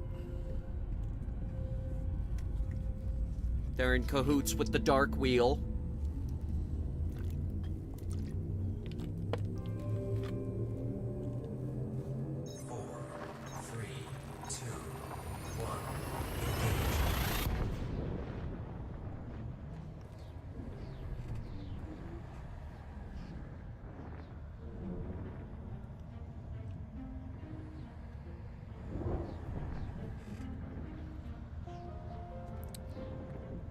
Worst part about them being in cahoots with the Dark Wheel is that the Illuminati definitely knows where Raxla is, and they're not telling the Dark Wheel. So sooner or later, there's going to be a deep state war.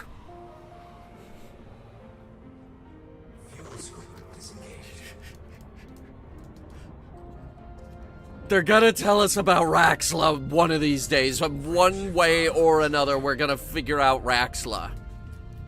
Everyone goes looking for Raxla at some point, convinced that they found a lead in the,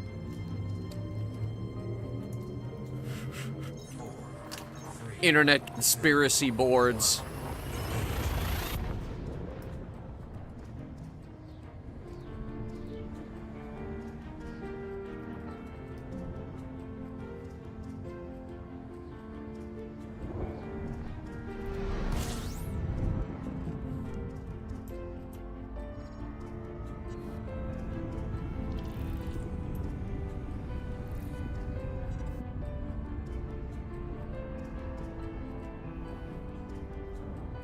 Frameshift drive charging.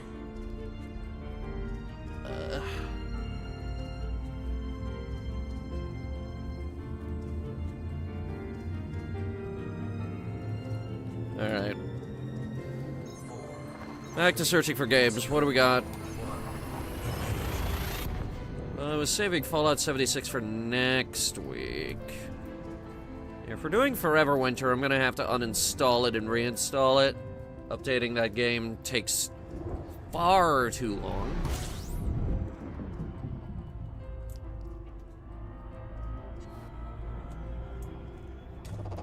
Fuel scooping.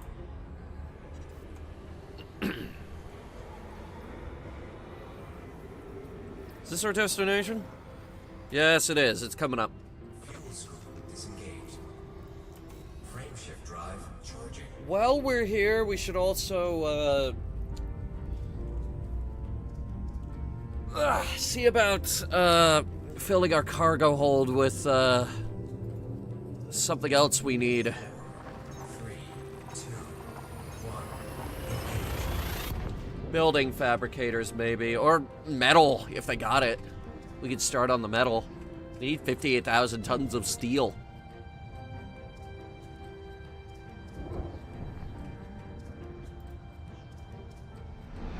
Okay, we actually have a response. Steve says they might be free.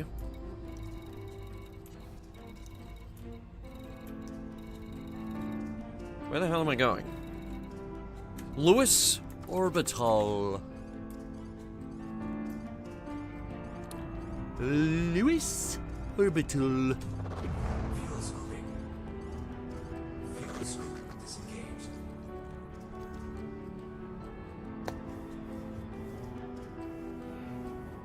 Yeah.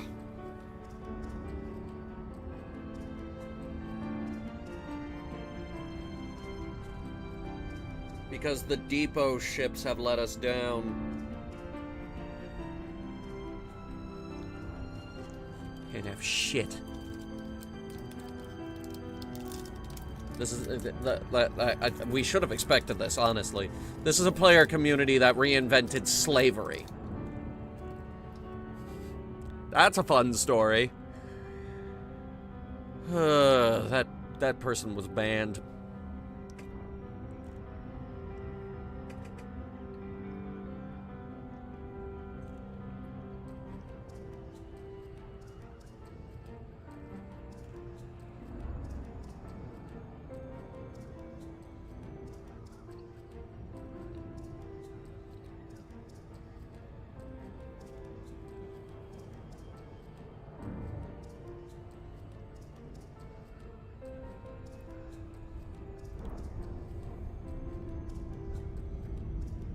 coming up on this gas giant. Hopefully it doesn't affect our speed too bad. Not getting too close to it.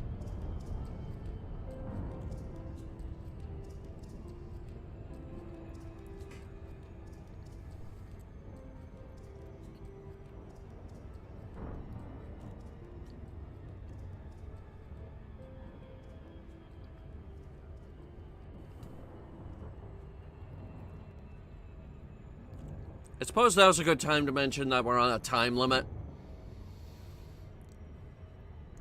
It's not a hard time limit, but I'd like this city done in time for our Vanguard's community night.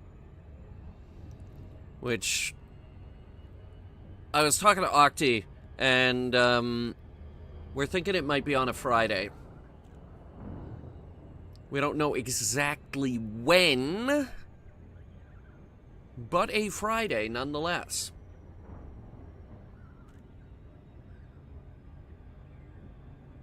Because apparently Octi is free on Fridays, which I didn't know. If I knew that,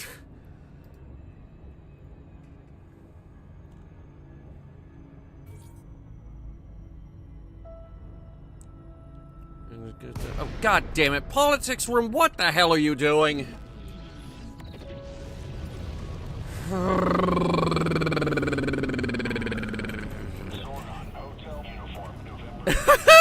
I'll deal with that later. Submit a request before landing. Landing authorized. Clear to land on pad 10. Automated docking assist is now in progress. Thank you. Okay. Now, supposedly we'll be able to pick up our emergency power cells here. And that will be the last really small thing. By that, I mean really small. I mean anything else we pack in with it, we don't need to worry about the number. Because everything else on this list is over 1,000, the lowest being building fabricators. So ideally, if we could get those, that'd be helpful. Landing gear deployed. We're not really doing any, like, dedicated runs either. By that I mean, oh, this run we're gonna get nothing but steel, or this one's nothing but surface stabilizers, or whatever. Doing a bunch of little things, which is weird. It's progress, it's fine, but it's weird. Right. There's our emergency power cells. All 130 of them.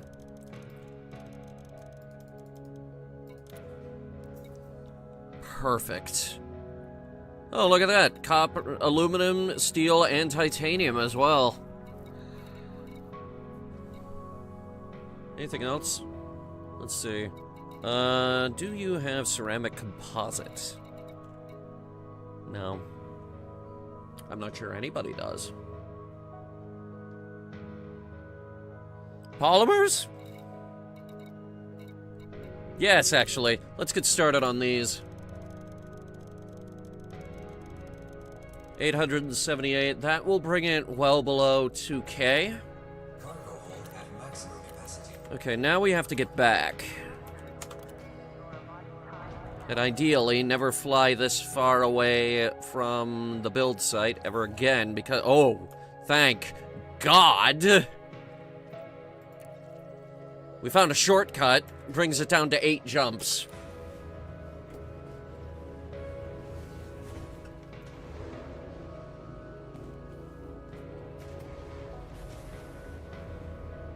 We're gonna have to use 2 of them. Landing gear retracted. Ship detach complete. Access corridor is clear.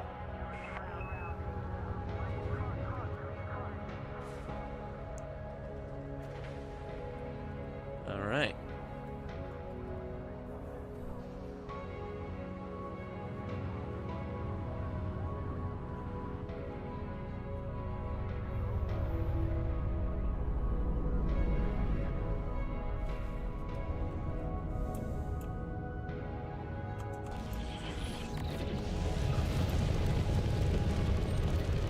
I really thought I was gonna hit that.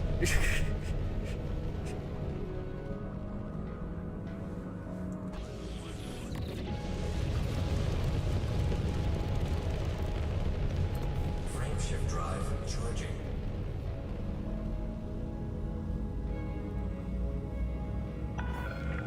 You are clear to resume own navigation. FFC out. 4, 3, 2,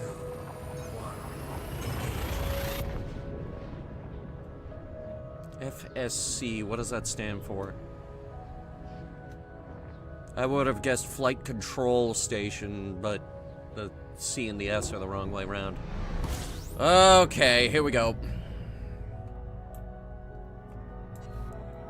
By the way, that spinning station we talked about, it was orbiting one of these. But, like, way too close. Now, what we have to do here... Bear with me. We gotta fly into this plume. Warning, frameshift drive operating beyond safety limits. Hold it. Frameshift drive supercharged. That'll do.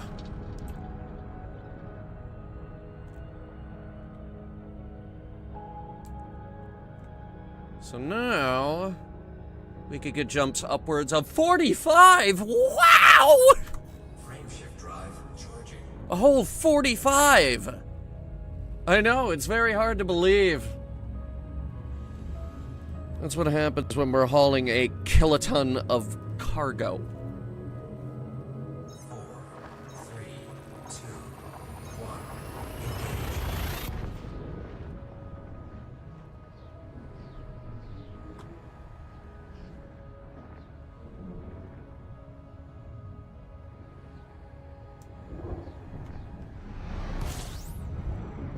1. Alright. Second verse. Same as the first. This one, actually, wow, it's really big on this one.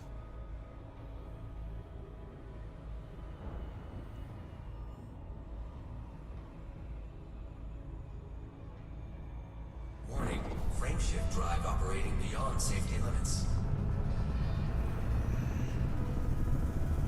Frameshift drive supercharged. Alright, give it more speed. Don't throw us into it like you're trying to do very desperately, but failing ultimately because I'm at the helm. Alright. We're good. Frameshift drive charging. 47! Wow! A whole 47 light years.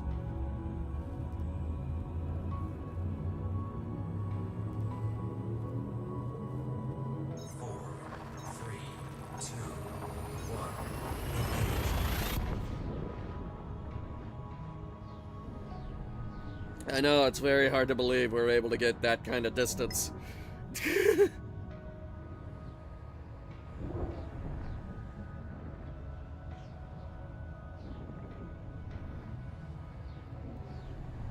Okay, is anybody else getting yelled at about a system update on their Android? Because I'm getting yelled at constantly to update my OS.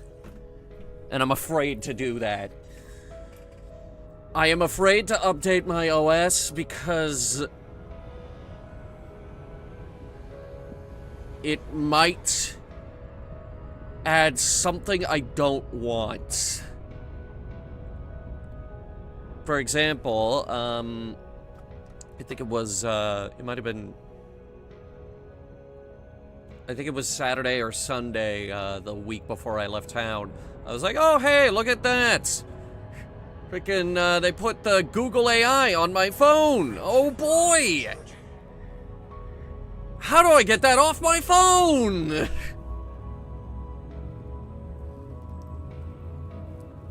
Because it was taking up the power button. You put down you hold down the power button and it brings up the AI, and it's like, no.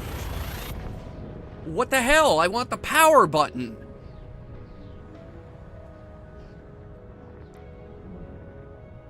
I want this basic function and not an AI. You stupid idiots. Fuel scoping. How many more jumps we got? 4. Oh my god. Just ignore the fuel scooping from now on. Fuel scoop disengaged. Frame shift drive charging. We have enough gas to get there. I can't stretch over far enough for you to see. 4, 3, 2, 1.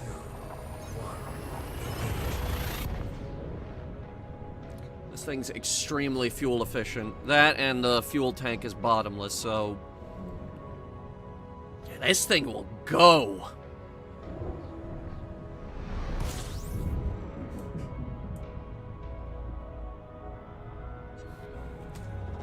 Fuel scooping.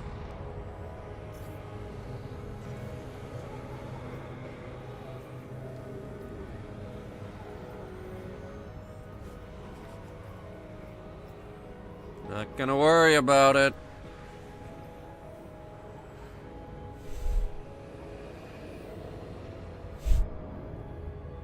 Fuel scoop disengaged. Frame shift drive charging.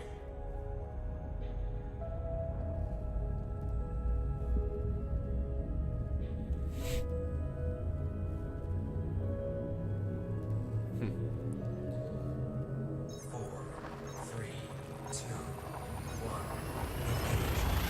one. Alright, we're back around 6:15, which means we're probably closing in on our territory.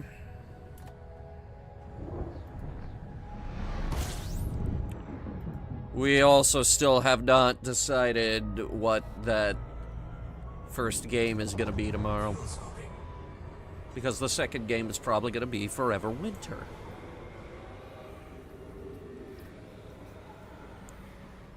And the third game is me and Shane playing Peak. Fuel scoop disengaged. Frame shift drive charging.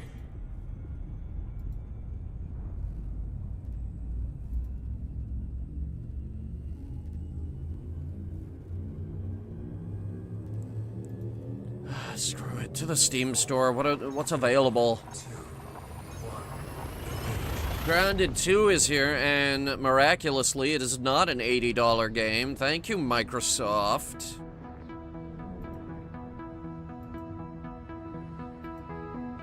Farming Simulator 25. Oh, boy.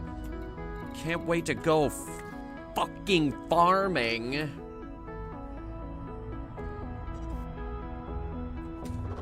Fuel scooping.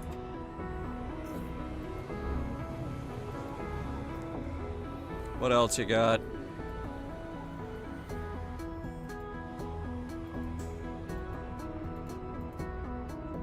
Fuel scoop disengaged. I am not picking up Rainbow Six Siege. Frame shift drive charging.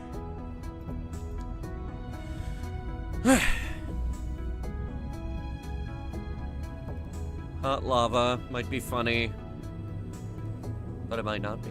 Damn. 4, 3, 2, 1. The Oblivion remake is 20% off. Could do that. Could do that. Or I could not do that, and we could do something else. By the way, this is me every Saturday night after anime night. Agonizing for hours over what we are going to stream over the next week.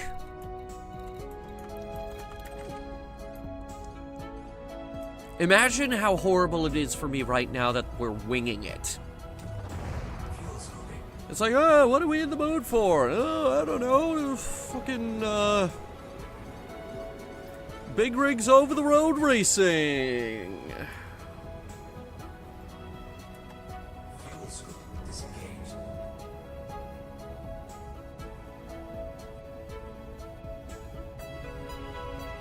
I could not make an entire stream out of big rigs over the road racing.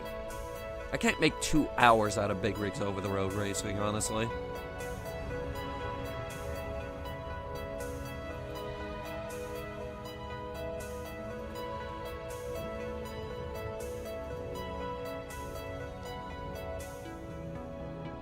Tales of the Shire. Didn't people hate that? Also, it came out like 2 days ago. It's already 10% off.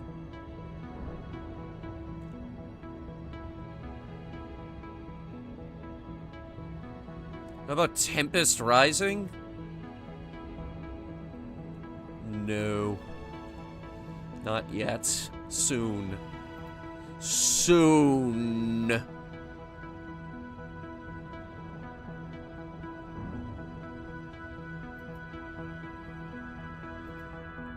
Alright, community recommendations. 2K25, W2K25, yeah, alright, so, community recommendations are, bad. Infinity Nikki.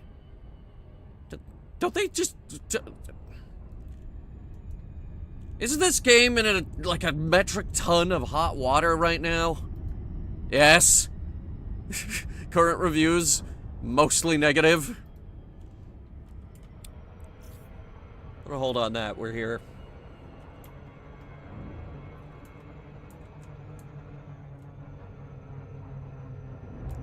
Now with any luck, we'll hit 4% here. I'd like to hit 5 before we end stream, if possible. Orbital flight engaged.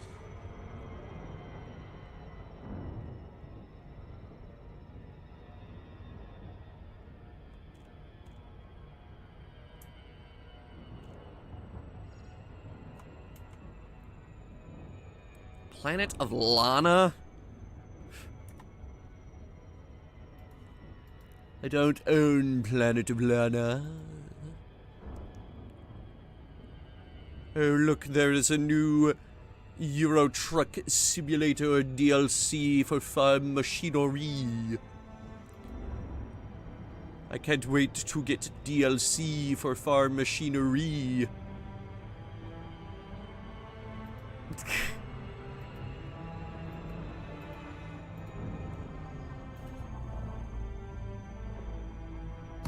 There's a HoloLive game.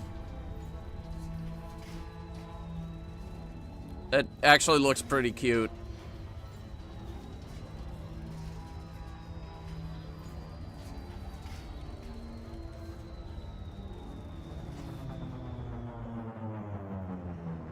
It's a fucking card game. God damn it.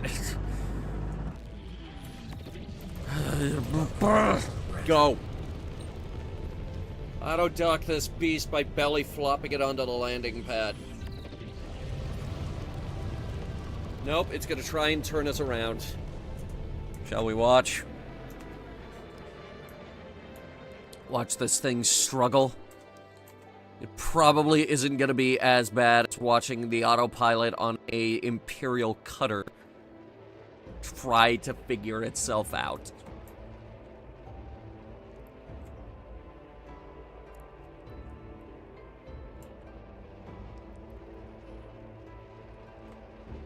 She's spinning.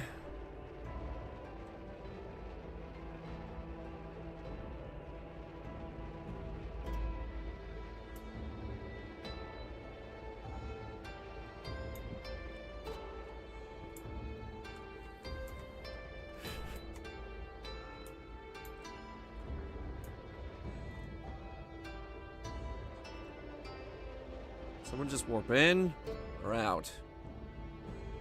I think in. I think that's a type 7. What? And type 9.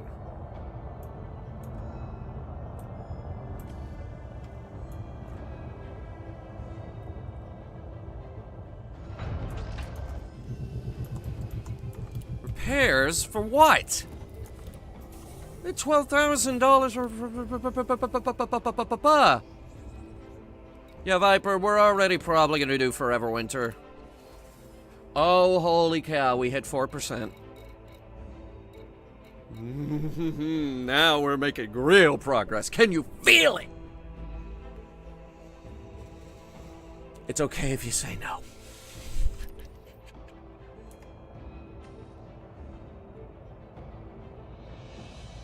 Alright, let's do a commodity search.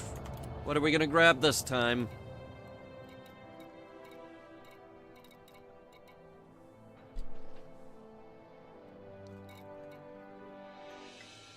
Let's do building fabricators.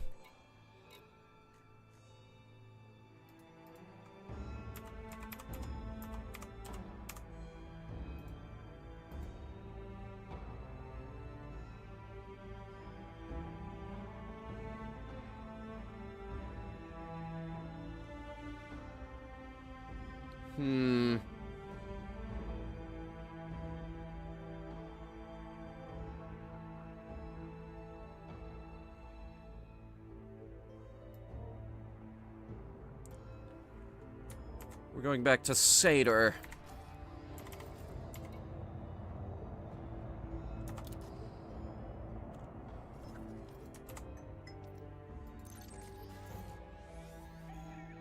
Alright, course locked in.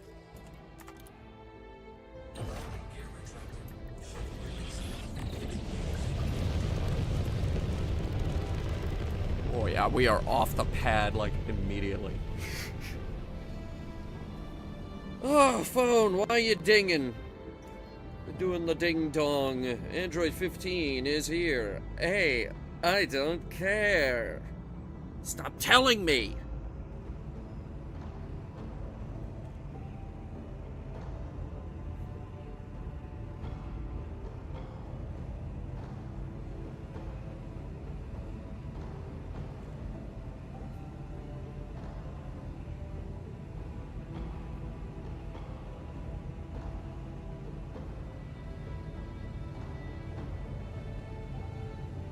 A new post from that person you follow. Lovely. Jump. Frameshift drive charging. Lovely. Jump, please. Because we are on a, tight schedule. 4, 3, 2, 1.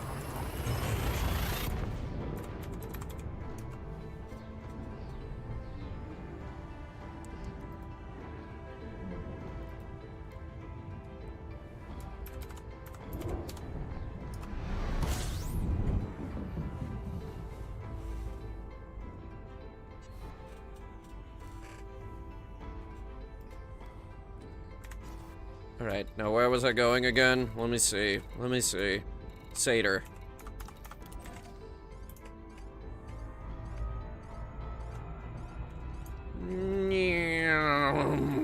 There we go. Bop, bop, bop.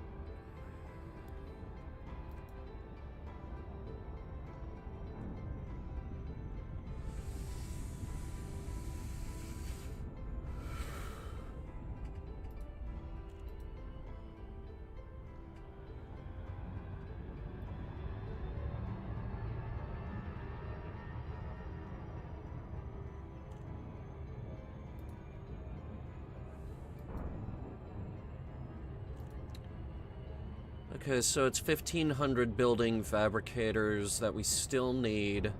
We're about to pick up 1,000, give or take. I don't know, we might grab something else. I haven't decided yet. I haven't decided. This place also does polymer. It would be nice to chip away at that.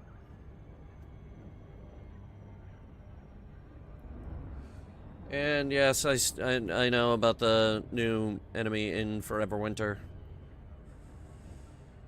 That's probably why we're playing Forever Winter. I already uninstalled it to prepare to reinstall it with the update because it's faster. Alright. And now we play the annoying game of scroll through my list of Steam games and see what stands out. This never works, but I keep doing it anyway because I've lost my marbles.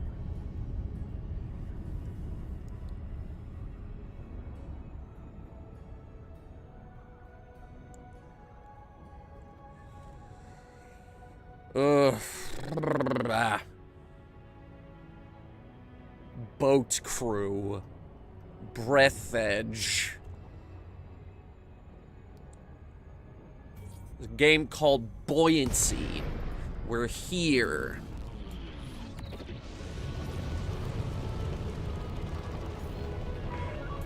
No confusion.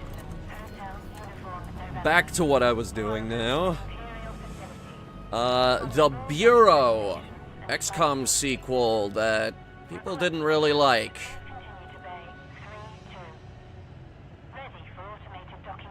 I don't know, could be fun.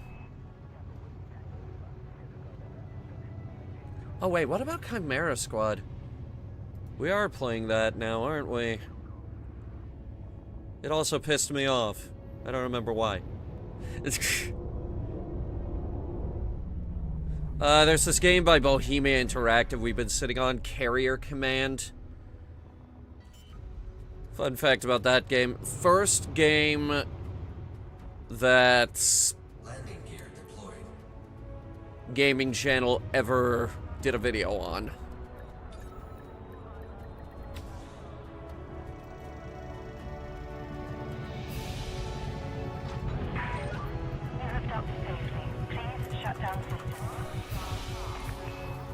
Alright, what do you got for, just show me everything.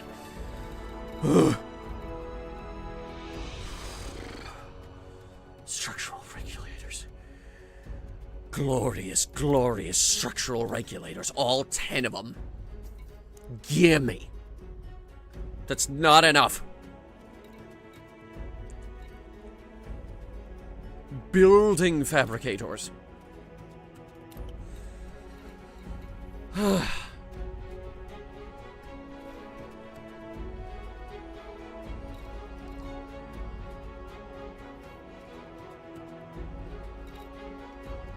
Okay, building fabricators. Cargo hold at maximum capacity. We need structural regulators. I think Cooper has them, actually. Hang on. Checking.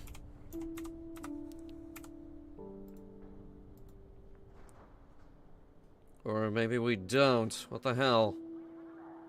I could have sworn we were plugged into Inara with that station.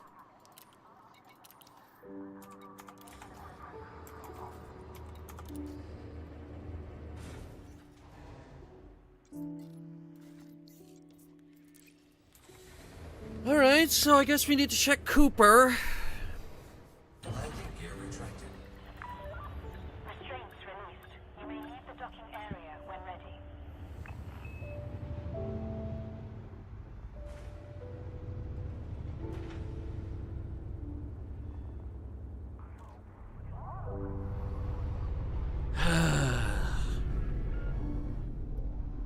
I miss Mars, guys.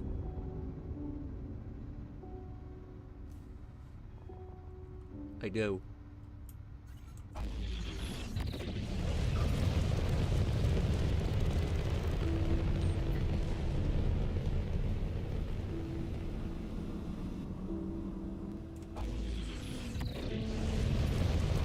Frameshift drive charging. What about games about Mars? Station perimeter exceeded. We hope you have a safe and peaceful journey. 4, 3, 2, 1. Engage.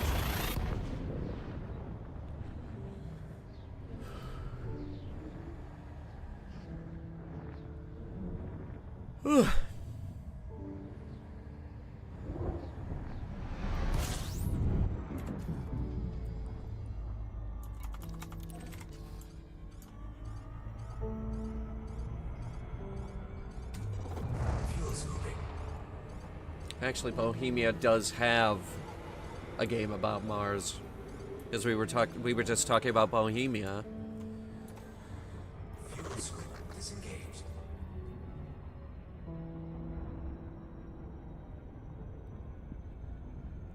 Ugh. We've got Destroy All Humans, Diary of a Spaceport Janitor. Doom. I could do Doom. That's about Mars. Diaries of a Spaceport Janitor isn't.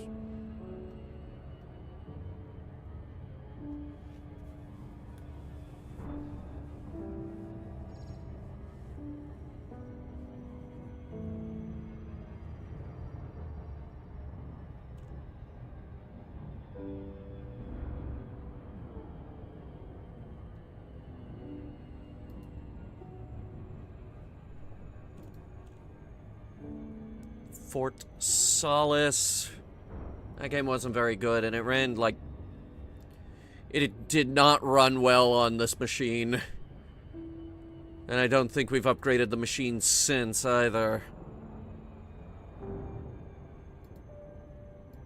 Did we? I might have gotten a new graphics card.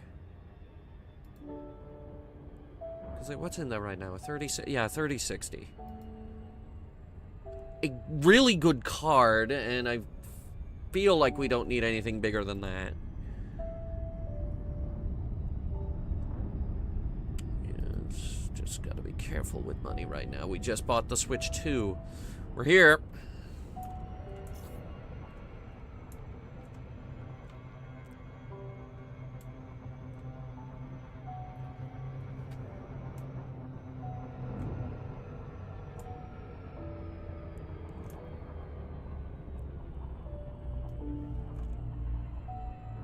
Orbital flight engaged.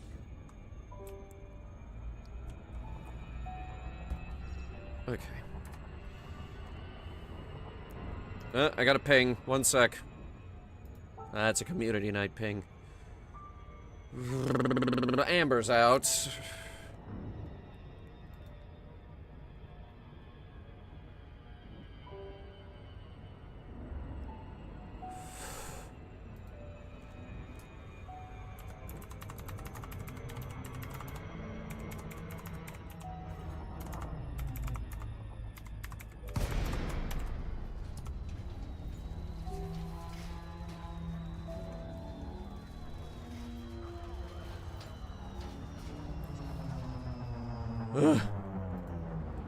How high did we end up?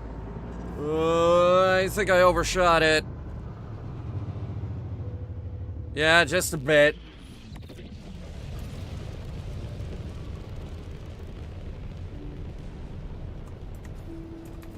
Docking request granted. Alright, looks good. We've got Grow Home, but I think in order to play Grow Home, I have to, install Uplay. And that's crazy talk. I'm not doing that. The number of games actually worth going through Uplay to play is very, very short.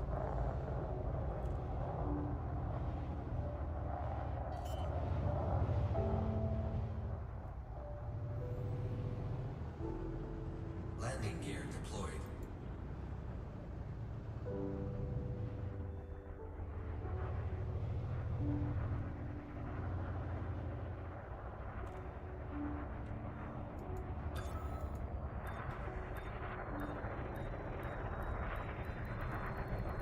Docking successful. Engines disengaged. What just landed next to me? Oh, come on! There is no way that the ship is this popular. It's a piece of junk. And why are they all blue?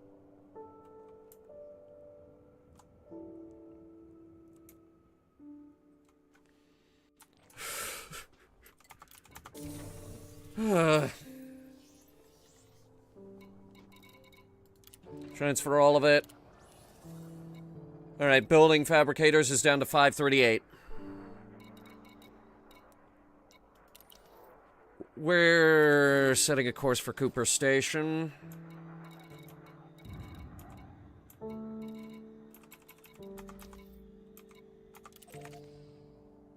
It's on the other side of the planet. Landing gear retracted. Ship released. Engines engaged.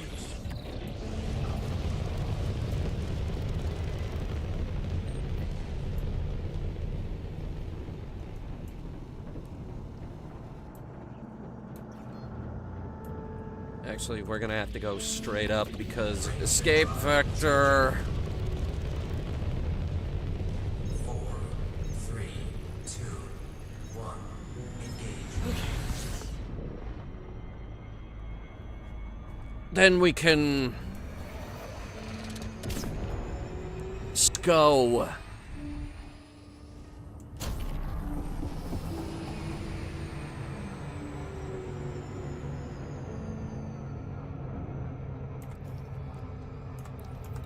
Alright, locked in. Anyway. Hard space shipbreaker. We've got hidden folks and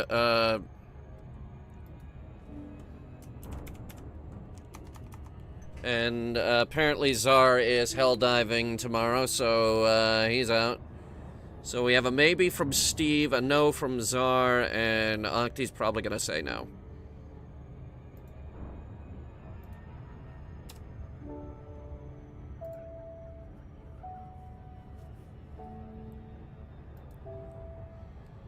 Well, we could play Homeworld 3, that disaster of a video game.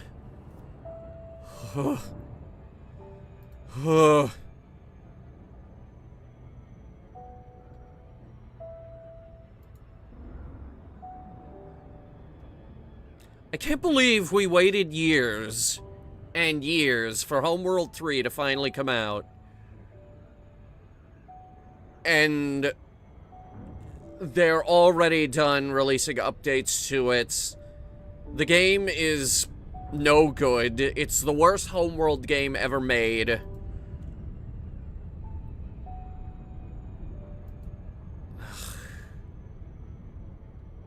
How did we get here?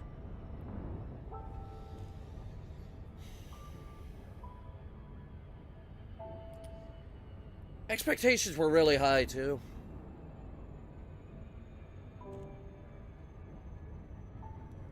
Because, like, they started with Desert of Karak, which was really, really good. And then they made Hard Space Shipbreaker, which was also really, really good. And then they made that. What the hell? What the hell happened?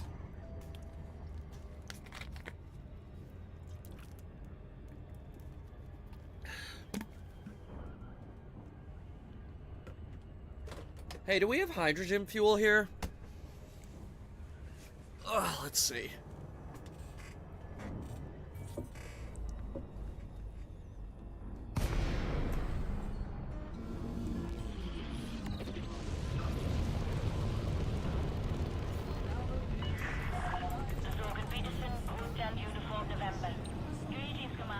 Wait, it's not hydrogen fuel. We need liquid oxygen. Another annoying one.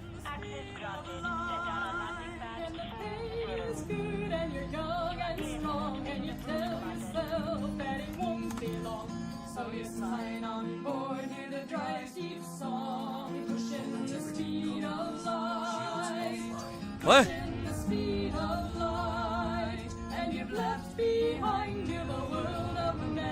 Autopilot hit a pole.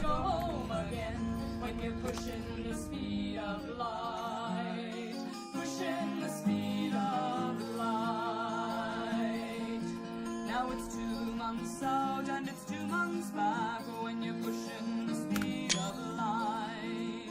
20 years on your homeworld's track, pushing the speed of light. And your friends are gone and your lovers too, and there's them all left that you can't do.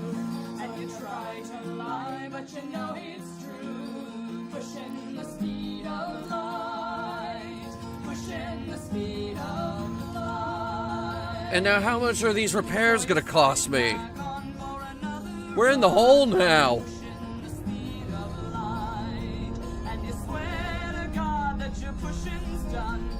Pushing the speed of light. But that one run turns into 4 or 5, and your heart beats time to a humming drive, and there's nothing left keeps you alive but pushing the speed of light, pushing the speed of light.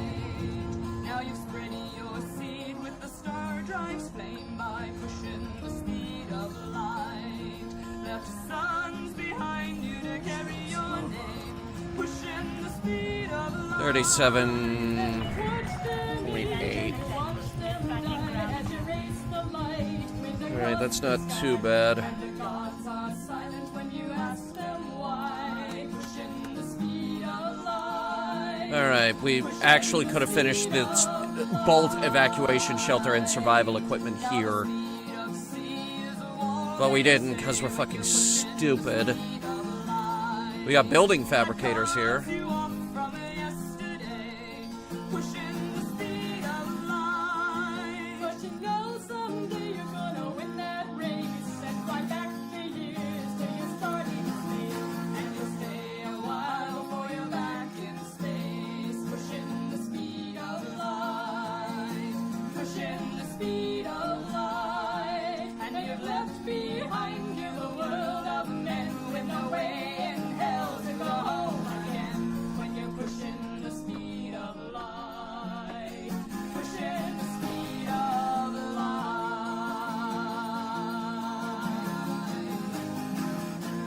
We need surface stabilizers. We can't get them here.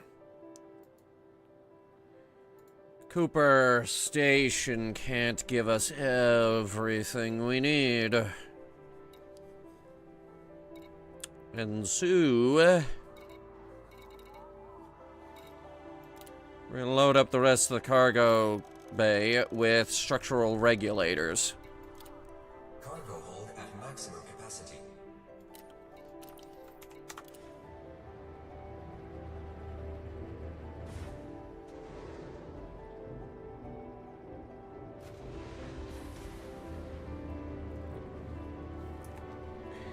Alright, so that's a no on Homeworld 3.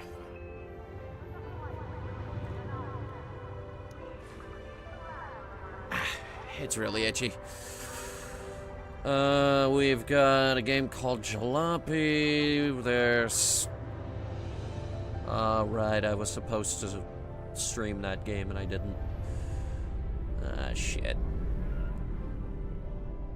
Did Jumplight Odyssey ever... No. As of June 12th, they still haven't picked the game back up. Which is a shame because Jumplight Odyssey is an extremely Nate Cooper game.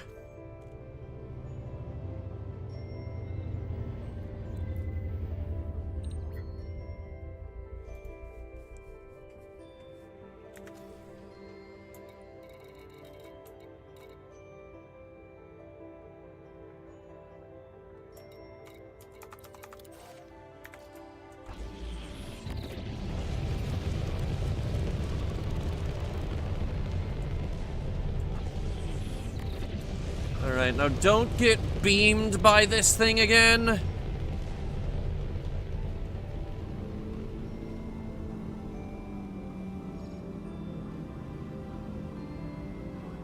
Okay.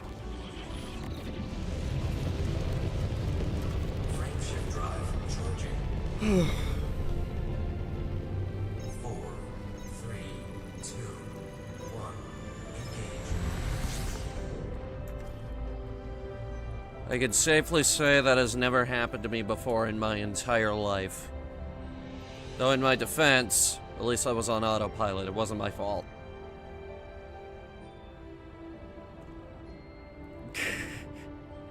Heard a group called Sweet Baby Inc. had a hand in making Homeworld 3. Oh, for the love of fuck. I thought they were dead. I thought they were finally dead because, okay,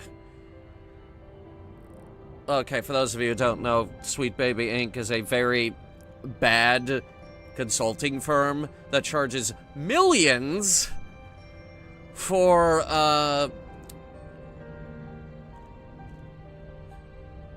consulting on, let's call it, LGBTQ, RSTU, VWX, Y, and Z representation. The problem is every single game they get involved with ends up being terrible. Let's see how they're doing. Because we stopped hearing about them. Let's see. Canadian narrative development and consultation studio based in Montreal. Founded by former Ubisoft developers, which tells you way more than you need to know. Number of employees, 16. Alright, list of games. So, basically a list of games that we need to avoid now. Marvel's Wolverine. Oh no. South of Midnight. Oh, wait a minute, I've heard about that one. Okay, I guess we won't be playing that. Usual June, never heard of it, but I guess now we'll not be playing it. Thankfully, they don't seem to be involved with anything that's actually on our radar.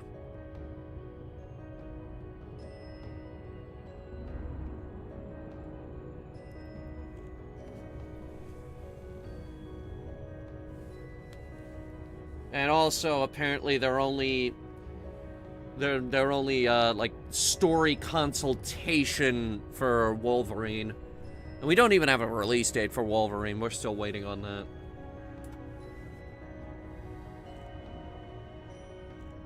Good news is Ghost of Yotai isn't on here because I already bought Ghost of Yotai.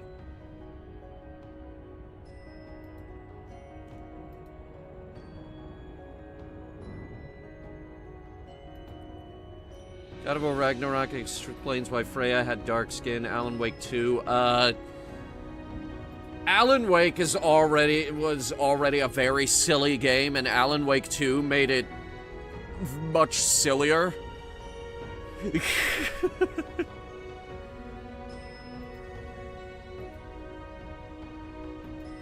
Especially that part of the game where it turned into a goddamn musical. Yeah, those words that just came out of my mouth had you going like, wait, what? Seriously? Oh, I guess I better check out this game. It sounds pretty silly. It is. It totally is. It's very, very silly. Orbital flight engaged. I think we're going too fast.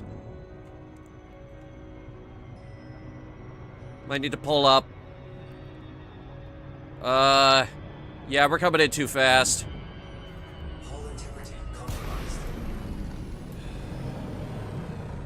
Now I have to fly in.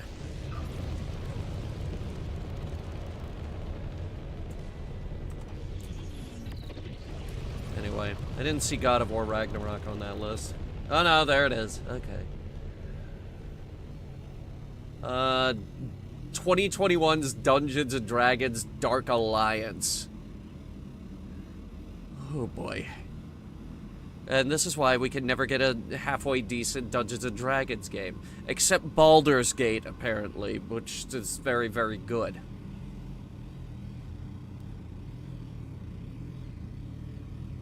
Well, the only thing they are involved in this year is Afterlove EP, South of Midnight, and Usual June. So we'll avoid those.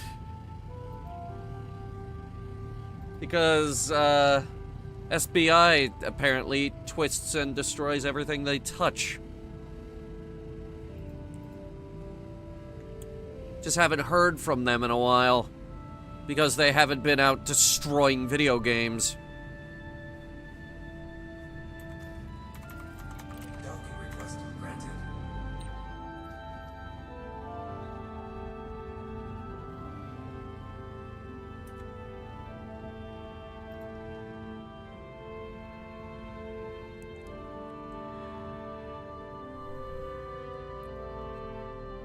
Alright, I'm just gonna poke Octi, see what's going on.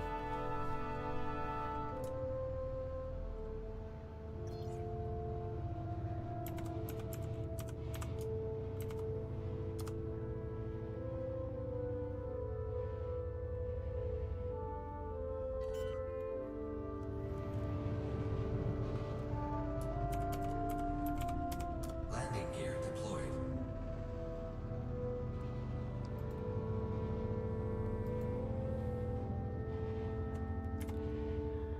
I mean, we could play God of War Ragnarok. I do own it.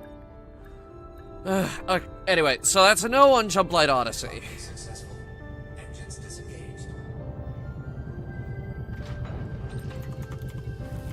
How the hell did I just have to pay $57,000 for repairs? I'm not making my money back on these trips. We need 2 building fabricators.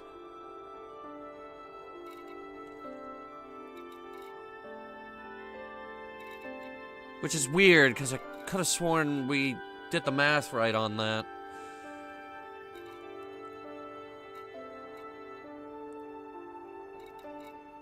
Okay, so we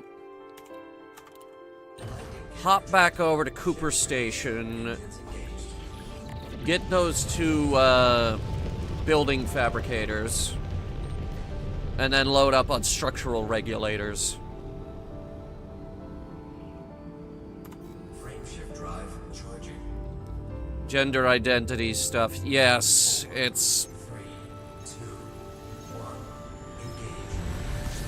Having gender identity stuff in your video game is fine, and actually, in many cases, sometimes it's very, very funny, especially when streamers make an absolute ass out of themselves for complaining that they put pronouns in Starfield.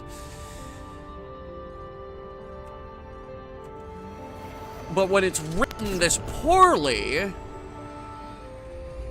and you charge upwards of $1 million for game consultation, this is not the way.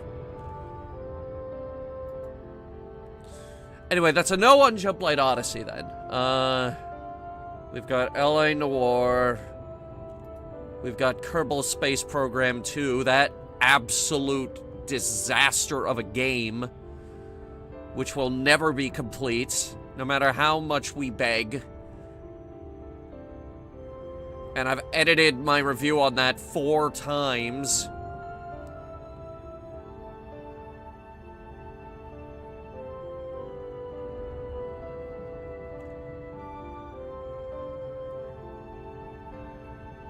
We've got 10 million Lego games, but that'll probably get us a copyright claim.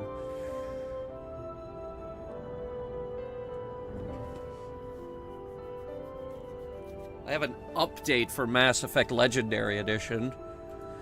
What's the deal there? What are you updating? It's not telling me. There are no update notes. What did you do? I hate this. They update the game and then they don't tell anybody what they did. What did you do?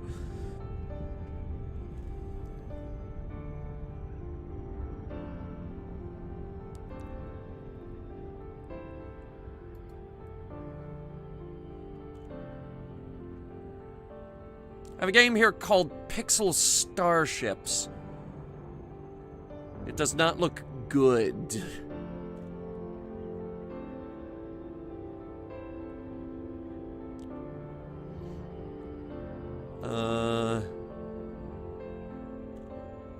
Yeah, I have no idea what I'm looking at here. I mean, we have Planet Coaster 2.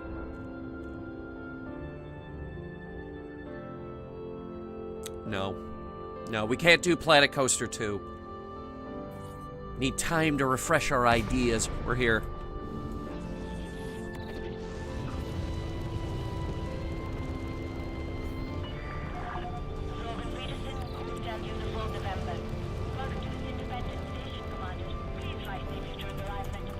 Independent Station, you say? Tell me more. That's right, ladies and gentlemen. Cooper Station is an independent station. We have our sovereignty from the Empire. We grow our own pot and we legalized gay marriage. Because the Colonia Council, the shady people all the way halfway across the galaxy who apparently are operating this outpost,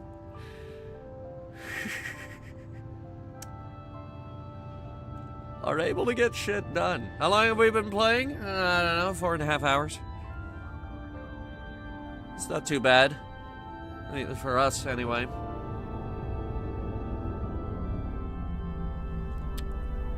We've got every Red Faction game. We've got Riot Civil Unrest. But why play Riot Civil Unrest when we could just wait a few weeks for the actual riots? What do we have on Steam Workshop? Hong Kong riots. Tiananmen Square. Yellow vests. The attack on the Capitol. Are you liking the steep learning curve? Oh, you mean how long I've been playing this game total? I have 1,400 hours in this game.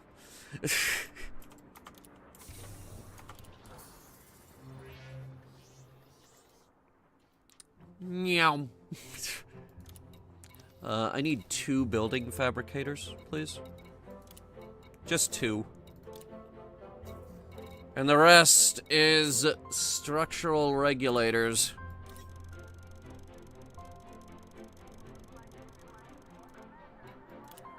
Cargo hold at maximum capacity. Alright, we out. That makes more sense. Yeah. Imagine, I've been playing 4.5 hours. I'm on the bridge of a Panther Clipper Mark II. Because that makes sense. Ship release. Watch for oncoming traffic when passing through the airlock.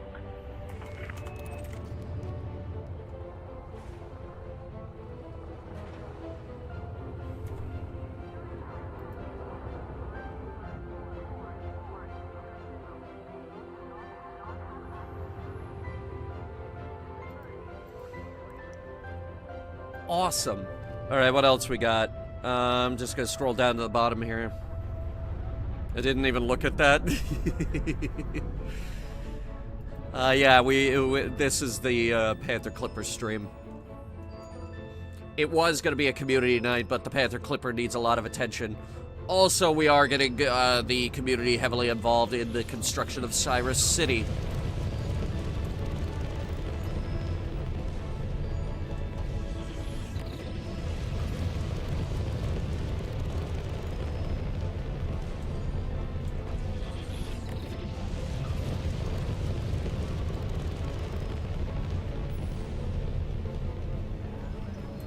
Frameshift drive charging.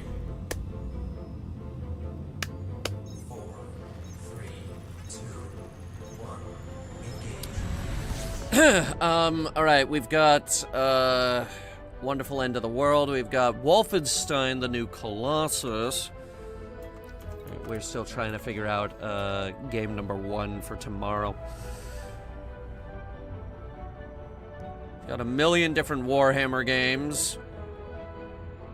By the way, I think they... Oh. I thought they shut down the developer of Space Marine 2.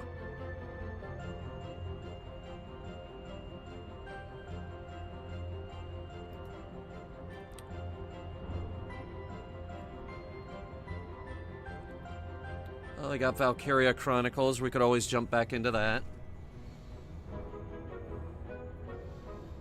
I keep thinking back and meaning to come back. Well, there's like... how many new ships have they added? There's the, Python Mark II.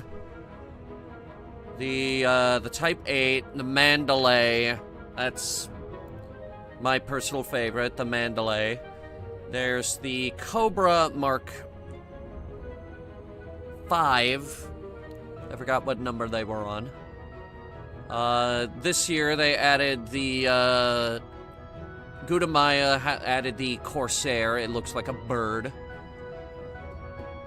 Wasn't there another ship earlier in the year as well? They added this, the Panther Clipper. This is the new ship. It's been out less than a month. Panther Clipper is one I haven't seen. They added colonization.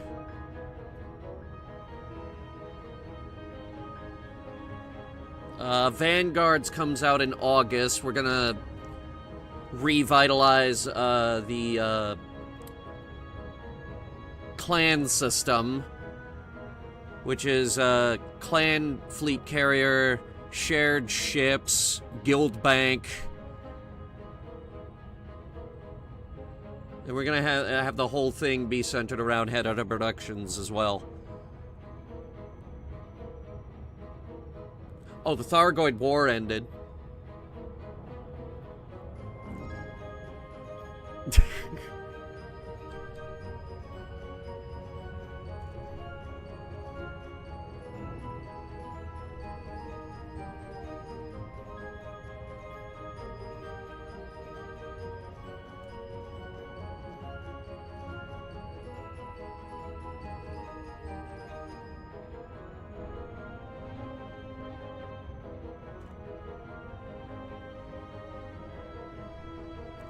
And supposedly there's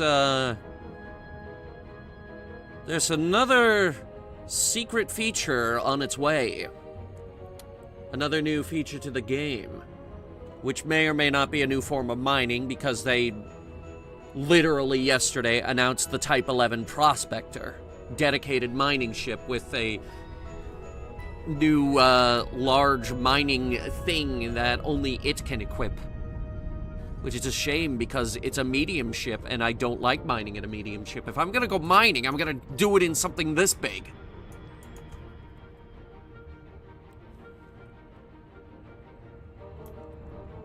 Now what aliens are we gonna band together to fight against?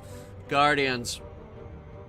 I have reason to believe Caleb Wycherley uploaded himself to the Guardian network. Good reason. And he's gonna come back with his army of Guardian constructs, and then we have to fight him.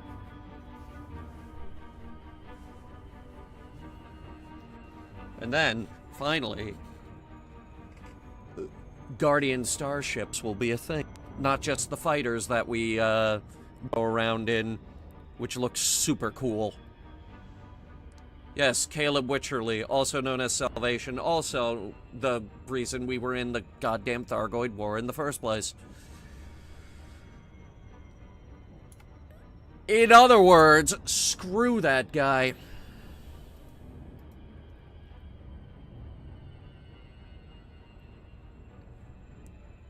Yeah, Viper, that's what I'm betting on. Don't hold me to it, though. We've got Teardown.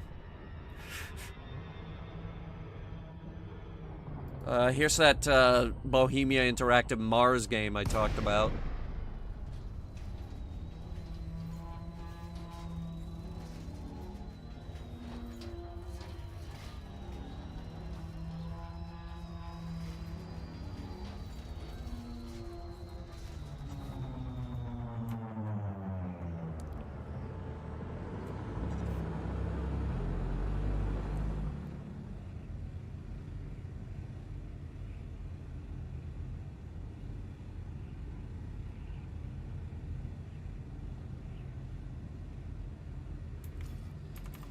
Docking request granted.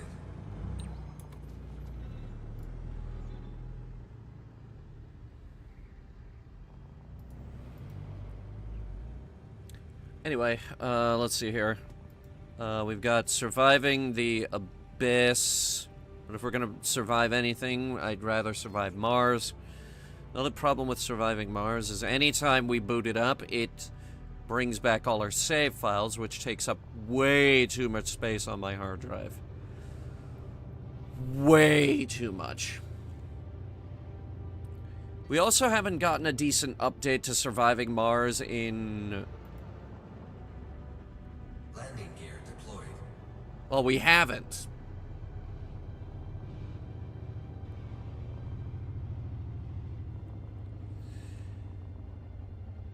Because I'm pretty sure they're done making that game. Train update kind of killed it. Disengaged.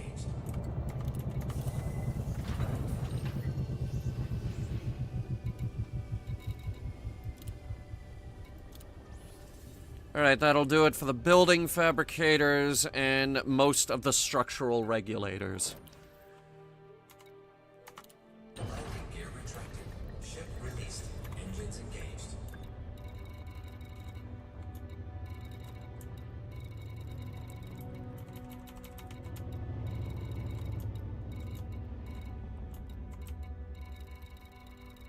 Where the hell is the station? Ugh.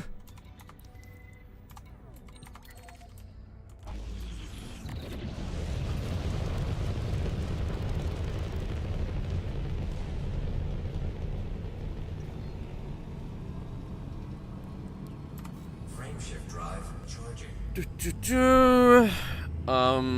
Four, three. I mean, we could just say screw it and play a Star Wars game.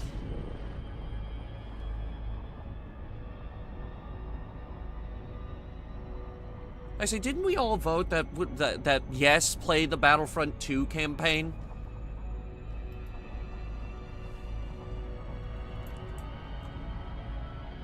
Wait, hang on.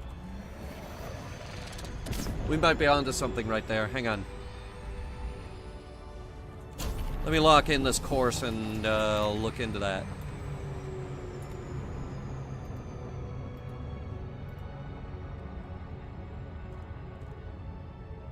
$85.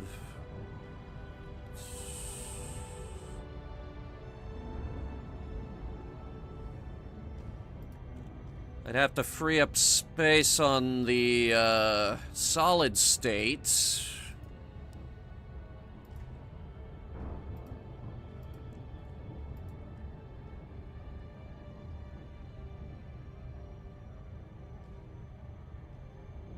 Not much, but some.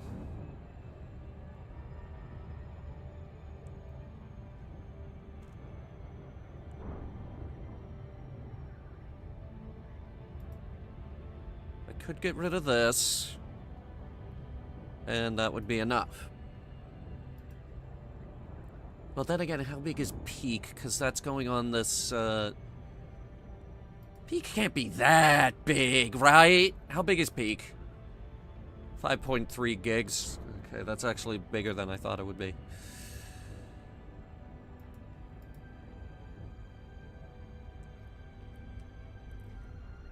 Well, we could say fuck it and finally play Payday 3.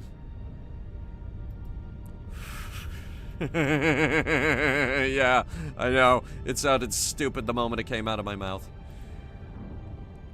There are a lot of DLCs for Payday 3. Wow. How many of these are actually heists, though?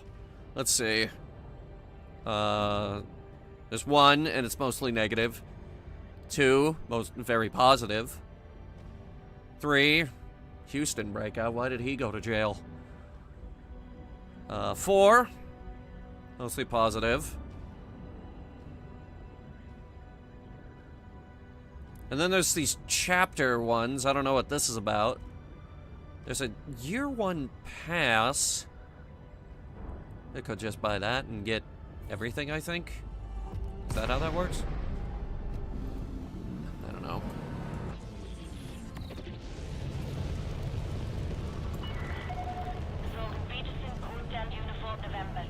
I haven't actually touched Payday 3 since I picked it up and then realized, oh, okay. It sucks again.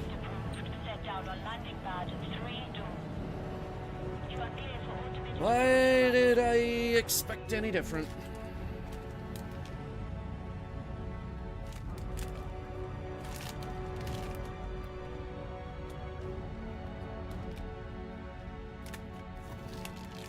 Why do I always fill these bags with the stupid flavors? Alright.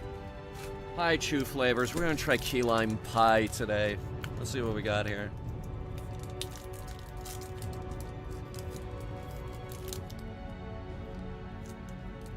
Whoa. Alright, that hit you really fast.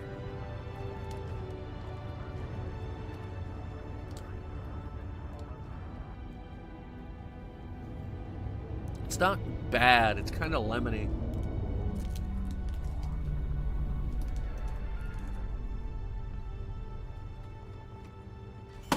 Ah!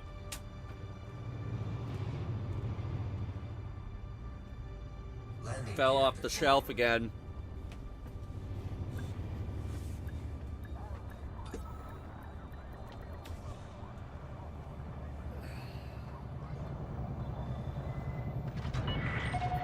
Landing complete. Dispatching ground crew. So structural regulators?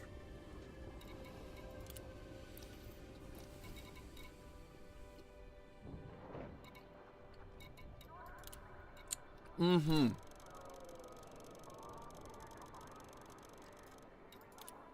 Cargo hold at maximum capacity.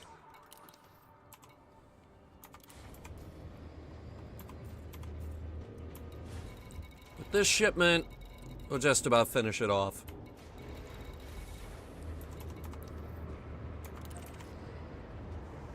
Landing gear retracted.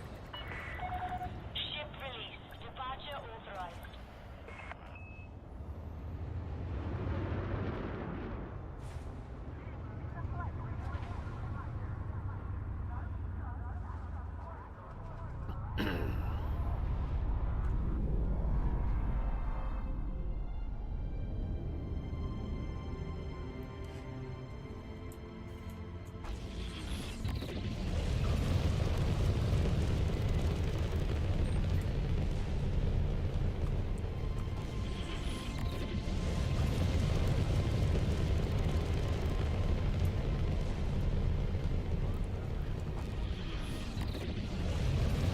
Okay, I think we missed it.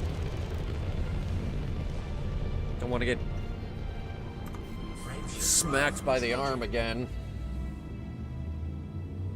4, 3, 2, 1. Engage.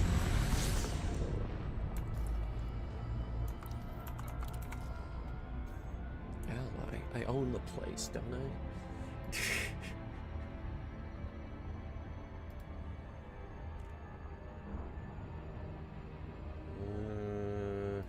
Debit card was used on what? Oh, those are the new headphones I had to buy. Yeah, it's time for new headphones, chat. And I couldn't find the one I'm currently using. Which means I need to step out of my comfort zone and try something new. Oh, God.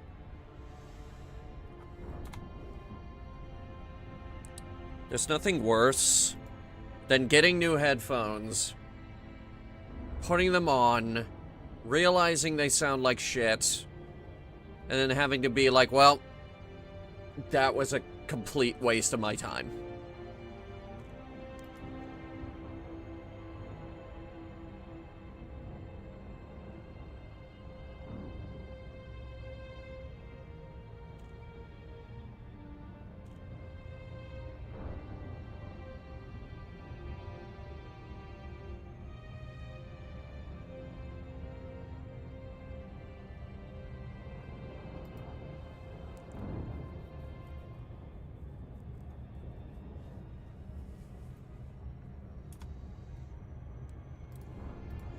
So that's a no-one payday then.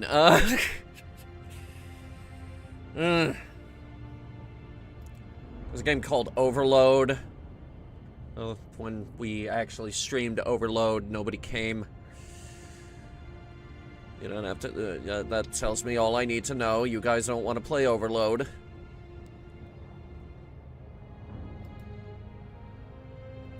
I have a game here called Nosgoth. I got a code for Nosgoth. I never played Nosgoth. And then the next thing I know is they're shutting down the servers for Nosgoth.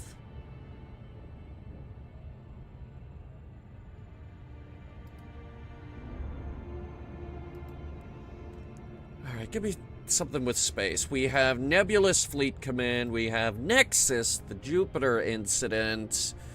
We have Moons of Madness. Now that's a Mars game we could play. We have Moon Mystery, which was not very good. We did stream that. It wasn't very good. We have Moon Farming, which has a Cybertruck on the front of it for some reason. That tells me all I need to know.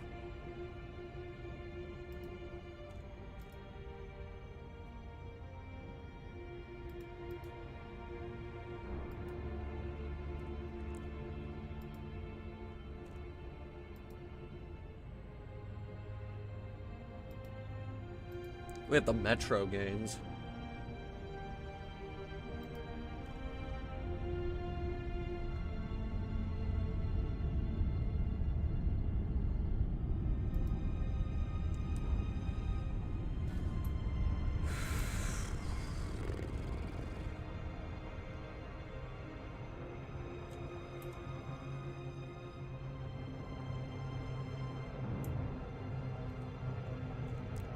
Alright, braking was good. We're not gonna slam into the drop Flight engaged. point this time. What? What do you mean too close? What the fuck?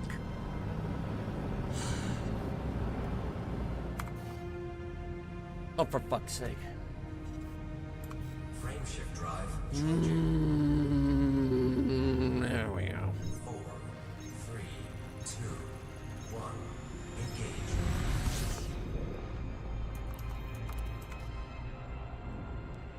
Oh wait, I don't need the Super Cruise anymore.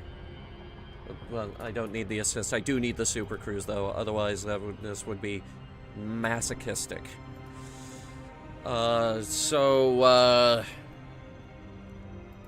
game called Mars Horizon, which has surprisingly had very little to do with Mars. There's also supposed to be a Mars Horizon 2.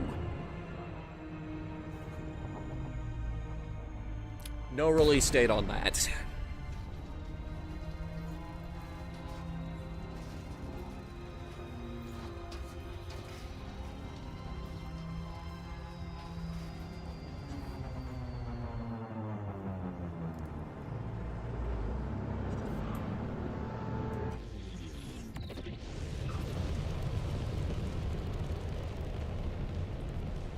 The one excuse to wear my spacesuit tomorrow. Docking request granted. Man. What else we got? Here.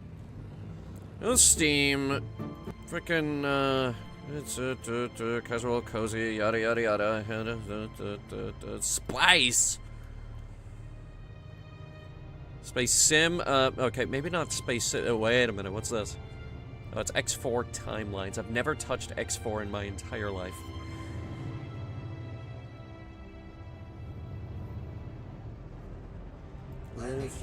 Jump Light Odyssey, oh boy. Space.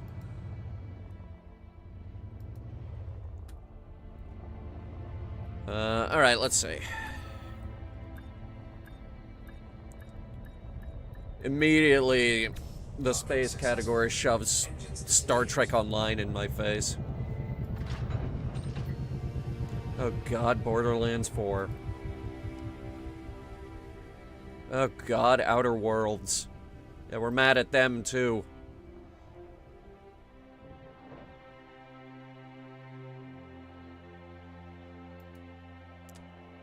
I don't actually want to play the Alters. I don't want to play Jedi Survivor either, because do you have any idea how poorly optimized that game is? Like, holy crap. Wildgate looked so good, but then they told me that it's not going to be single player or PvE, it's all PvP. Ugh. Void Crew, you need 4 people, and we're already waiting on a game that does that. Starship Troopers. First person online co-op after it's like Helldivers.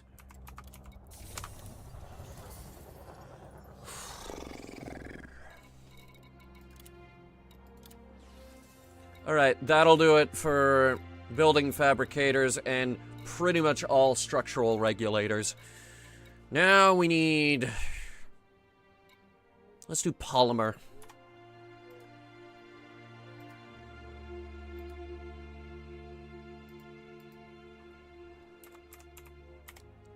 By the way, we're at 6%. That's pretty good.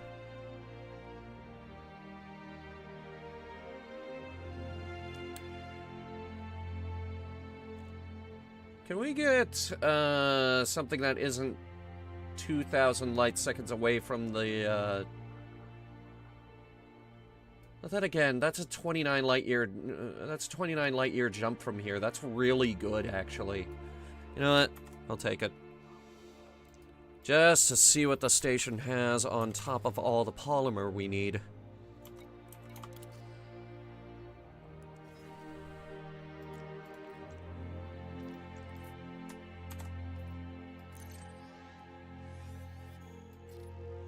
There it is. Gear retracted. Ship released. Engines engaged.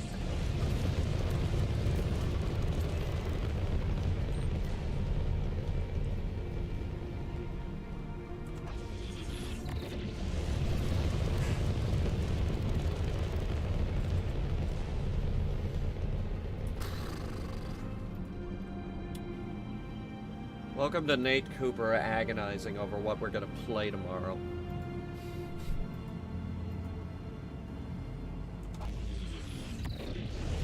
And also complaining because he's still mass-locked to this goddamn planet.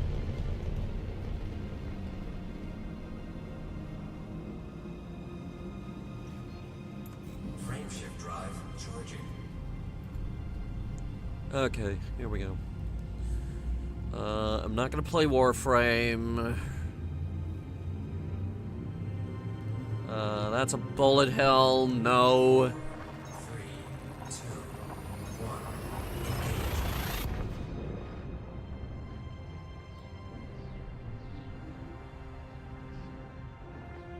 Engage. Action, FPS shooter, online co-op, abstract PvE.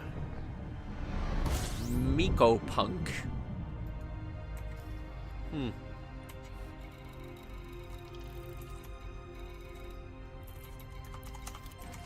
Alright, we're heading to Kasama Gateway.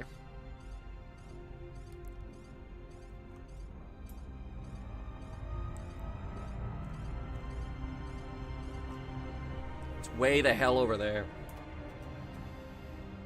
Which means we can look over more space games! Yay! Planet Crafter. Planet Crafter.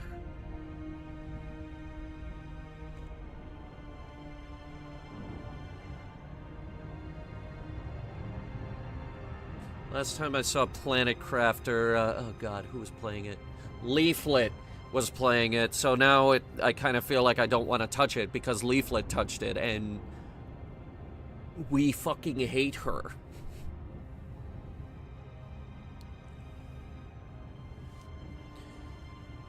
I think we're gonna play Battlefront 2.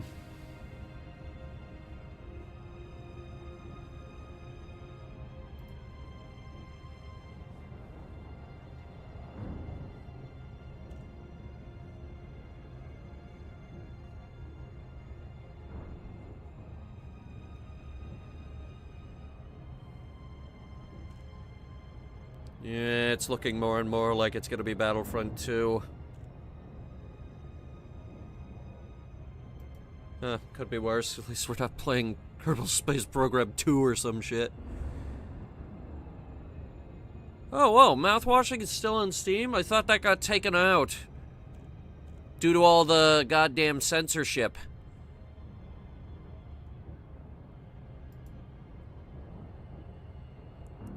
Because, the world's gone to absolute shit. And Star Wars Outlaws is still $70, and it's a Ubisoft game, so I guess that means we're never gonna play it.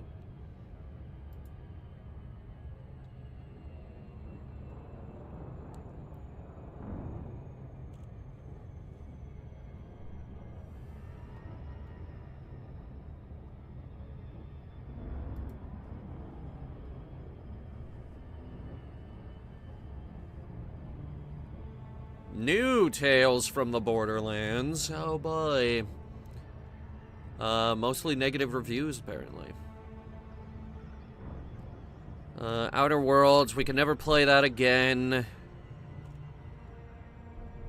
Not because we hate it, but because now we know how to beat it. Takes all the fun out of it.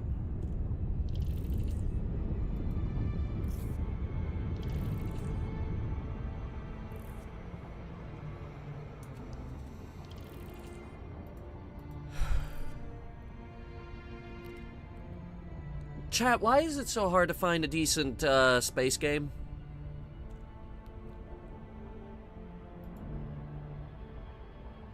Oh god, EVE Online. Play for free and lose your fucking mind.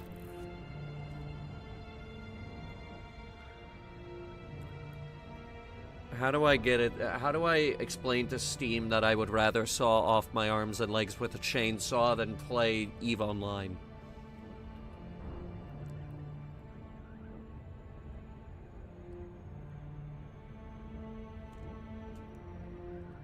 Also, these factory games are, starting to get to me as well. I feel like we could do with a few less factory games, especially in my space genre. Please? No more factory games.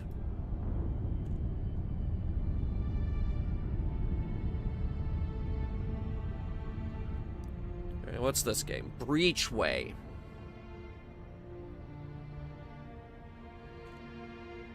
It's a fucking card game. God damn it.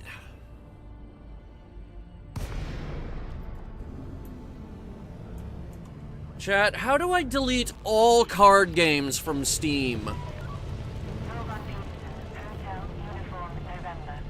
You are approaching an Imperial Except for system. Gwent. Apparently that one's very Follow good. regulations and fly safely.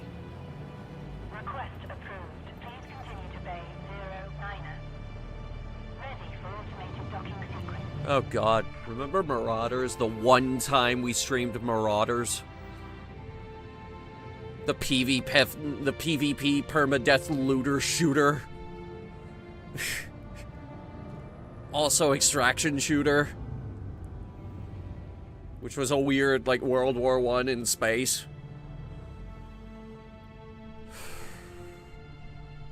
Yeah, I didn't like it either.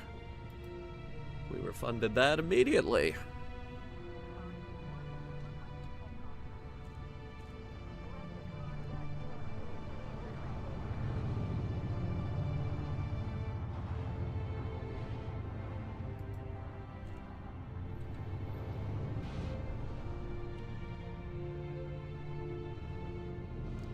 Terraforming Mars. It's a fucking board game. God damn. Why are we turning card games and board games into video games? Nobody wants that.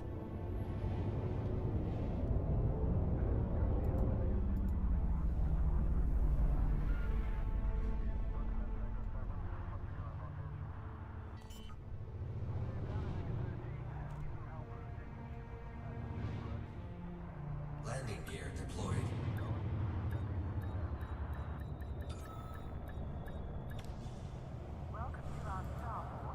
Alright, what do we got? You have docked safely. Begin lockdown.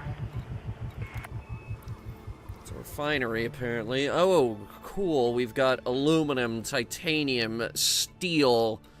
The three big metals that we need. Awesome. What do we actually need?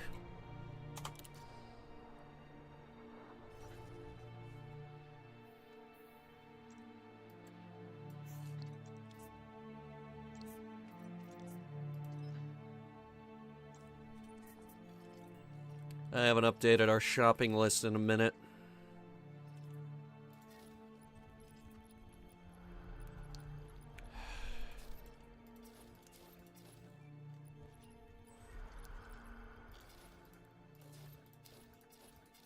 Will you click the thing? God. Okay. F12.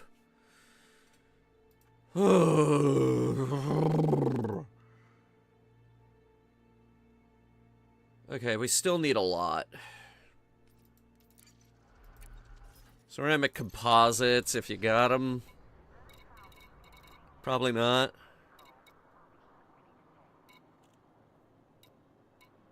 Structural regulators, if you got them? Yeah, let's finish off the structural regulators. We only need 74.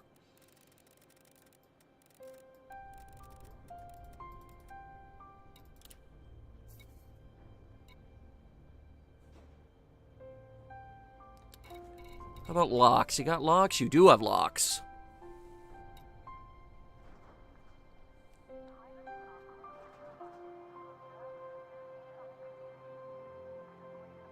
Surface stabilizers, you got them? We apparently still need a lot of those. Yes, you do. We'll load up on those. We came here for polymer, but... Alright, you know what? We'll get some polymer. Some. Cargo hold at maximum capacity. That's not a lot. It'll put a dent in the amount we need, but that's not a lot.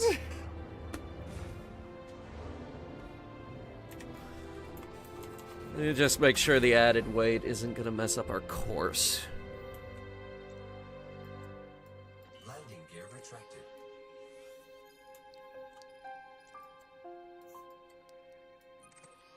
It isn't.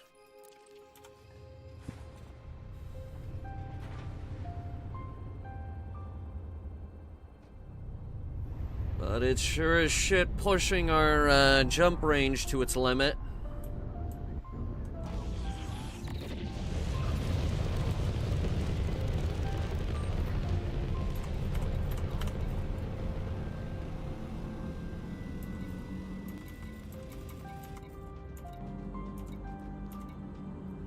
Current 32. Ugh. And we're jumping 29. So we're getting up there in terms of range. You are free of the restricted zone. We wish you well on your journey.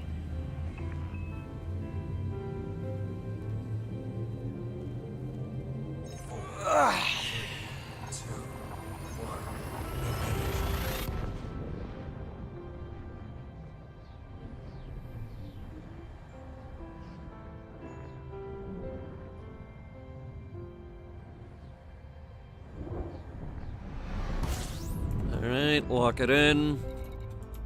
Where the hell am I going?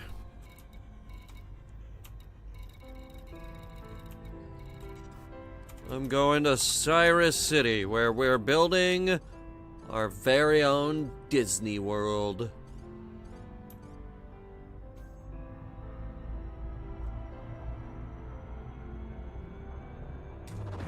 Fuel scooping. Fuel scoop disengaged. Sid Meier's Civilization Beyond Earth. I do not want to play a 4X game.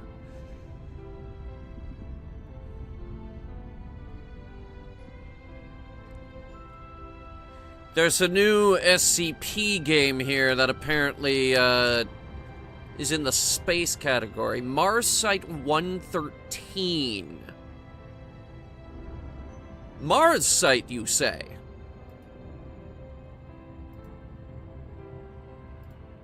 Tell me more. It's an early access game. Chapter 2 is still in development.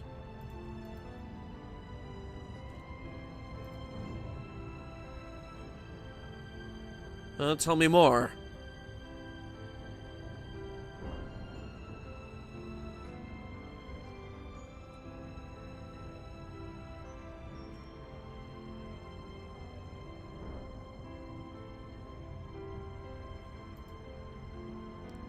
Mars site.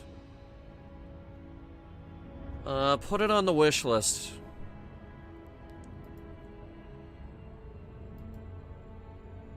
This actually looks really good.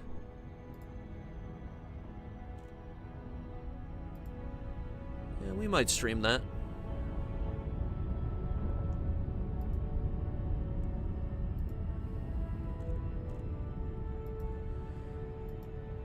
Alright, well, we scrolled down the Steam games list long enough. Other games in the collection of things I would rather stream. What about Phantom Brigade? I don't think I own Phantom Brigade. Do I own Phantom Brigade? It's a turn-based tactics game. I probably don't own Phantom Brigade. I have Phantom Doctrine. I have Phantom Pain.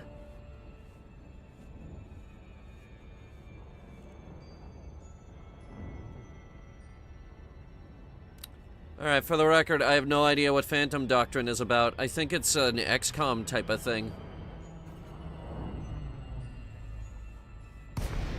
At least that's what it looks like.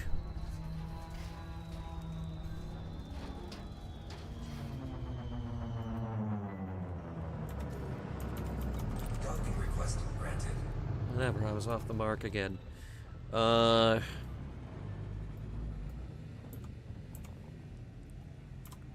Coral Island. When the fuck are you getting the summer updates? Because guess what? It is currently summer and we have zero word on a release date.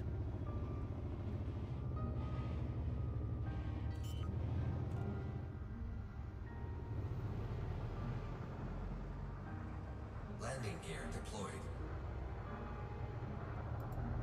Yeah, here we go. People asking where the hell is the multiplayer update so we can actually stream this.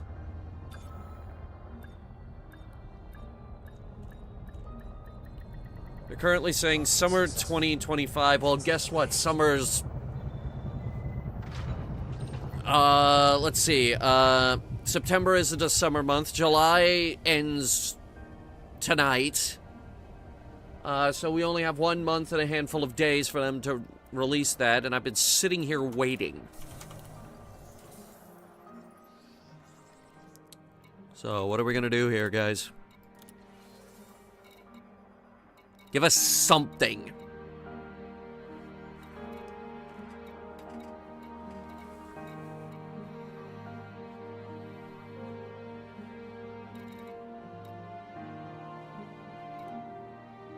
I'm gonna do polymer. Landing gear retracted. Ship released. Engines engaged.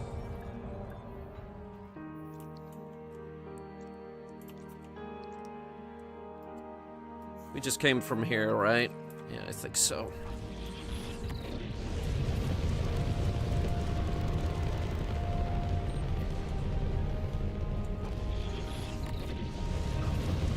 This is a really inefficient way of doing this, by the way. Never do what I'm doing right here.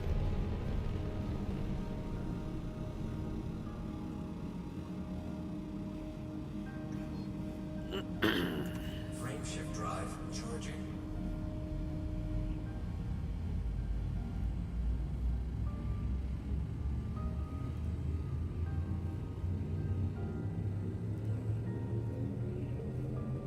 Four, three, two, one. Engage.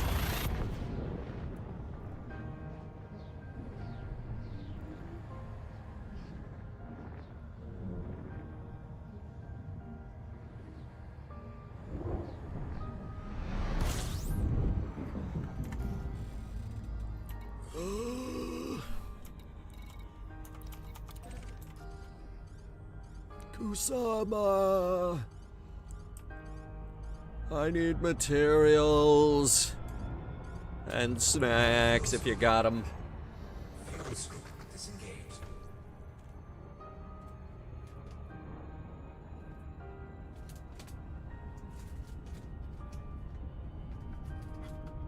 I don't think I have anything, chat.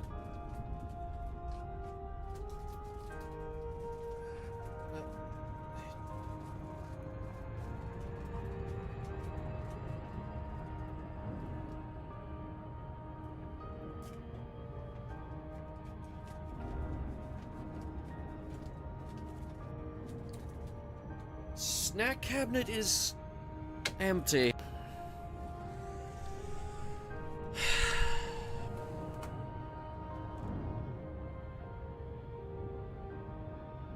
I don't know, we've been hauling for the past 5 hours and I'm starting to get hungry.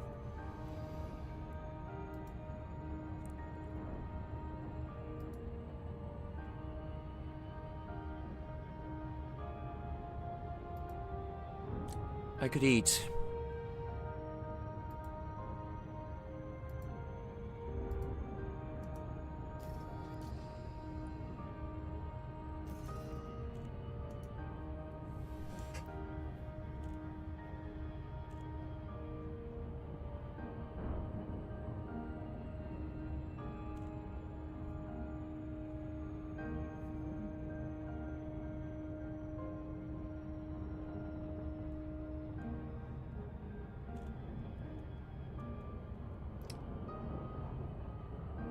You know, we should really be using the SCO drive for this. But we're not.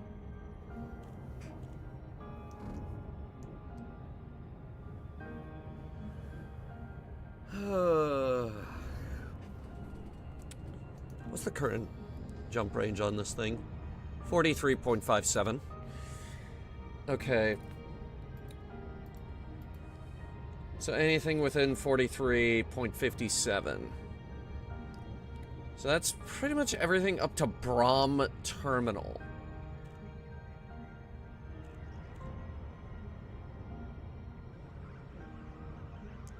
We could do Pelt Reach.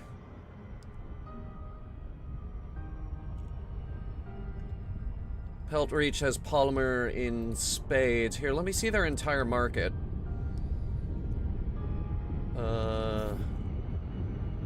They have liquid oxygen. Quite a bit, actually. They have tritium. Polymer in spades. They have... they do have steel, they do have titanium, and they do have aluminum. They have a lot of aluminum. More aluminum than we need.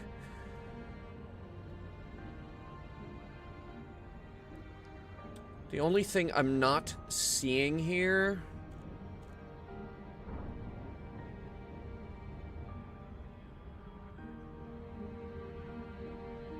are those surface stable... no, wait, here they are. They got those two. They also have liquid... okay. So... Pelt Reach in HIP 28241... apparently has everything we need.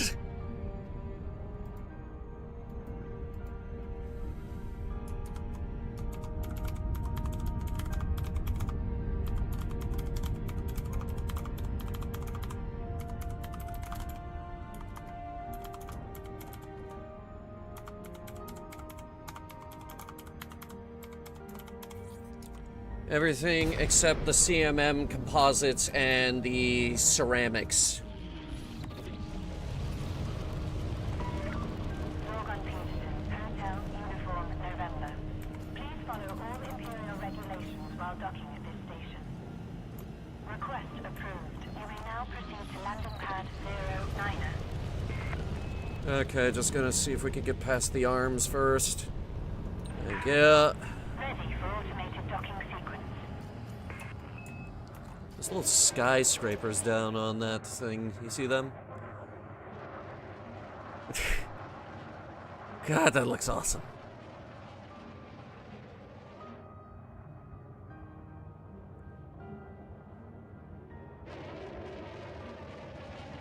Every now and then you just gotta stop and, you know, appreciate these things. Just look at it.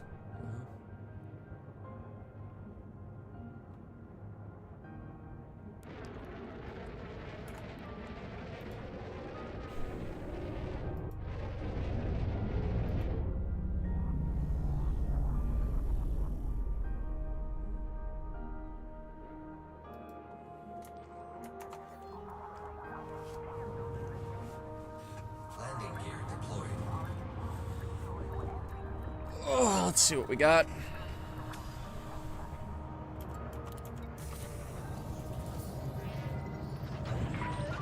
You have docked safely. Begin lockdown. Well, the good news is it's a refinery, so...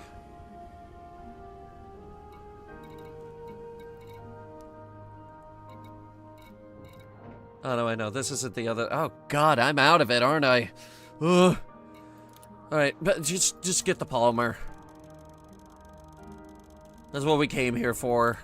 Cargo hold at maximum capacity. Lots and lots of polymer.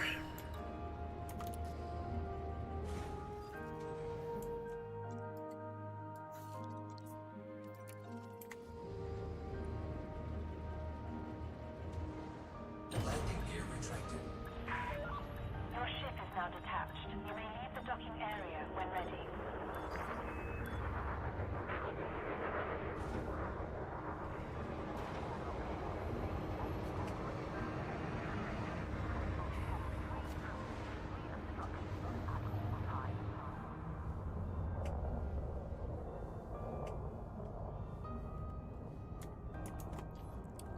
Is that a clipper or a cutter?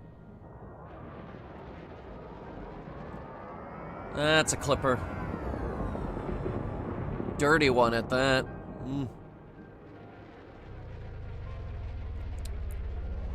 Speaking of dirt.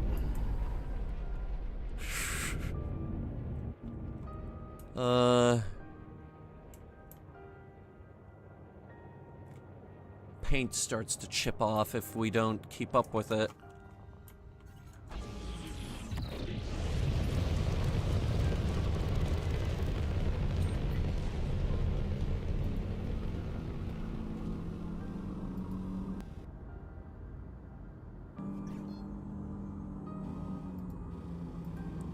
Doop. Ship drive charging.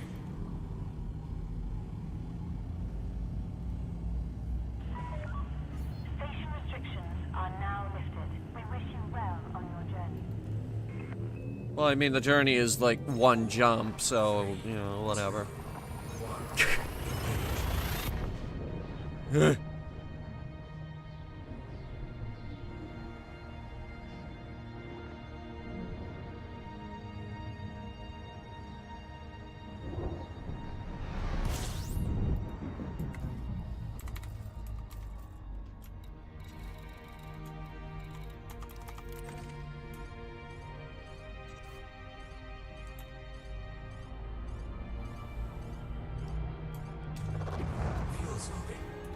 Cyrus.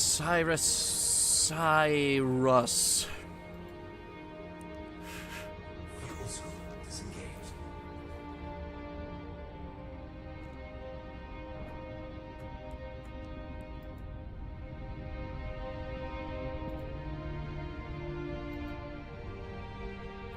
I think we're losing steam here.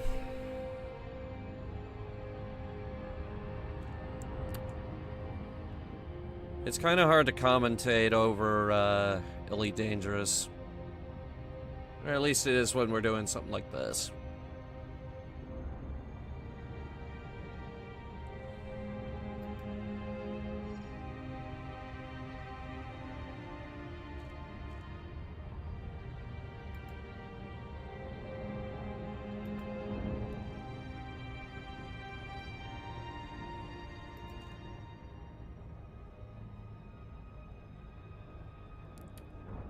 Alright, so in terms of polymer, this will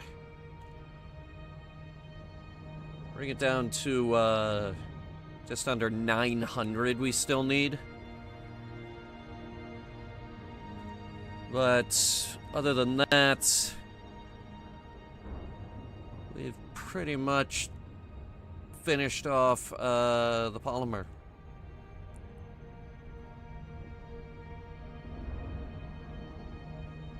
Unless the shopping list is old. This shopping list might be old. We might be down at like 750.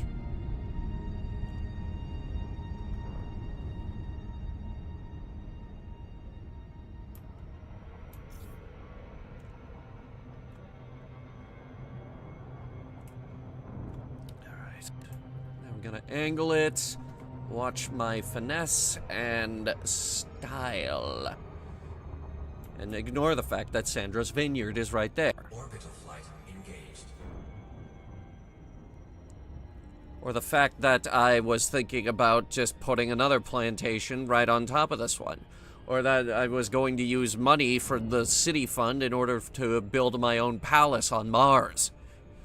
What'd I say? I meant nothing.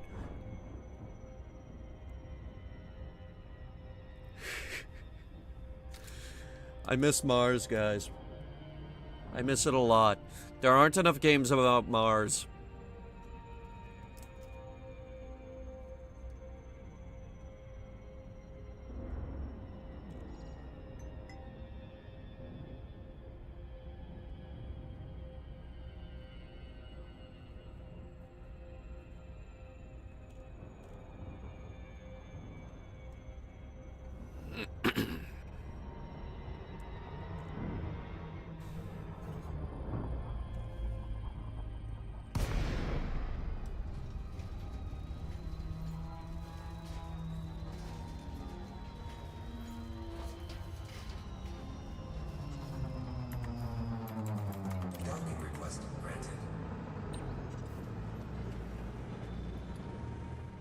Let's see.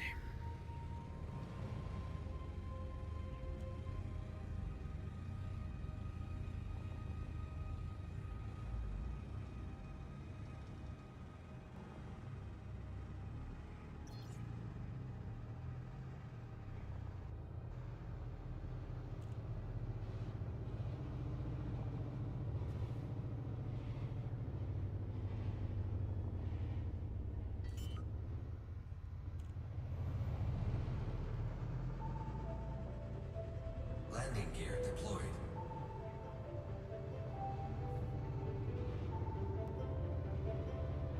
Okay. Sorry.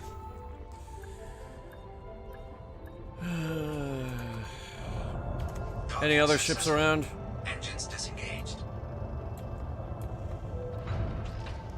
Something landed. What the fuck? Why are you landing here with that? Are you feeling alright?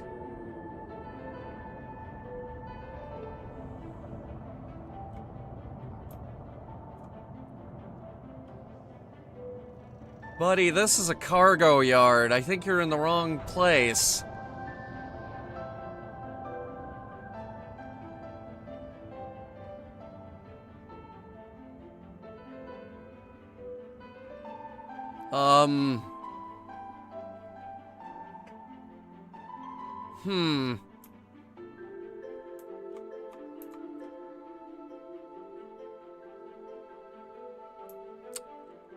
Not sure what he's doing.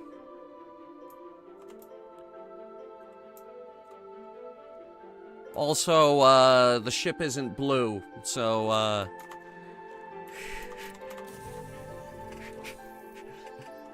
where do we go from here? Yeah, we're actually at 745 with the polymer.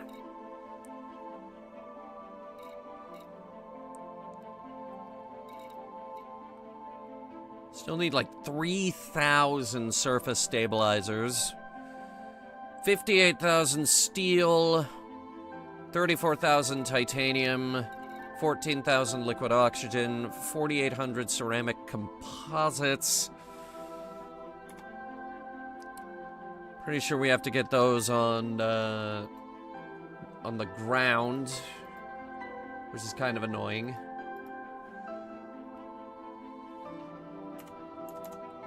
Let me look for CMMs. CMMs are ground. It's actually a place right next door, 14 light years from here, that has way more than we would ever need.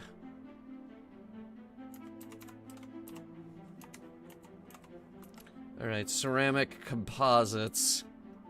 They are also only on the ground.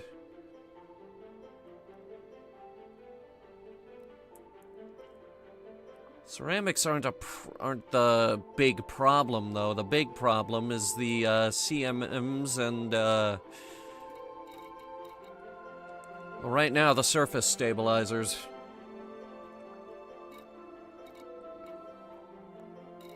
Yeah, okay.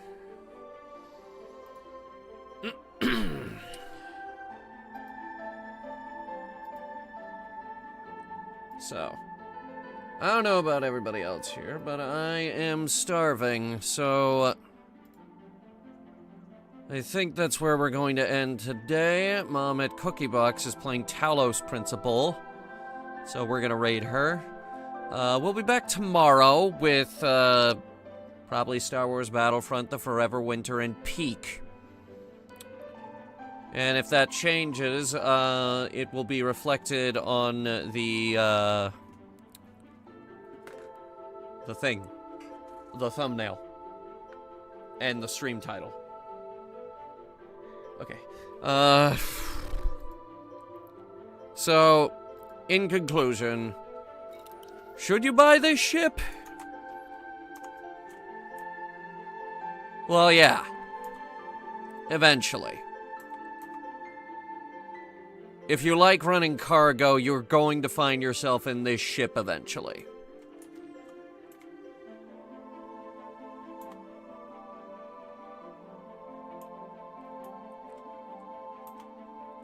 Anyone else? Yeah, you're probably eventually gonna buy this ship. In terms of buy-in cost, it's all the way at the top.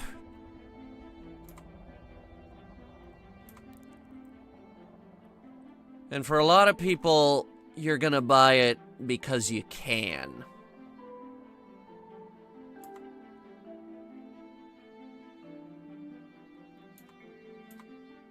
I hope you guys had fun. I know I did. A big thanks to our channel members, of course. They give us the cash we need to purchase arcs so that we can fly cool ships like this one. Until next time.